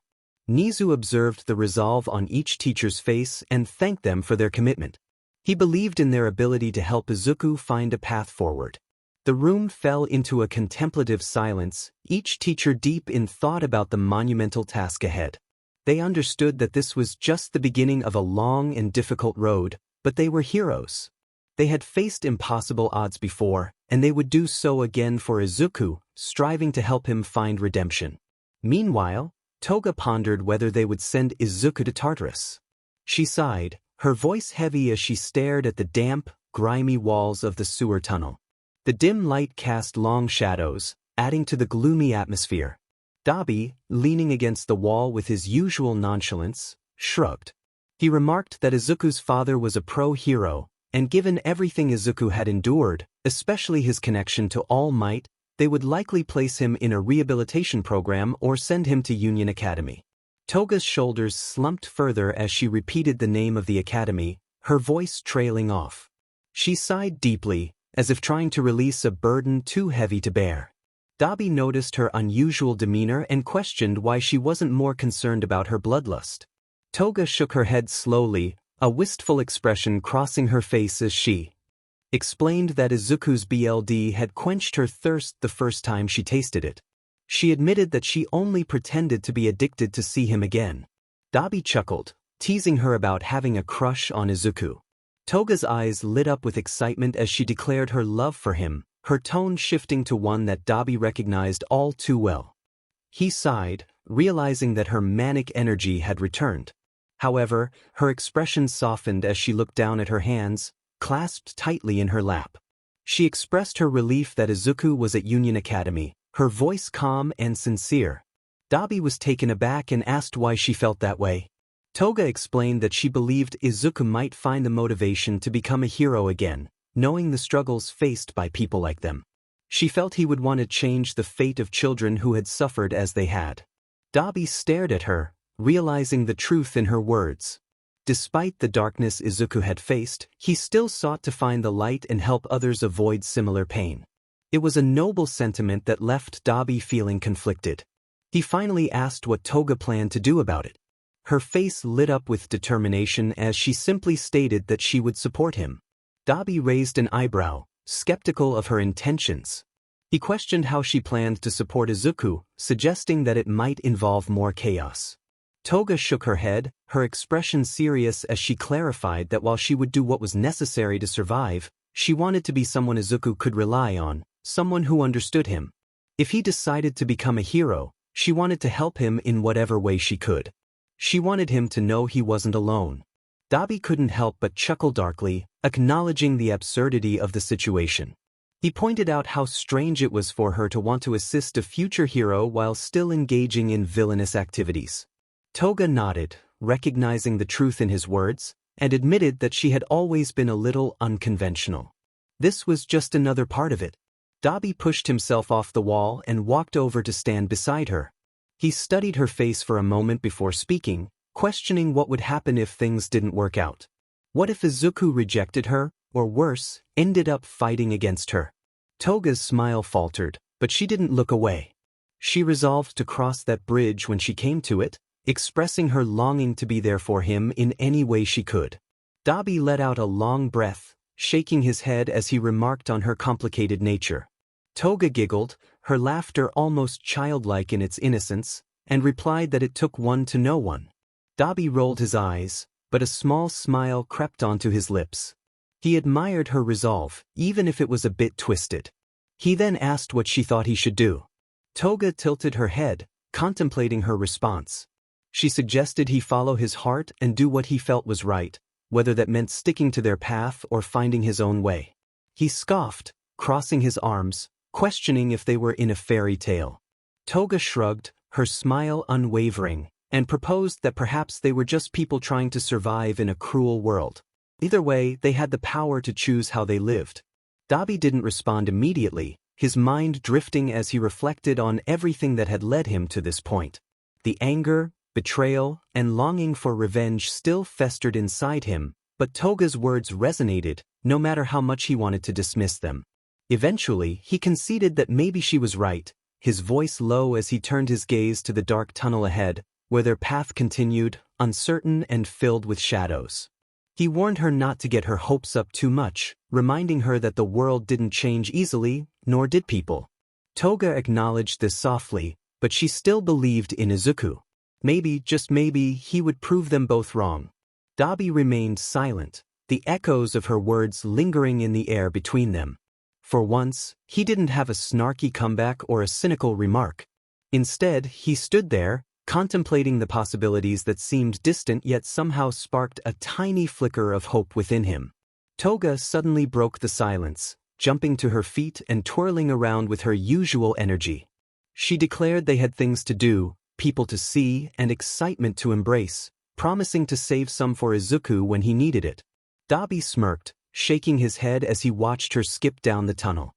He remarked on her impossibility, to which she glanced back with a mischievous grin, asserting that he wouldn't have it any other way. They continued down the dark, winding path, the faint sound of water dripping echoing around them. Despite everything, a strange sense of camaraderie blossomed between them, a bond forged in their shared pain and twisted desires. As they moved forward, both couldn't help but wonder what the future held, not just for them, but for the boy who had somehow become the center of their chaotic world. As Izuku stood there, facing his father Hisashi and Detective 𝗬𝗏, he felt the weight of the situation pressing down on him. Despite everything, he had made it clear that he would never forgive his dad. The quirk suppression bracelets on his wrists served as a constant reminder of the control they sought to maintain over him, reducing his quirk to a fraction of its output. He wore a long-sleeved shirt, dark green with hints of black, loose enough to conceal the scars that marked his skin. His breathes were dark, almost black, blending into the shadows, while his worn shoes showed signs of countless steps. His deep green hair fell over his forehead, barely kept in check, and the sleeves of his shirt covered the scars on his arms, remnants of his painful past. Hisashi, standing across from him, seemed to choose his words carefully. He began to speak, but Izuku interrupted him, coldly demanding to know where his mother was. Hisashi hesitated, then sighed heavily, revealing that she didn't know about everything yet. Izuku's disbelief was palpable as he questioned why Hisashi hadn't told her. Hisashi looked away, guilt evident in his posture, explaining that she had nearly taken her life on the anniversary of his departure, fearing what might happen if she learned the truth about Izuku's experiences. Silence stretched between them, and while a small part of Izuku felt guilt, the larger part, hardened by years of suffering, felt only emptiness. He pressed on, asking about his siblings and their estrangement. Hisashi acknowledged the pain they had caused and urged Izuku not to let hate consume him. Izuku scoffed, dismissing the idea that he would care about the consequences of his actions. Hisashi's eyes reflected a mix of regret and determination as he expressed his longing to make amends, even if Izuku hated him for life. 𝗬𝗏, sensing the tension, cleared his throat to redirect their focus. He informed Izuku that apart from the teachers, no one knew about his true identity. To everyone else, he was Izuku Midoriya, a late bloomer with a quirk known as energy manipulation, which could be used for physical enhancement or discharge. You were recommended by the Public Hero Safety Commission after passing their tests to enter UA, so you have a clean slate. A moment of vulnerability slipped through as memories of Tuya and Dobby, the only two who understood you as Nemesis, surfaced. With these restraints, you still felt caged. You sighed and expressed your gratitude. Upon arriving at UA, you stepped out of the car, carrying a small duffel bag with your belongings. Were greeted by Principal Nizu, standing alongside heroes Midnight and Eraserhead, also known as Aizawa Shoyuta. Aizawa's eyes assessed you instantly, his mind working through what he observed. He noted your dark green hair, almost black, dark green eyes, pale skin, and the dark circles under your eyes from lack of sleep. His cold, steely gaze hinted at deep trauma, and he recognized that you didn't trust anyone, not even yourself. He knew this would be a challenge. Nizu was the first to speak, introducing himself warmly. You interrupted him, acknowledging that you were familiar with Midnight and Aizawa, keeping your tone neutral. Nizu nodded, unfazed by your interruption, and explained that they had been briefed on your situation and were there to help. He wanted to ensure your comfort during your time at UA. You echoed the word, comfortable, finding it foreign. You reflected on the lack of comfort you had ever truly experienced. Midnight exchanged a glance with Aizawa, who remained silent, his gaze fixed on you. Midnight acknowledged your struggles and expressed their longing to help you heal and move forward. You scoffed at the idea of healing, questioning how one could move forward from torture, experiments, and nightmares. Aizawa calmly responded, explaining that healing takes time and that they weren't asking you to forget your past but to give yourself a chance at something better. You narrowed your eyes, challenging him on why you would want something better or if you had already accepted what you were. Aizawa's gaze softened as he pointed out that you chose to be there, even if it was the lesser of two evils. He assured you that no one was beyond hope. You remained silent, the weight of his words lingering as you followed them inside. They led you to a room that would be your new home.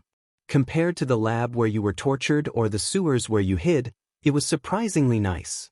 The small but cozy room had a single bed, a desk, and a small closet. Soft beige walls and carpeted floors added warmth, and sunlight streamed in through the window, creating a comforting atmosphere.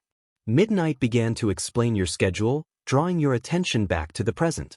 She informed you that classes would start next week, but your schedule would differ from the other students. You would have regular classes in the morning, followed by sessions with either Aizawa or herself in the afternoons. These sessions would focus on quirk control and rehabilitation. Midnight noted that your quirk was powerful and that you had been trained to control it under extreme conditions. Here, they wanted to ensure you were in control, not just of your quirk but of yourself. This included understanding your limits and addressing the trauma you had experienced. You gritted your teeth, feeling anger rise within you.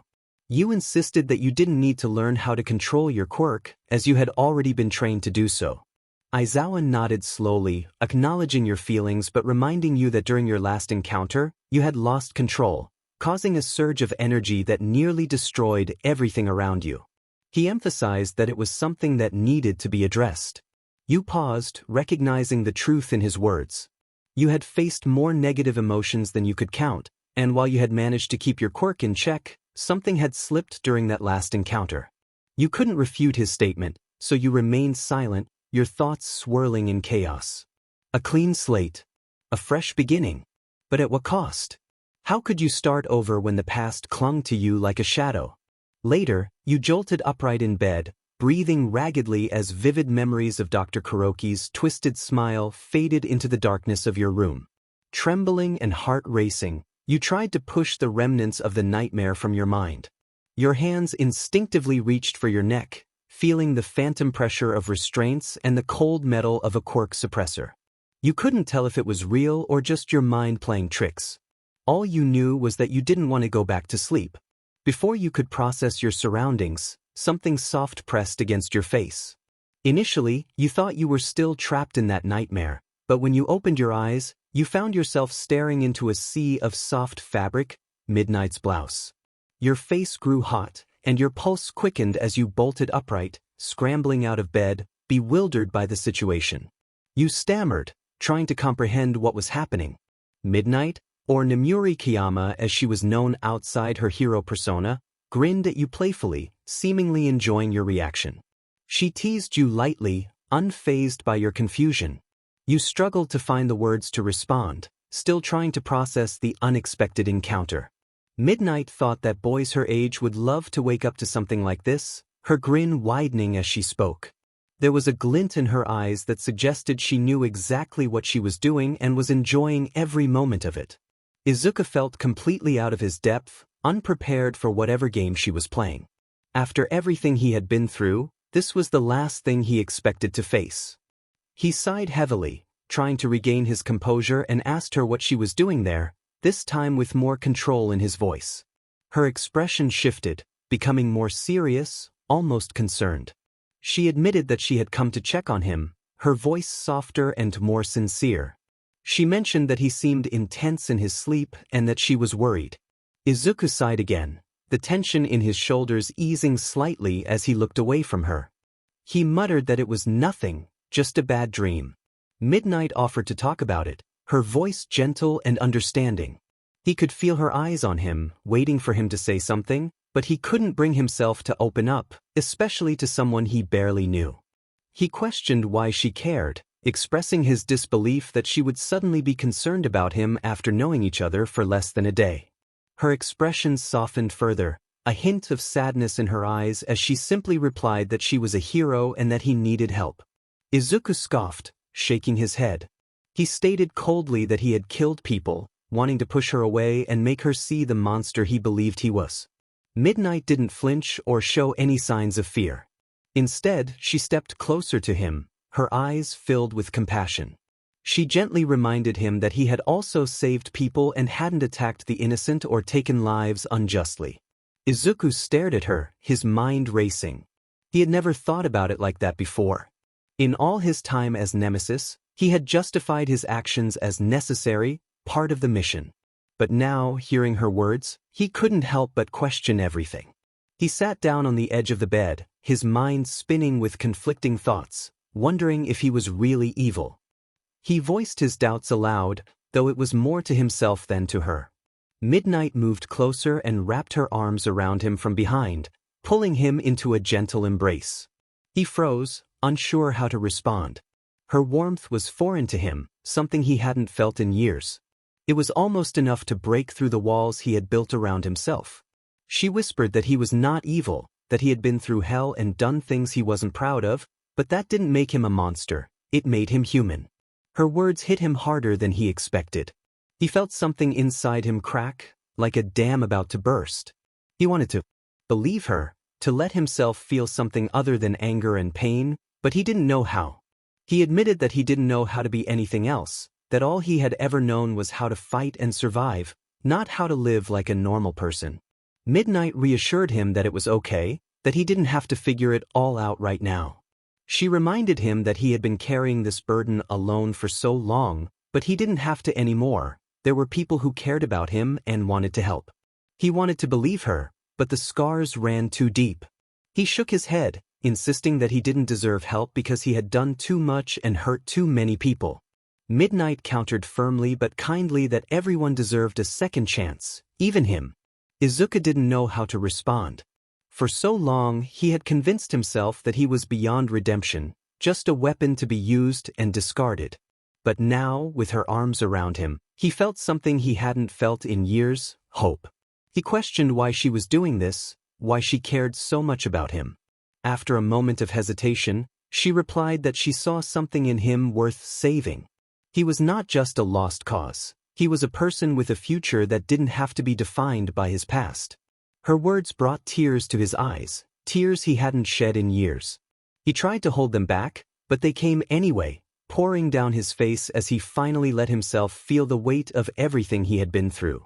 Midnight held him, allowing him to cry until there were no more tears left.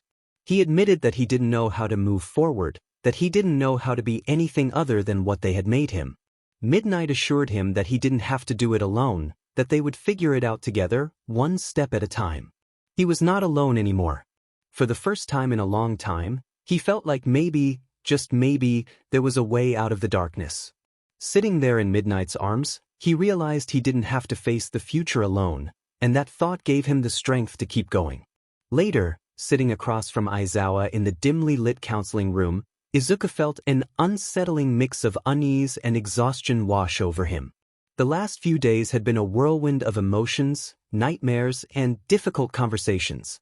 Now he was facing yet another challenge in the form of Shoto Aizawa, better known as Eraserhead. Aizawa had a reputation for being blunt, no-nonsense, and incredibly perceptive, the kind of person who could see right through any facade. Izuku was nervous, to say the least. Aizawa sat in his chair, his eyes half-lidded in that usual, almost lazy way of his. But Izuku knew better. Behind that sleepy expression was a mind that was constantly analyzing and evaluating. Aizawa reached into his bag and pulled out a thick file, dropping it on the desk between them with a soft thud. Izuku's eyes darted to the file, a sense of dread creeping in as he asked what it was, unable to hide the anxiety in his voice. Aizawa didn't look up immediately. Instead, he flipped open the file, his eyes scanning the pages within. He stated flatly that it was Izuku's file. It contained a detailed account of all the possible mental health issues provided to them by the hospital. Izuku swallowed hard. He had known that something like this was coming, but seeing the actual file, thick with pages of reports, diagnoses, and observations, made it all too real. He echoed the words in disbelief, wondering about the extent of his mental struggles. Aizawa nodded, his eyes finally meeting Izuku's. There was no judgment in them, just an unwavering seriousness. He confirmed that the hospital hadn't left anything out. Izuku felt his hands trembling slightly and clenched them into fists to stop the shaking. He asked how bad it was, though a part of him didn't want to know the answer. Aizawa didn't sugarcoat it, he never did. He stated that it was extensive. Aizawa explained that was why they were there, to address these issues, help Izuku understand them, and hopefully help him manage them. The word extensive made Izuku's heart sink. He had always known he wasn't okay, but hearing it confirmed like this, knowing there were pages detailing just how broken he was overwhelming. He braced himself for the worst when he asked what it said. Aizawa sighed softly, flipping through the pages as he began to list off the diagnoses. He started with the obvious, PTSD, post-traumatic stress disorder. Given everything Izuku had been through, it was a given. The hospital reports indicated he experienced frequent flashbacks, nightmares, and episodes of severe anxiety related to his time in captivity.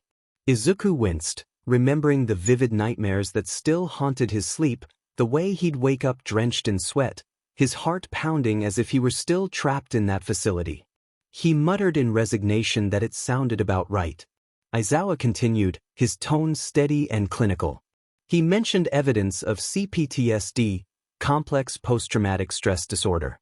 This was a result of prolonged trauma, manifesting in more pervasive ways. It wasn't just about the nightmares or flashbacks, it was about how Izuku interacted with the world, how he related to himself and others. He had developed deep-seated feelings of worthlessness, shame, and guilt.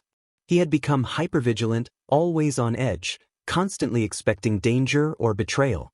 Izuku bit his lip, trying to keep his emotions in check. Every word felt like a knife digging deeper into the wounds he had tried so hard to ignore. He quietly admitted that he didn't know it had a name. He thought that was normal for him. Aizawa shook his head, explaining that it was not normal. It was a result of the trauma he had endured. It was something that needed to be addressed, or it would continue to affect every aspect of his life. Izuku nodded numbly, unable to find the words to respond. The weight of Aizawa's words was suffocating, but he knew he was right. He couldn't keep ignoring it, pretending that he was okay when he clearly wasn't. Aizawa flipped to another page, his expression growing more somber. He mentioned major depressive disorder, noting that the hospital had observed symptoms for a long time, possibly even before the events that led to Izuku's captivity. It was characterized by persistent feelings of sadness, hopelessness, and a lack of interest in activities he once enjoyed. Signs of suicidal ideation were also noted. The mention of those thoughts made Izuku's breath hitch. He had tried to keep those dark thoughts at bay, but there were times, especially during the worst of it, when he wondered if it would just be easier to let it all end. He had tried to escape, even attempting to harm himself in the past. Hearing Aizawa say it out loud made it impossible to deny. He whispered that he never thought it was that bad. Aizawa's gaze softened slightly, though his tone remained firm. He explained that it was understandable, given everything Izuku had been through. It was important to recognize these feelings for what they were and to get the help needed to manage them. Izuku nodded, though the idea of opening up about those thoughts terrified him. He knew he couldn't keep running from it if he wanted to survive. He asked what else was there, dreading the answer. Aizawa flipped to another section of the file and mentioned evidence of dissociative symptoms. The hospital noted that Izuku had experienced moments of feeling disconnected from himself or his surroundings, almost as if he were watching everything from outside his body. This was a common response to severe trauma, especially when the mind was trying to protect itself from overwhelming stress. Izuku nodded slowly, recalling those dissociative episodes. There were times when he felt like he was floating above everything, watching as if it were all happening to someone else. It was both a relief and a curse, a way to escape the pain but also a reminder of just how broken he had become. He admitted that he had felt that way. Aizawa continued, his voice steady. He mentioned anxiety disorder, explaining that the hospital reports indicated Izuku experienced frequent panic attacks, often triggered by memories of his trauma or by situations that reminded him of his captivity. He had developed a fear of being in situations where he felt trapped or unable to escape, leading him to avoid certain places or situations, further isolating himself. Izuku felt a lump form in his throat. The panic attacks had been some of the worst moments, leaving him feeling powerless and ashamed. He admitted that he didn't know how to make it stop. Aizawa nodded, his expression understanding. He reassured Izuku that was why they were there, to help him understand what was happening and to give him the tools to manage it. A wave of exhaustion washed over Izuku, the weight of everything pressing down on him. He asked if there was more, unsure if he could handle hearing any more. Aizawa hesitated before nodding. He explained that the hospital also noted signs of hypervigilance and paranoia. Izuku had become overly cautious, always on guard, constantly expecting danger even in safe situations. This had led to trust issues, making it difficult for him to form or maintain relationships. He had also shown signs of anger management issues, particularly when he felt threatened or cornered. Izuku clenched his fists, the words hitting a little too close to home. He had always prided himself on being able to stay calm under pressure, but there were times when he felt like a ticking time bomb, ready to explode at the slightest provocation. The trust issues had become a constant in his life. Izuku reflected on Aizawa's words, feeling a pang of guilt as he acknowledged the truth in them. Aizawa explained that Izuku's behavior was a defense mechanism, a way to shield himself from further pain. However, those walls he had built were also keeping out the very people who wanted to help him. Izuku nodded, understanding the reality but still feeling conflicted. The idea of letting people in felt risky, and he wasn't sure if he was ready to take that leap. He asked if there was anything else, hoping they were nearing the end of the discussion. Aizawa turned to the last section of the file, his expression serious as he mentioned the signs of survivor's guilt. He noted that Izuku had shown feelings of responsibility for the suffering of others, even when it wasn't his fault. This guilt had led to feelings of unworthiness and a belief that he didn't deserve happiness or safety. Izuku's chest tightened at the mention of survivor's guilt. Memories of those he couldn't save flooded his mind, the weight of their loss heavy on his heart. He remembered the faces of those he failed to protect, their last cries echoing in his mind. The burden of their loss had become a part of him, haunting him relentlessly. Even in this moment, he felt their weight pressing down on him, suffocating him. He looked down at his trembling hands, admitting to Aizawa that he had always felt it was his fault. If only he had been stronger or faster, perhaps they would still be alive. Aizawa's gaze softened, yet his voice remained firm as he reminded Izuku that he couldn't carry the weight of the world alone. He was not responsible for every misfortune that occurred. Aizawa reassured him that he had done his best with the abilities he had at the time and that blaming himself for things beyond his control would only cause him more pain. Although Aizawa's words resonated with him, the guilt was deeply ingrained, making it difficult to let go. Izuku expressed his feelings of inadequacy, questioning how he could release the cycle of guilt and self-blame. Aizawa leaned forward, maintaining eye contact as he explained that it wouldn't be easy. It would require time and effort, possibly with the help of a therapist. He emphasized the importance of acknowledging that Izuku couldn't face this alone and that seeking help was okay. The thought of therapy had always felt daunting to Izuku, as if it meant admitting weakness. However, sitting there, he realized he was already at his breaking point. He couldn't continue pretending everything was fine when it clearly wasn't. He asked Aizawa if he could truly get better, surprised by the vulnerability in his own voice. Aizawa looked at him with rare softness, expressing his belief in Izuku's potential for healing. He warned that it would be a long and challenging journey, requiring Izuku to confront dark parts of himself and accept help from those who cared about him. Though Aizawa's words brought relief, they also stirred deep-seated fears. The idea of opening up was terrifying, but the alternative of remaining on his current path was even more daunting. Izuku admitted his uncertainty about whether he was strong enough to face this challenge. Aizawa reassured him that true strength wasn't merely about physical power or victories in battle, it was about having the courage to confront fears and demons, even when it was frightening. He acknowledged Izuku's incredible strength in surviving his past and encouraged him to show that strength in a different way. Izuku nodded, though fear still lingered. He voiced his concerns about the possibility of failure and whether he could handle the journey ahead. Aizawa responded without hesitation, emphasizing that healing was not a linear process.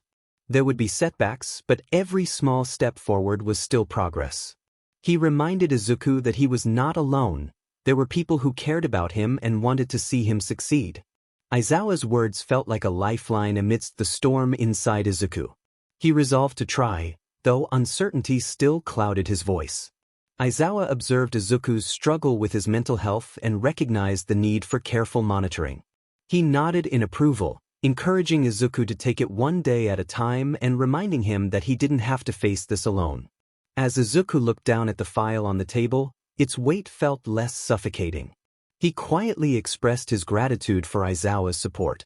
Aizawa stood up, gathering the file, and returned to his usual businesslike demeanor, stating they would check in regularly and encouraging Izuku to reach out whenever he needed to talk. Izuku nodded, feeling a mix of hope and fear about the uncertain road ahead.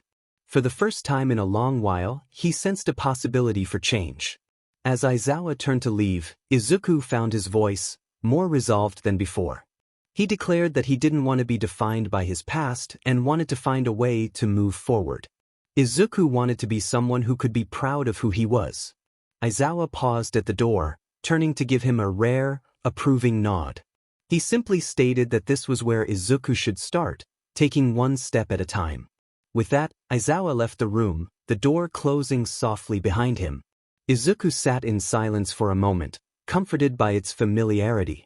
The weight of the file and everything he had been carrying still lingered, but a new resolve began to grow within him. He didn't know what the future held, but he realized he could no longer live in the shadows of his past. He had to find a way to heal and move forward, even if it was the hardest journey he had ever faced. Perhaps, just perhaps, he could find a way to be at peace with himself. Izuku woke up to the familiar warmth of Nemuri's presence beside him. Ever since she began sharing his bed, the relentless nightmares that once haunted him had ceased. The vivid images of Dr. Kuroki and the terrifying experiments faded into the background when he was wrapped in the comfort of her arms. Her presence, though unconventional, had become a source of solace he had never known before. His therapy sessions with both Aizawa and Nemuri continued steadily. Aizawa's approach was direct, challenging him to confront his darkness head-on, while Nemuri offered a softer, more empathetic ear. Izuku found he could talk to her about things he hadn't been able to share with anyone else. During one of their sessions, Izuku opened up about his childhood, the neglect from his parents, Hisashi and Inko, and the cruel treatment from his twin sister, Izumi. He hesitated at first, feeling the familiar weight of shame and fear pressing down on him. But Nemuri's patient silence and unwavering gaze urged him to continue. He expressed that he had never felt good enough for them, no matter how hard he tried. Hisashi barely acknowledged him, and 𝐒𝐭 was always too busy with Izumi, who was everything their parents wanted. A prodigy, powerful and popular. Izuku felt like he was just there. Nomiuri listened intently, her heart aching for the boy sitting across from her. She could see the pain etched into every word, the way his hands trembled as he spoke. She wanted to reach out and hold him, but she knew he needed to express this on his own terms. He continued, describing how Katsuki and the Todoroki twins had been his friends, or so he thought. When it became clear he was quirkless, they turned on him. Katsuki, especially, made his life unbearable. His sister had once told him to jump off a roof, suggesting he might gain a quirk in his next life. The relentless bullying pushed him to the point where he felt he had no choice but to run away. Izuku paused, struggling to keep his composure. Nomiuri's eyes widened slightly in shock, her mind reeling at the cruelty he had endured. She felt a surge of protectiveness well up inside her. He revealed that their actions had led to his kidnapping, as running away had landed him in a facility where he experienced unimaginable horrors. Nomiuri couldn't remain silent any longer. She leaned forward, her voice trembling with barely contained anger. She told him that those people, his family and so-called friends, did not deserve him. What they had done was unforgivable. Izuku nodded, still looking downcast, admitting that it was hard not to feel responsible. If he had been stronger or had a quirk like them, maybe things would have been different. Nomiuri reached out, gently placing her hand over his. She reminded him that he couldn't blame himself for the cruelty of others. He was just a child who deserved love and support, not to be treated as worthless. Izuku finally looked up, meeting her gaze with tear-filled eyes. He confessed that he couldn't stop thinking about them, about their faces and voices haunting him. Nomiuri's heart broke at his words. She wished she could take away his pain, to make him forget all the horrors he had endured. But she knew all she could do was be there for him, helping him through this one step at a time. She assured him that he didn't have to go through this alone, and they would work through it together. Izuku nodded, feeling a small, fragile thread of hope. Nomiuri leaned in closer, her voice gentle yet firm, reminding him that what had happened to him didn't define who he was. He was strong, brave, and kind, having survived things that would have broken most people. She encouraged him not to let the past keep him trapped, assuring him that he had a future not determined by those who had hurt him. Izuku felt a spark of determination ignite within him, something long buried beneath layers of self-doubt and fear. He expressed his gratitude for her belief in him, and Nomiuri smiled, her eyes warm and filled with fierce protectiveness. I'll take it. Level up! Entered, reminding Izuku that they needed to be careful. If anyone pushed him too far, he wouldn't hesitate to take action. As Izuku left, Mizu came in to check on their progress. Nomiuri glanced at Aizawa, concern for Izuku clear in her eyes. She expressed that he was fragile, emotionally hanging by a thread, and if anyone pushed him, he might break. Aizawa met her gaze, his voice firm as he promised to do everything he could to protect him. Mizu nodded in agreement, already strategizing the various scenarios that could unfold. He stated that Izuku's rehabilitation was their top priority, and they couldn't afford to let him, especially those who had already hurt him, derail his progress. Nomiuri sighed, just a little more, slightly reassured by their commitment. She expressed her care for Izuku, emphasizing that he deserved a chance to heal and live without fear. Mizu observed the dynamic between Aizawa and Nomiuri, a small, knowing smile playing on his lips. Aizawa remarked that it seemed they had grown close, and Nomiuri felt her cheeks flush, a rare occurrence for someone known as a She stammered, trying to brush off her irritation, insisting she had just been helping him. Aizawa, however, remained skeptical, having seen various sides of her just a little more, enough to raise her. She actually blushing. Aizawa thought, barely managing to suppress a smirk. I'm ready. He had assumed she only blushed when playing up her usual away. Quickly shaking his head, he dispelled the thought and returned his focus to the matter at hand. Can't take much more. Serious. It was good that they had developed I'm a my strong own person. relationship. He had to admit, whatever Minori was doing, it was working. Izuku had only known her for 3 days, yet he had already opened up so much. 𝐬𝗏 had never expected that several months of therapy would be enough, let alone just a few days. Minori was waiting, but she nodded, understanding the weight of 𝐬𝗏's work. She was doing her job, though it hurt knowing that there were kids like Izuku out there, who the heroes had failed. Sometimes, it was that they were really doing it. Mizu's small, furry back folded neatly on his desk, his eyes reflecting the gravity of Minori's work. Much better. He gently reassured her that she was doing more. Come on. The connection she had built with Izuku was remarkable and was helping him in ways they couldn't have imagined. 𝐬𝗏 nodded in agreement, emphasizing that whatever Minori was doing, she could pick it up. Izuku needed someone like her in his life right now. Give up. Minori looked down, her thoughts drifting back to the sessions she had with Izuku. The things he had revealed were more than she expected, more than she was prepared for. But she wasn't about to back down. She quietly expressed that she was trying, though sometimes it was hard to know if it was happening. Before the conversation could go any further, Mizu redirected their attention to an important matter. The new term DA was starting in a few days, and he inquired about Izuku's rehabilitation progress. 𝐬𝗏 leaned back in his chair, crossing his arms as he reported that it had been going well. Izuku was responding confidently to their sessions, still guarding what he confided. Mizu nodded softly and turned to him. Minori, asking how Izuku had been during the session. She sighed deeply, feeling the weight of her responsibility. Gathering her thoughts, she revealed that Izuku had been through so much. In their sessions, he had shared experiences that made her wonder how he was still standing. He told her about the neglect from his parents, Hisashi and Inko, and how his twin sister, Izumi, along with the Bakugo and Todoroki twins, had bullied him relentlessly. They had pushed him to run away, which eventually led to his kidnapping and everything else that followed. They were the ones who shifted him into his name. As she spoke, Minori's eyes reflected a deep, simmering anger. She continued, expressing her disgust at how his old school treated him, like trash because he was quirkless. It was sickening to her. Mizu's expression darkened slightly as he acknowledged that it was troubling to hear, but he wasn't surprised. Izuku had endured unimaginable suffering, and it was clear that those responsible had much to answer for. Mizu leaned back in his chair, contemplating the implications. This was going to be a significant problem, especially with the new term starting soon. If Izuku encountered those who had tormented him, it could lead to him losing control, undermining all the progress they had made with his rehabilitation. 𝐬𝗏's gaze hardened as he expressed his understanding of the situation. He had tried to reject the enrollment of those students, but the Public Safety Commission had overruled him. They had agreed to certain restrictions, but he knew how they operated.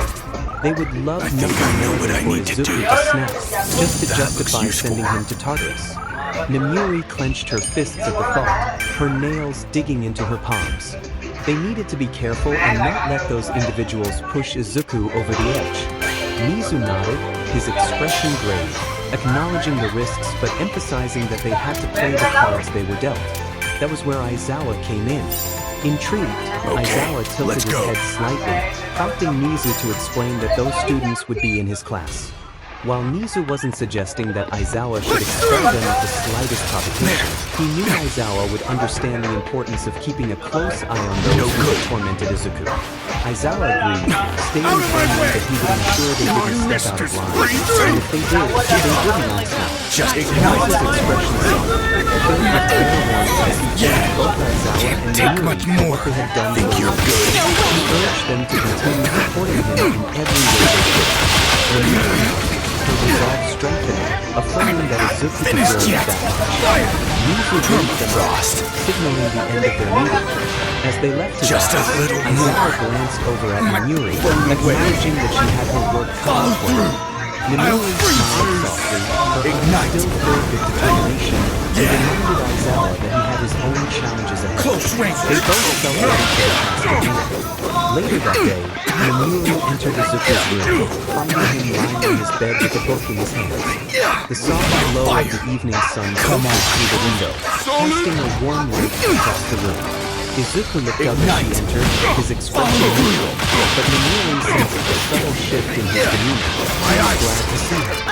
She greeted him warmly, and he nodded slightly in response. Shaking her head with a smile, she proposed they go out, just the two of them. Izuku frowned in confusion, reminding her that he wasn't allowed to go out without a supervisor. With a mischievous grin, Nomiuri declared that she was his supervisor, and therefore they were going away. Izuku blinked, processing her words. He placed his book down on her lap, accepting a gift and a location that would allow him to leave the school.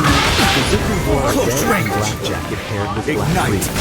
Upon receiving the location, he struggled to suppress a reaction to the apprehension. Just ice he thought to himself about the bold choice of clothing, feeling a rush of embarrassment as he averted his gaze. Nomiuri, with a playful grin, noticed his discomfort and teased him, enjoying the effect her outfit had. Despite his attempt to brush it off, he felt a mix of frustration and intrigue. He suggested they move on, holding her hand as they left their current location. Nomiuri playfully remarked on his keen demeanor, which only made him blush deeper. Their first stop was a small cafe in the city. Nomiuri ordered a couple of drinks and some pastries, and they settled at a cozy table at the window. The cafe buzzed with activity, the lively chatter and cooking dishes creating a warm atmosphere. As they enjoyed their drinks, Nomiuri observed Izuku's curious gaze, noting his apprehension in the bustling environment. She broke the silence, commenting on the pleasantness of the day, to which Izuku nodded in agreement. Their conversation flowed easily, with Nomiuri guiding it with light-hearted topics and gentle teasing that drew out small reactions from him. It was heartening to see him relax, even if just a little. After leaving the cafe, they strolled through the city, exploring various shops and attractions. At a bookstore, Izuku immersed himself in the shelves, and later, they found a small park where they sat on a bench, watching the world pass by. In a toy store, Nomiuri picked up a cute plush bear and playfully suggested it would look great on his bed. Izuku's face turned red as he tried to dismiss her, but she caught the hint of a smile on his lips. I'll take it. She placed the plushie back on the shelf, assuring him she was just having fun. Their walk continued, with Nomiuri pointing out interesting sights and making playful comments that brightened Izuku's usually neutral expression. The city thrummed with energy, and for a moment, it felt like they were in their own little world. As the sun began to set, Nomiuri led Izuku to a quiet spot overlooking the city, where the view was breathtaking. The sky was painted in hues of orange, pink, and purple, creating a magical scene. They stood in silence for a few moments, absorbing the beauty of it. Nomiuri glanced at Izuku, noticing how the soft light highlighted the changes in his expression. He seemed more at ease, as if the weight he usually carried had lightened. She gently reminded him that sometimes it was good to take a moment to breathe, acknowledging that life could be overwhelming but that moments like this were important. Izuku nodded, his gaze still fixed on the horizon, quietly contemplating her words. Nomiuri felt a warmth in her chest at the progress he was making, even if it was just a small step forward. They continued to watch as the sky darkened and city lights began to twinkle below them, the atmosphere serene and almost timeless. Eventually, Nomiuri suggested they grab something to eat before heading back. After a moment of hesitation, Izuku agreed, and she led him to a cozy restaurant nearby. The restaurant had a warm, inviting atmosphere, and they found that people tucked away from the crowd. Their conversation over dinner was light and relaxed, with Nomiuri sharing stories and jokes that occasionally brought a smile to Izuku's face. She noticed how he seemed more vulnerable, responding more openly, even if it was just with a nod or a few words. This progress filled her with gratitude. As they finished their meal and prepared to leave, Nomiuri had a sudden idea. Leaning across the table, with a mischievous smile, she expressed her love for something special. Izuku blinked in surprise, curious about what she had in mind. With a wink, she led him out of the restaurant and through winding streets until they reached a secluded park, surrounded by tall trees and illuminated by the soft glow of colors. Izuku's eyes widened in awe at the beauty of the hidden spot. Nomiuri smiled, pleased with his reaction, and they wandered through the park, the fireflies flickering around them like tiny stars. The atmosphere felt magical, as if the rest of the world had faded away, leaving just the two of them in this serene corner of the city. They found a bench near a small pond, and Nomiuri sat down, inviting Izuku to join her. He hesitated before sitting beside her, his gaze fixed on the water. They enjoyed a comfortable silence, appreciating the peace that surrounded them. No one will get hurt. Nomiuri glanced at Izuku, her heart swelling with a mix of emotions as she recognized the progress he was making. I'll head there next. Though he still carried the weight of his past, there was a newfound lightness about him. After a few moments, she broke the silence, expressing her happiness about their day together. Izuku turned to her, his expression away, acknowledging the sentiment with a quiet relief. Nomiuri smiled, feeling warmth in her chest at Izuku's words. She reached out, placing a gentle hand on her shoulder. She told him he was doing great, acknowledging that it wasn't easy, but he was making progress, and that was what mattered. Izuku looked down, a faint blush coloring his cheeks. He expressed his gratitude, and Nomiuri's heart skipped a beat at the sight of his blush. Without thinking, she leaned him closer, her hand gently cupping his cheek as she tilted his face toward hers, their eyes locking for a brief moment. Izuku's eyes widened in surprise, and for a split second, he froze. Out of your reach! Nomiuri closed the distance between them, sharing a soft, gentle kiss. I'm ready to stand still as their lips met, a brief, tender moment that sent a jolt of electricity through both of them. When Nomiuri pulled back, her cheeks were flushed, her heart racing. She could see the surprise and confusion in Izuku's eyes, his own cheeks tinged with a deep blush. She stammered, unsure of why she had acted that way, apologizing if she had made him uncomfortable. Izuku blinked, still processing what had just happened. He managed to reassure her that it was okay, though he was surprised. Relief washed over Nomiuri, though her heart continued to PMD with her chest. Ignite! She explained that she hadn't meant to surprise him and that she had gotten caught up in the moment. Izuku looked down, his blush deepening as he reassured her that it was truly okay, just unexpected. Just a little more, out of your reach! Both processing the event, but the air thick with unspoken feelings. Finally, Nomiuri broke the silence, her voice soft and sincere as she expressed how much she cared about him. She told him he was amazing and that she was glad to have gotten to know him. Izuku looked up at her, his eyes filled with a mix of emotions, and he reciprocated her feelings, acknowledging how much she had helped him. Her heart swelling with warmth at his words, and she assured him that she would always be there for him. Izuku nodded, a small, genuine smile breaking through his usually guarded expression as he thanked her. They sat together for a little while longer, the awkwardness gradually fading away, replaced by a comfortable silence. The night air was cool, and the fireflies danced around them, casting a soft, ethereal glow over the park. Eventually, Nomiuri stood up, offering Izuku her hand and suggesting they head back since it was getting late. Izuku took her hand, allowing her to help him up, and they began walking back to the school. As they walked side by side, Nomiuri felt the sense of contentment. The day had been full of surprises, but it had brought them closer together. She knew there was still a long road ahead for Izuku, but she was determined to be there for him every step of the way. As they made their way back, Nomiuri couldn't help but smile, knowing that this was just the beginning of something special. Later, as Izuku lay in bed, his thoughts raced. His heart was still pounding from the kiss, the feeling of Nomiuri's lips on his lingering in his mind. Let's go. He wondered what it meant, how he had never expected such a moment. Questions swirled in his mind, and he sighed, staring at the ceiling. Nomiuri had fallen asleep beside him, her presence warm and comforting, yet he was confused about why she, would want anything to do with it. He closed his eyes, willing himself to sleep, though the question persisted until his life finally took over. When he opened his eyes again, he found himself hazy face, surrounded by soft, peaceful light. He looked down at himself, confused to see that he appeared younger, dressed in his old all-night pajamas. Finished! As he lifted his head, come on, at the sight of two other versions of himself. The first was him in the reflecting the pain he had endured. The sight made his stomach churn. The other figure was a twisted version of himself, clad in a dark outfit, glaring with disdain and cold amusement.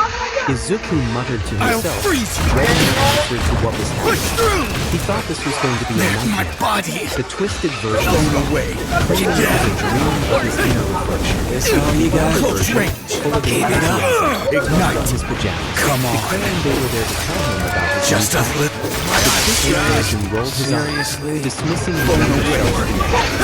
Izuku stepped forward, feeling the weight of his head. The battered version spoke softly, explaining they weren't asking him to be a pro-hero. Izuku was taken aback. My version chimed in, contrasting the somber atmosphere, but the twisted version silenced him with a sneer.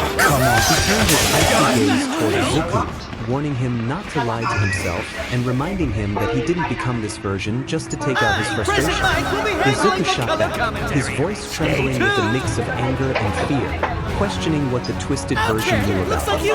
Rage bubbled inside Izuku, threatening to spill over, but he quickly realized that expressing it would be pointless. Facility Izuku let out a tired sigh, rubbing his temples as if dealing with a persistent headache. He reminded Izuku that they were all parts of him, just a few years apart, with a few more scars.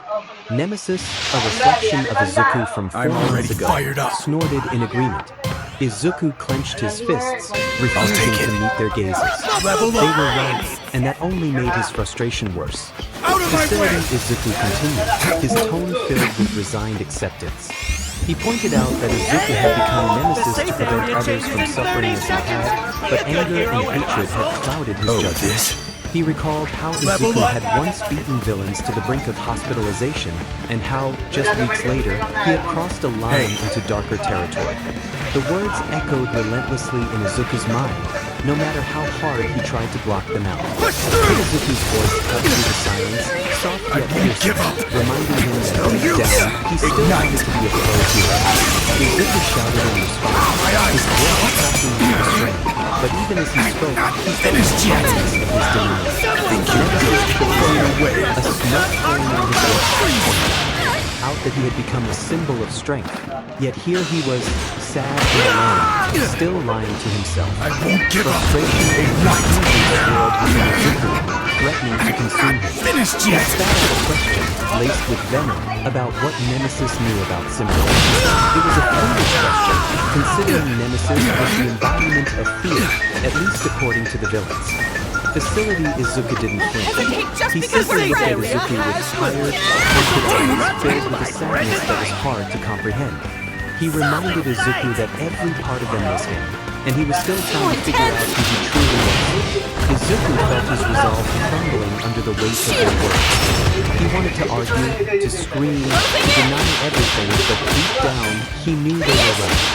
Nemesis stepped forward, his expression serious, stating that they were all core aspects of Izuku, each representing something within him. The real question was, what core aspect was he? Izuku stood there, staring at the 3 versions of himself, his mind reeling. He questioned who he was, the kid in all-white pajamas, the broken boy from the facility, the vengeful figure that became Nemesis. They were all parts of him, but what did that mean? What was he supposed to do now?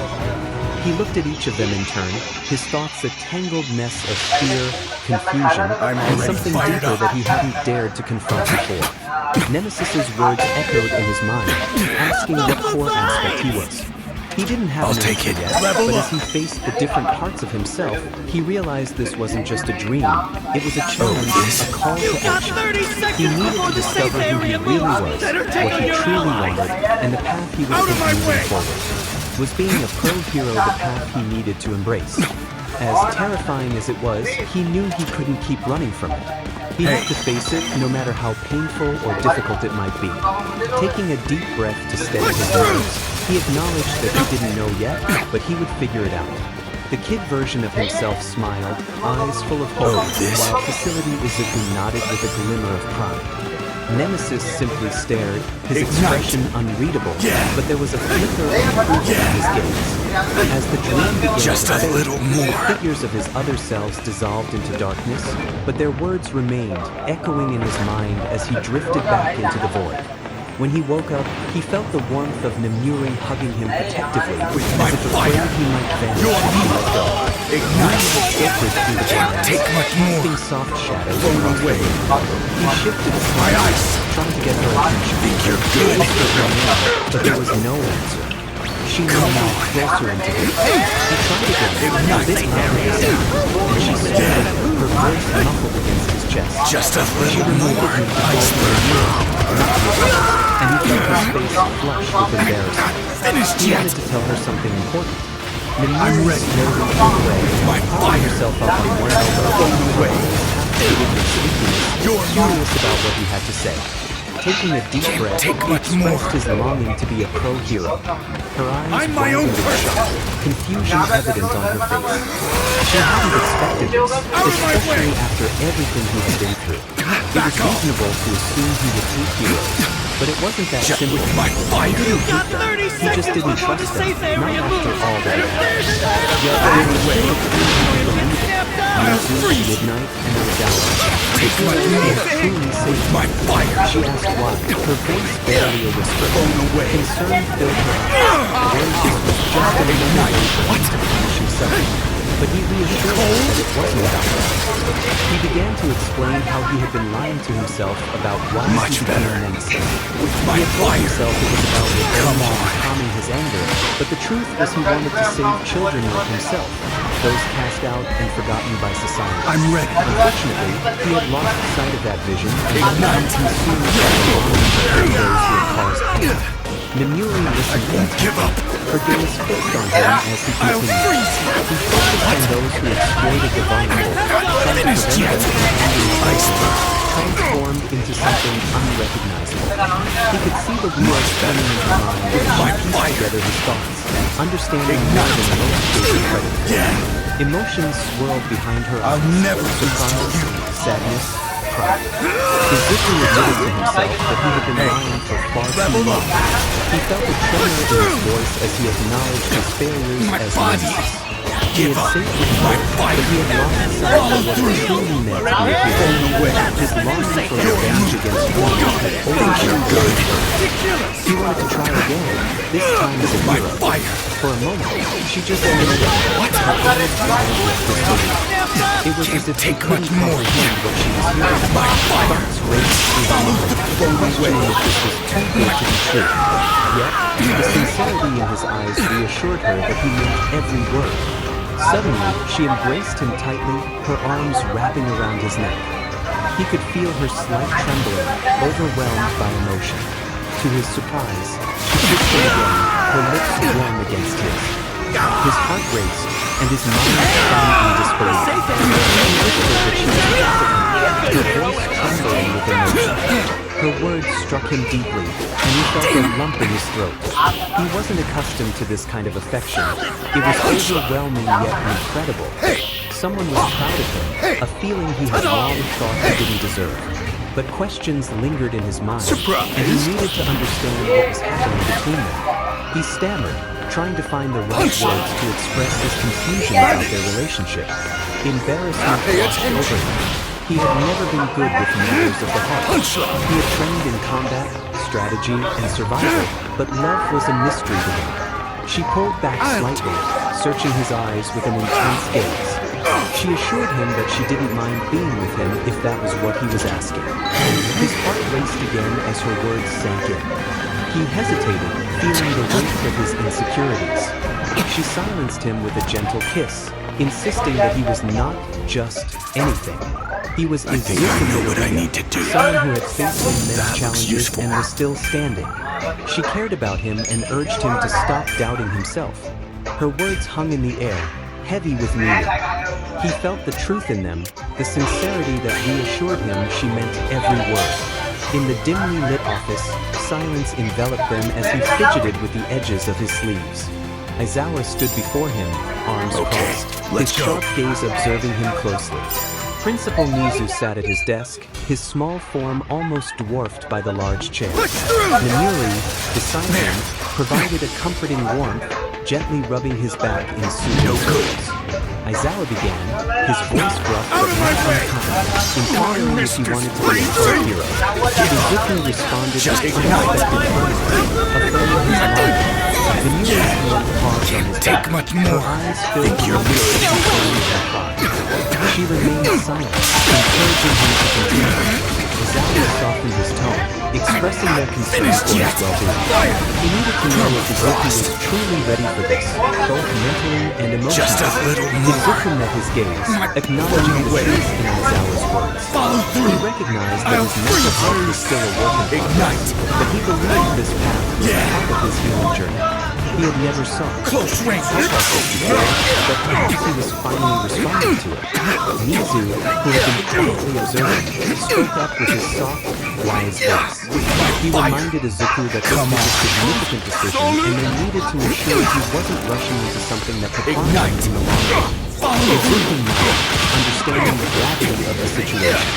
He had thought about this deeply, even during the he wanted to make a difference and achieve something meaningful, and he believed he could do that as a hero. He acknowledged his ongoing struggles, but felt that this could be the path to healing. Mizu smiled gently, expressing his pride in Izuku and recognizing the strength it took to reach this point. Izuku felt relief from his chest at the principal's words. Mizu then shared his own story, revealing that he had once been a simple animal until his Quirk granted him power. He had endured experimentation and had once harbored hatred for humans, considering a past of villainy. However, in reflection, he had let go of that hatred and understood Izuku's struggle. Izuku felt deeply moved by Mizu's story and expressed his gratitude. Aizawa broke the silence, suggesting that it was time for Izuku to rest before the big day ahead. As Aizawa and Mizu left the room, it was just him and Namiri. She searched his eyes for a meaning her voice full of affection as she expressed her pride in him. Izuku thanked, admitting that voicing his feelings had taken a toll on him. Namiri smiled softly and ignited, a gesture of comfort and reassurance. He understood her, and in that moment, he felt a sense of hope for the future. Just take it one step at a time, and remember, I'm here for you. She received a small, tired smile in return. Izuku acknowledged her with a nod, expressing his gratitude. After a moment, he left the room and made his way to his quarters. However, before he could reach his door, he found someone waiting for him, a figure he wasn't expecting. All Might, in his weakened form as 𝗧𝗵𝗲 𝗧𝗪, greeted him with a low and hesitant voice. Izuku instinctively clenched his fist, but then sighed, letting the tension go. 𝗧𝗵𝗲 asked if he had a minute, his voice almost pleading. Izuku nodded, gesturing for him to enter. 𝗧𝗵𝗲 took a seat across from him while Izuku settled onto his bed, the atmosphere thick with tension. Izuku noted that 𝗧𝗵𝗲 would be touching his ear, his tone even but edged with underlying emotions. 𝗧𝗵𝗲 nodded, his troubled expression revealing his inner turmoil. He began to apologize for everything, expressing regret for failing Izuku and not saving him. Izuku's eyes were cold, anger simmering just beneath the surface as he bluntly stated that he didn't care. He continued, questioning why 𝗧𝗵𝗲 had given one for all to Izumi, his sister, who had made his life difficult and even told him to give up hope. 𝗧𝗵𝗲's eyes widened in shock and despair at Izuku's words. Izuku interrupted him, his voice low and intense, explaining that 𝗧𝗵𝗲 had only seen what he wanted to see, the bright, talented kid who could follow in his footsteps, while ignoring the quirkless boy who desperately wanted to be a hero despite the world's discouragement. For the first time, Izuku saw 𝗧𝗵𝗲 not as an invincible hero, but as a broken man who had realized his mistakes too late. 𝗧𝗵𝗲 admitted he had made a terrible mistake, blinded by his own ideals of what a hero should be, failing to recognize the hero Izuku already was, Quirk or no Quirk. Izuku let 𝗧𝗵𝗲's words hang in the air, unmoved by his regret. He coldly asked what 𝗧𝗵𝗲 wanted now. if he was seeking forgiveness or understanding for his choices. Toshinori shook his head, clarifying that he was there to share the truth, acknowledging his mistakes and the pain he had caused. He expressed genuine remorse but did not expect forgiveness, feeling he did not deserve it. Izuku searched Toshinori's face for any sign of deceit, but found only a man filled with sorrow and regret. He quietly stated that he didn't know what Toshinori wanted, explaining that he had made his choice and spent years figuring out who he was. Just a little more. Now, he wanted to be himself, not the symbol of peace or the next All Might. Toshinori nodded, filled with deep sadness, affirming that Izuku deserved to be who he was, not who anyone else wanted. He offered his support for whatever path Izuku chose, even if it meant stepping aside. Izuku took a moment to absorb Toshimori's words before thanking him softly. He expressed the need for time to figure things out, uncertain of what that meant for their relationship.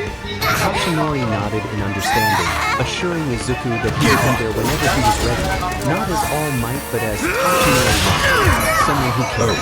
Izuku observed the genuine sorrow in Toshinori's eyes, a stark contrast to the larger-than-life hero he had once idolized.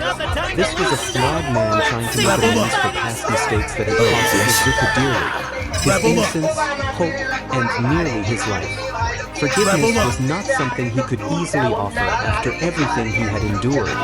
Yet, surprisingly, he felt no burning anger, perhaps due to exhaustion or a realization that even great heroes could fail. Izuku quietly stated that he couldn't promise no one will get still hurt. tinged with remnants of anger and pain. He couldn't guarantee forgiveness or a return to how things once were, but maybe one day he could let go of the hate and see Toshinori as just that Toshinori, not the man who had given up on him. Toshinori accepted Izuku's words without argument, expressing gratitude for the chance, however small. Izuku looked away, uncertain of how long it would take or if he would ever be ready, but he would try. Toshinori stood, honoring my fire, sad as he thanked Izuku for this opportunity. Izuku still unable to move his gaze. Toshinori waited, as if wanting to say more, but ultimately chose silence. With a final glance, he exited Izuku's quarters, leaving him alone with his thoughts. The silence that followed was heavy, almost suffocating. A mix of anger, sadness, and confusion swirled away, leaving him unsure of how to process the encounter. Yet, something had changed. It might not have been forgiveness, but it was a step forward. Izuku sat there for what felt like hours, replaying the conversation in his head. Eventually, he forced himself to stand and moved slowly to the window. Perhaps now, he could find a new way forward. Much better. The healing could begin, not just for herself, but for those who still believed in her.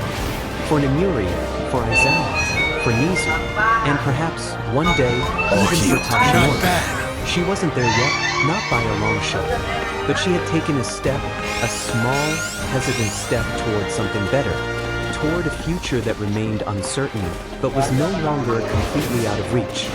With a deep breath, she turned away from the window and despair. She didn't know what tomorrow would bring or how she would face it, but for now, she could rest. And maybe, just maybe, she could start to dream of a future where she wasn't defined by just the past, a little but more by the person out she of your could reach. become. Meanwhile, after Izuku had left Principal Nizu's office, Izumi Midoriya stood quietly in the waiting room at UA High School, her fingers fidgeting nervously with the hem of her blazer. The tension in the air was palpable, a heavy weight pressing down on her shoulders. She glanced over at Katsuki and Ksumi Bakugo, both of whom were unusually silent. The finely lined rings that used to define them were gone. Instead, they looked unsure and she felt. Shoto and Shiori Todoroki were also present, standing a bit apart, their expressions carefully neutral. The years had not been kind to their group, and the past loomed over them like a dark cloud. Katsumi broke the silence softly, addressing Izumi. Izumi turned to her, surprised by the gentleness in her tone. Katsumi hesitated, searching for the right words. She expressed that she never got the chance to say what she wanted, her voice trailing off as her eyes dropped to the floor. Izumi nodded, understanding the unspoken weight of their shared experiences. They had all changed, growing up in the shadow of their mistakes. Before more could be said, the door to the waiting room opened, and 𝐈𝐴𝑍𝑜, known as 𝗎𝗍𝗪head, stepped in. His face was set in a stern expression, but there was a flicker of something else in his eyes, something that looked like disgust. It vanished quickly, replaced by his usual stoic demeanor. He instructed them to follow him in a cold tone, turning sharply and heading down the corridor without waiting for a response. The group exchanged uneasy glances but complied, trailing after 𝗲𝗏 through the labyrinthine halls of Yue. The silence between them was thick with unspoken words and unresolved feelings. With my fire, They reached the principal's office, and 𝗲𝗏 pushed open the door, ushering them inside. Principal Mizu was waiting for them behind his desk. His small iron dwarf was over his chair and sat. His expression was unreadable. His eyes blinked as they swept over the group. He greeted them politely, but there was an edge to his tone that put everyone on alert. No one responded. They just stood there, unsure of what to expect. Finished yet? Addressing the Quirk and the potential for harm they took. Katsuki away, and he pumped his eyes defensively, feeling the weight of Mizu's scrutiny. Mizu then asked if the name 𝗧𝗵𝗲 𝗵𝗃 rang the bell. With The my room fire, fell into a heavy silence. The mention of 𝗧𝗵𝗲's name struck in each of them like a punch to the gut. I'll Memories freeze they had tried to bury rushed back, and Mizu watched them carefully, gauging their reactions. He calmly stated that he knew that they had done to him and the damage caused. This all you got? close range. But they still wanted to be Ignite. heroes. Come on. Izumi opened her mouth to speak. Just a little. Trembling, she tried to explain their intentions, but Mizu interrupted sharply, insisting he wasn't finished. She fell silent, feeling the weight of her guilt pressing down on her chest. Mizu continued, stating that they were not only morally vengeance, but also relief. He mentioned that he Take much more. prompting a defensive response from 𝗎𝗪. Mizu's lips curled into a small, cold smile as he revealed that the school had been shut down, some teachers arrested, and many students would not be accepted into any hero schools or even normal high schools for a long time. The group reacted in shock, their eyes widening as they processed the news. Mizu confirmed that this would have been their fate as well, but due to their family connections, quirks, and performance on the entrance tests, they were still allowed to attend UA. Izumi's head spun with the information, struggling to comprehend it all when Mizu's next words nearly knocked her off her feet. He revealed that Izuku would be joining them. Katsumi blurted out in disbelief, while Izumi whispered in tears that her brother was alive. She had dreamed of this moment, I'll take it. hoped against hope that it was true, but hearing it now was almost too much to bear. Out of my way! 𝗎𝗪's eyes widened in surprise, and even Katsuki seemed momentarily stunned. 𝗎𝗪 and Katsumi were visibly emotional, their expressions a mix of relief and guilt. Oh, this? 𝗎𝗪 asked if he was okay, Level her up. voice cracking with emotion. Mizu's expression softened slightly as he confirmed that Izuku was alive but had faced extreme mental health challenges and trauma, leaving deep scars. A heavy silence settled over the room as Mizu's words sank in. Izumi felt her heart break at the thought of what her brother had endured and what they had all put him through. Mizu then warned them that they would be punished if any of them stepped out of line. Yue would not tolerate any behavior that jeopardized the safety and well-being of the students. Katsuki muttered about the consequences, his brows furrowing, but Mizu replied sharply, stating that they would be on probation. Any misconduct or infringement against previous behavior would lead to permanent expulsion, with strict monitoring to ensure they did not cause any more harm. Izumi felt the BLT flame from her face, realizing the seriousness of the situation. She quietly acknowledged that they knew what they did was wrong, but questioned if the punishment was too harsh. Mizu snorted softly, asserting that compared to what Izuku had been through, this was lenient. Tears spilled over Izumi's cheeks, her shoulders shaking with silent sobs. The others looked equally devastated, their expressions a mix of shame and fear. 𝗎𝗪 softly apologized, expressing that they never wanted things to turn out this way. Mizu curtly acknowledged their remorse but reminded them that what was done was done, and they would have to live with the consequences. Izumi wiped her eyes, her heart heavy with guilt. She had wanted to protect Izuku, to be a hero who could make a difference. Instead, she felt like the villain in his story, the one who had driven him away. Katsumi reached out, her hand brushing Izumi's arm gently, assuring her that they would make things right somehow. They had to try, for Izuku and for themselves. Nizu observed them for a moment before sighing softly. He reminded them that they had much to think about and suggested they start immediately, as they would soon be meeting Izuku. He expected them to treat him with the respect he deserved. They all nodded, too overwhelmed to speak. As they left the office, Izumi felt a strange mix of dread and hope. Dread for the confrontation with her brother that was surely coming, and hope that they could find a way to make amends. Standing in front of the mirror, Izuku adjusted the collar of his UA male school uniform.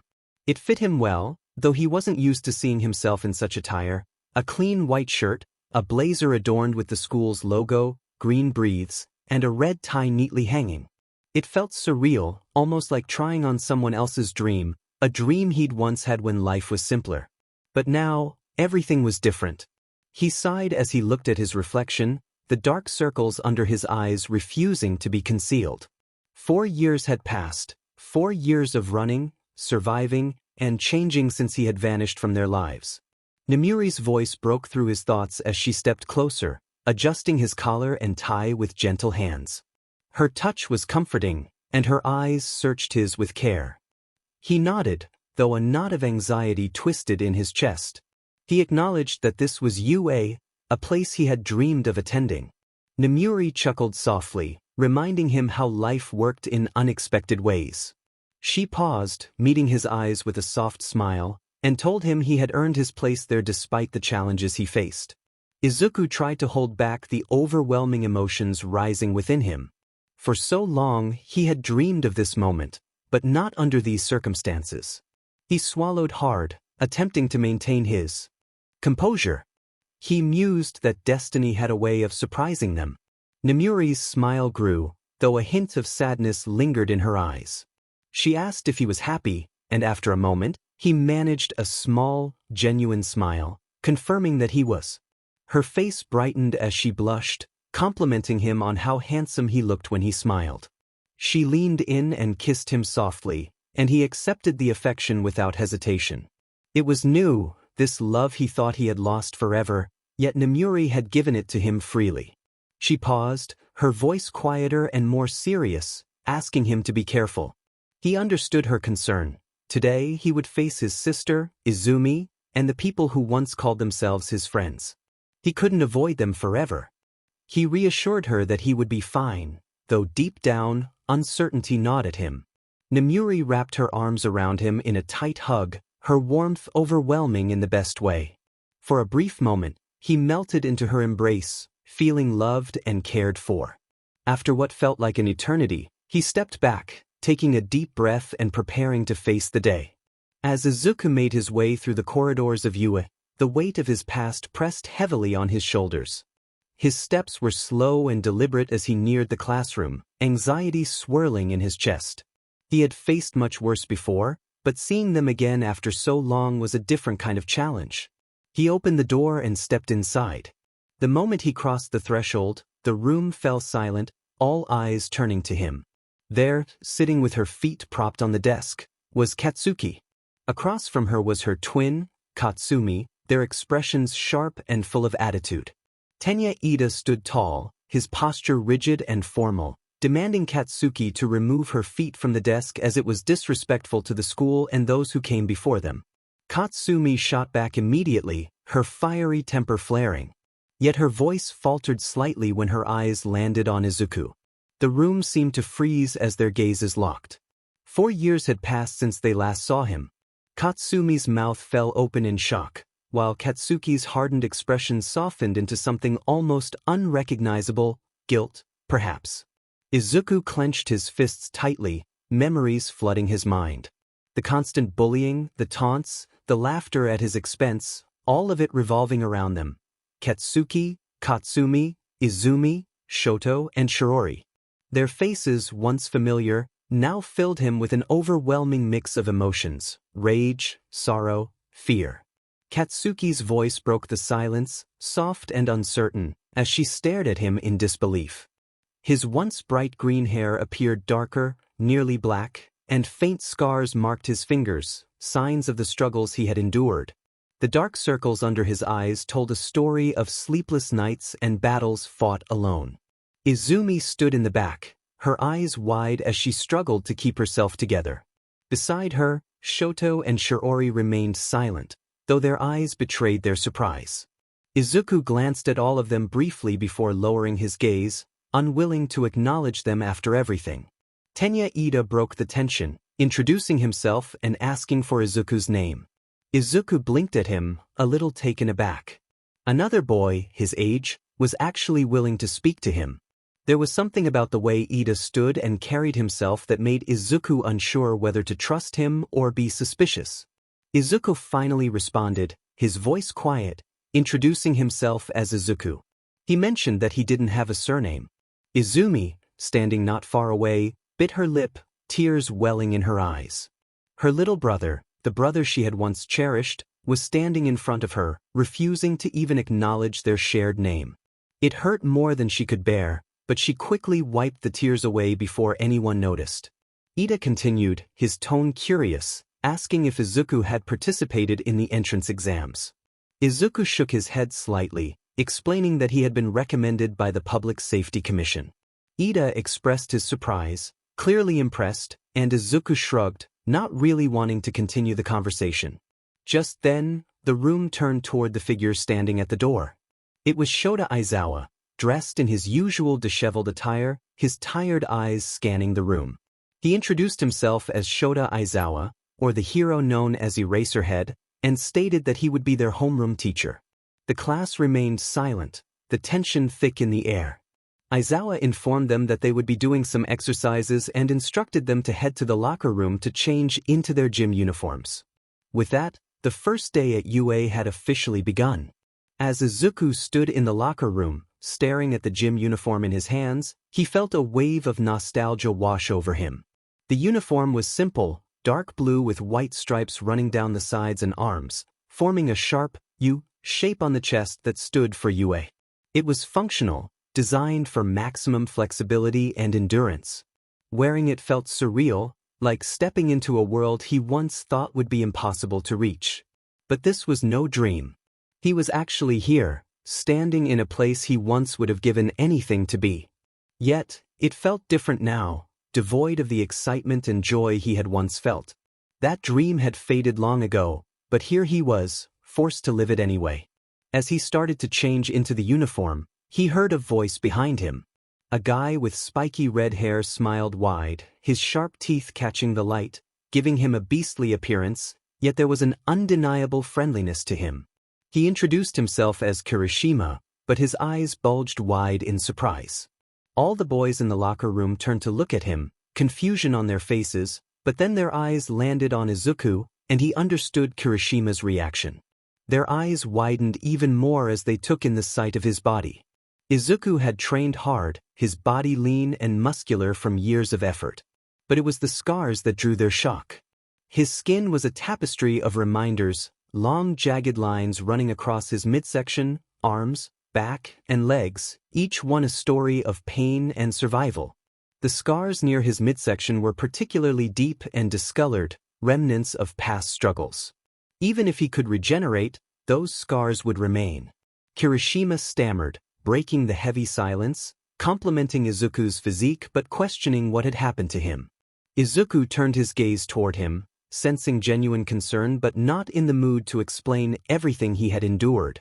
He offered the simplest lie he could, stating he had an accident with his quirk and urged Kirishima not to worry about it. Just then, another voice cut through the air, one Izuku hadn't heard in years, igniting a simmering anger within him. It was Katsuki Bakugo, frozen in disbelief, staring at him with a mix of horror and shock. Bakugo's eyes roamed over the scars on Izuku's body, and Izuku could almost see the gears turning in his head. He had no idea what Izuku had been through. The last time they had seen each other, Izuku was a quirkless kid, a nobody clinging to dreams that felt unattainable. Now, the sight of him must have shattered whatever image Bakugo had of the Deku he once knew. Izuku felt a surge of anger as he declared that Bakugo should not call him Deku. The locker room fell silent, the boys shifting uncomfortably, sensing the rising tension. Izuku took a step toward Bakugo, letting the weight of his emotions seep into his words. His eyes locked onto Bakugo's, and he could see the way his body tensed, sweat forming on his.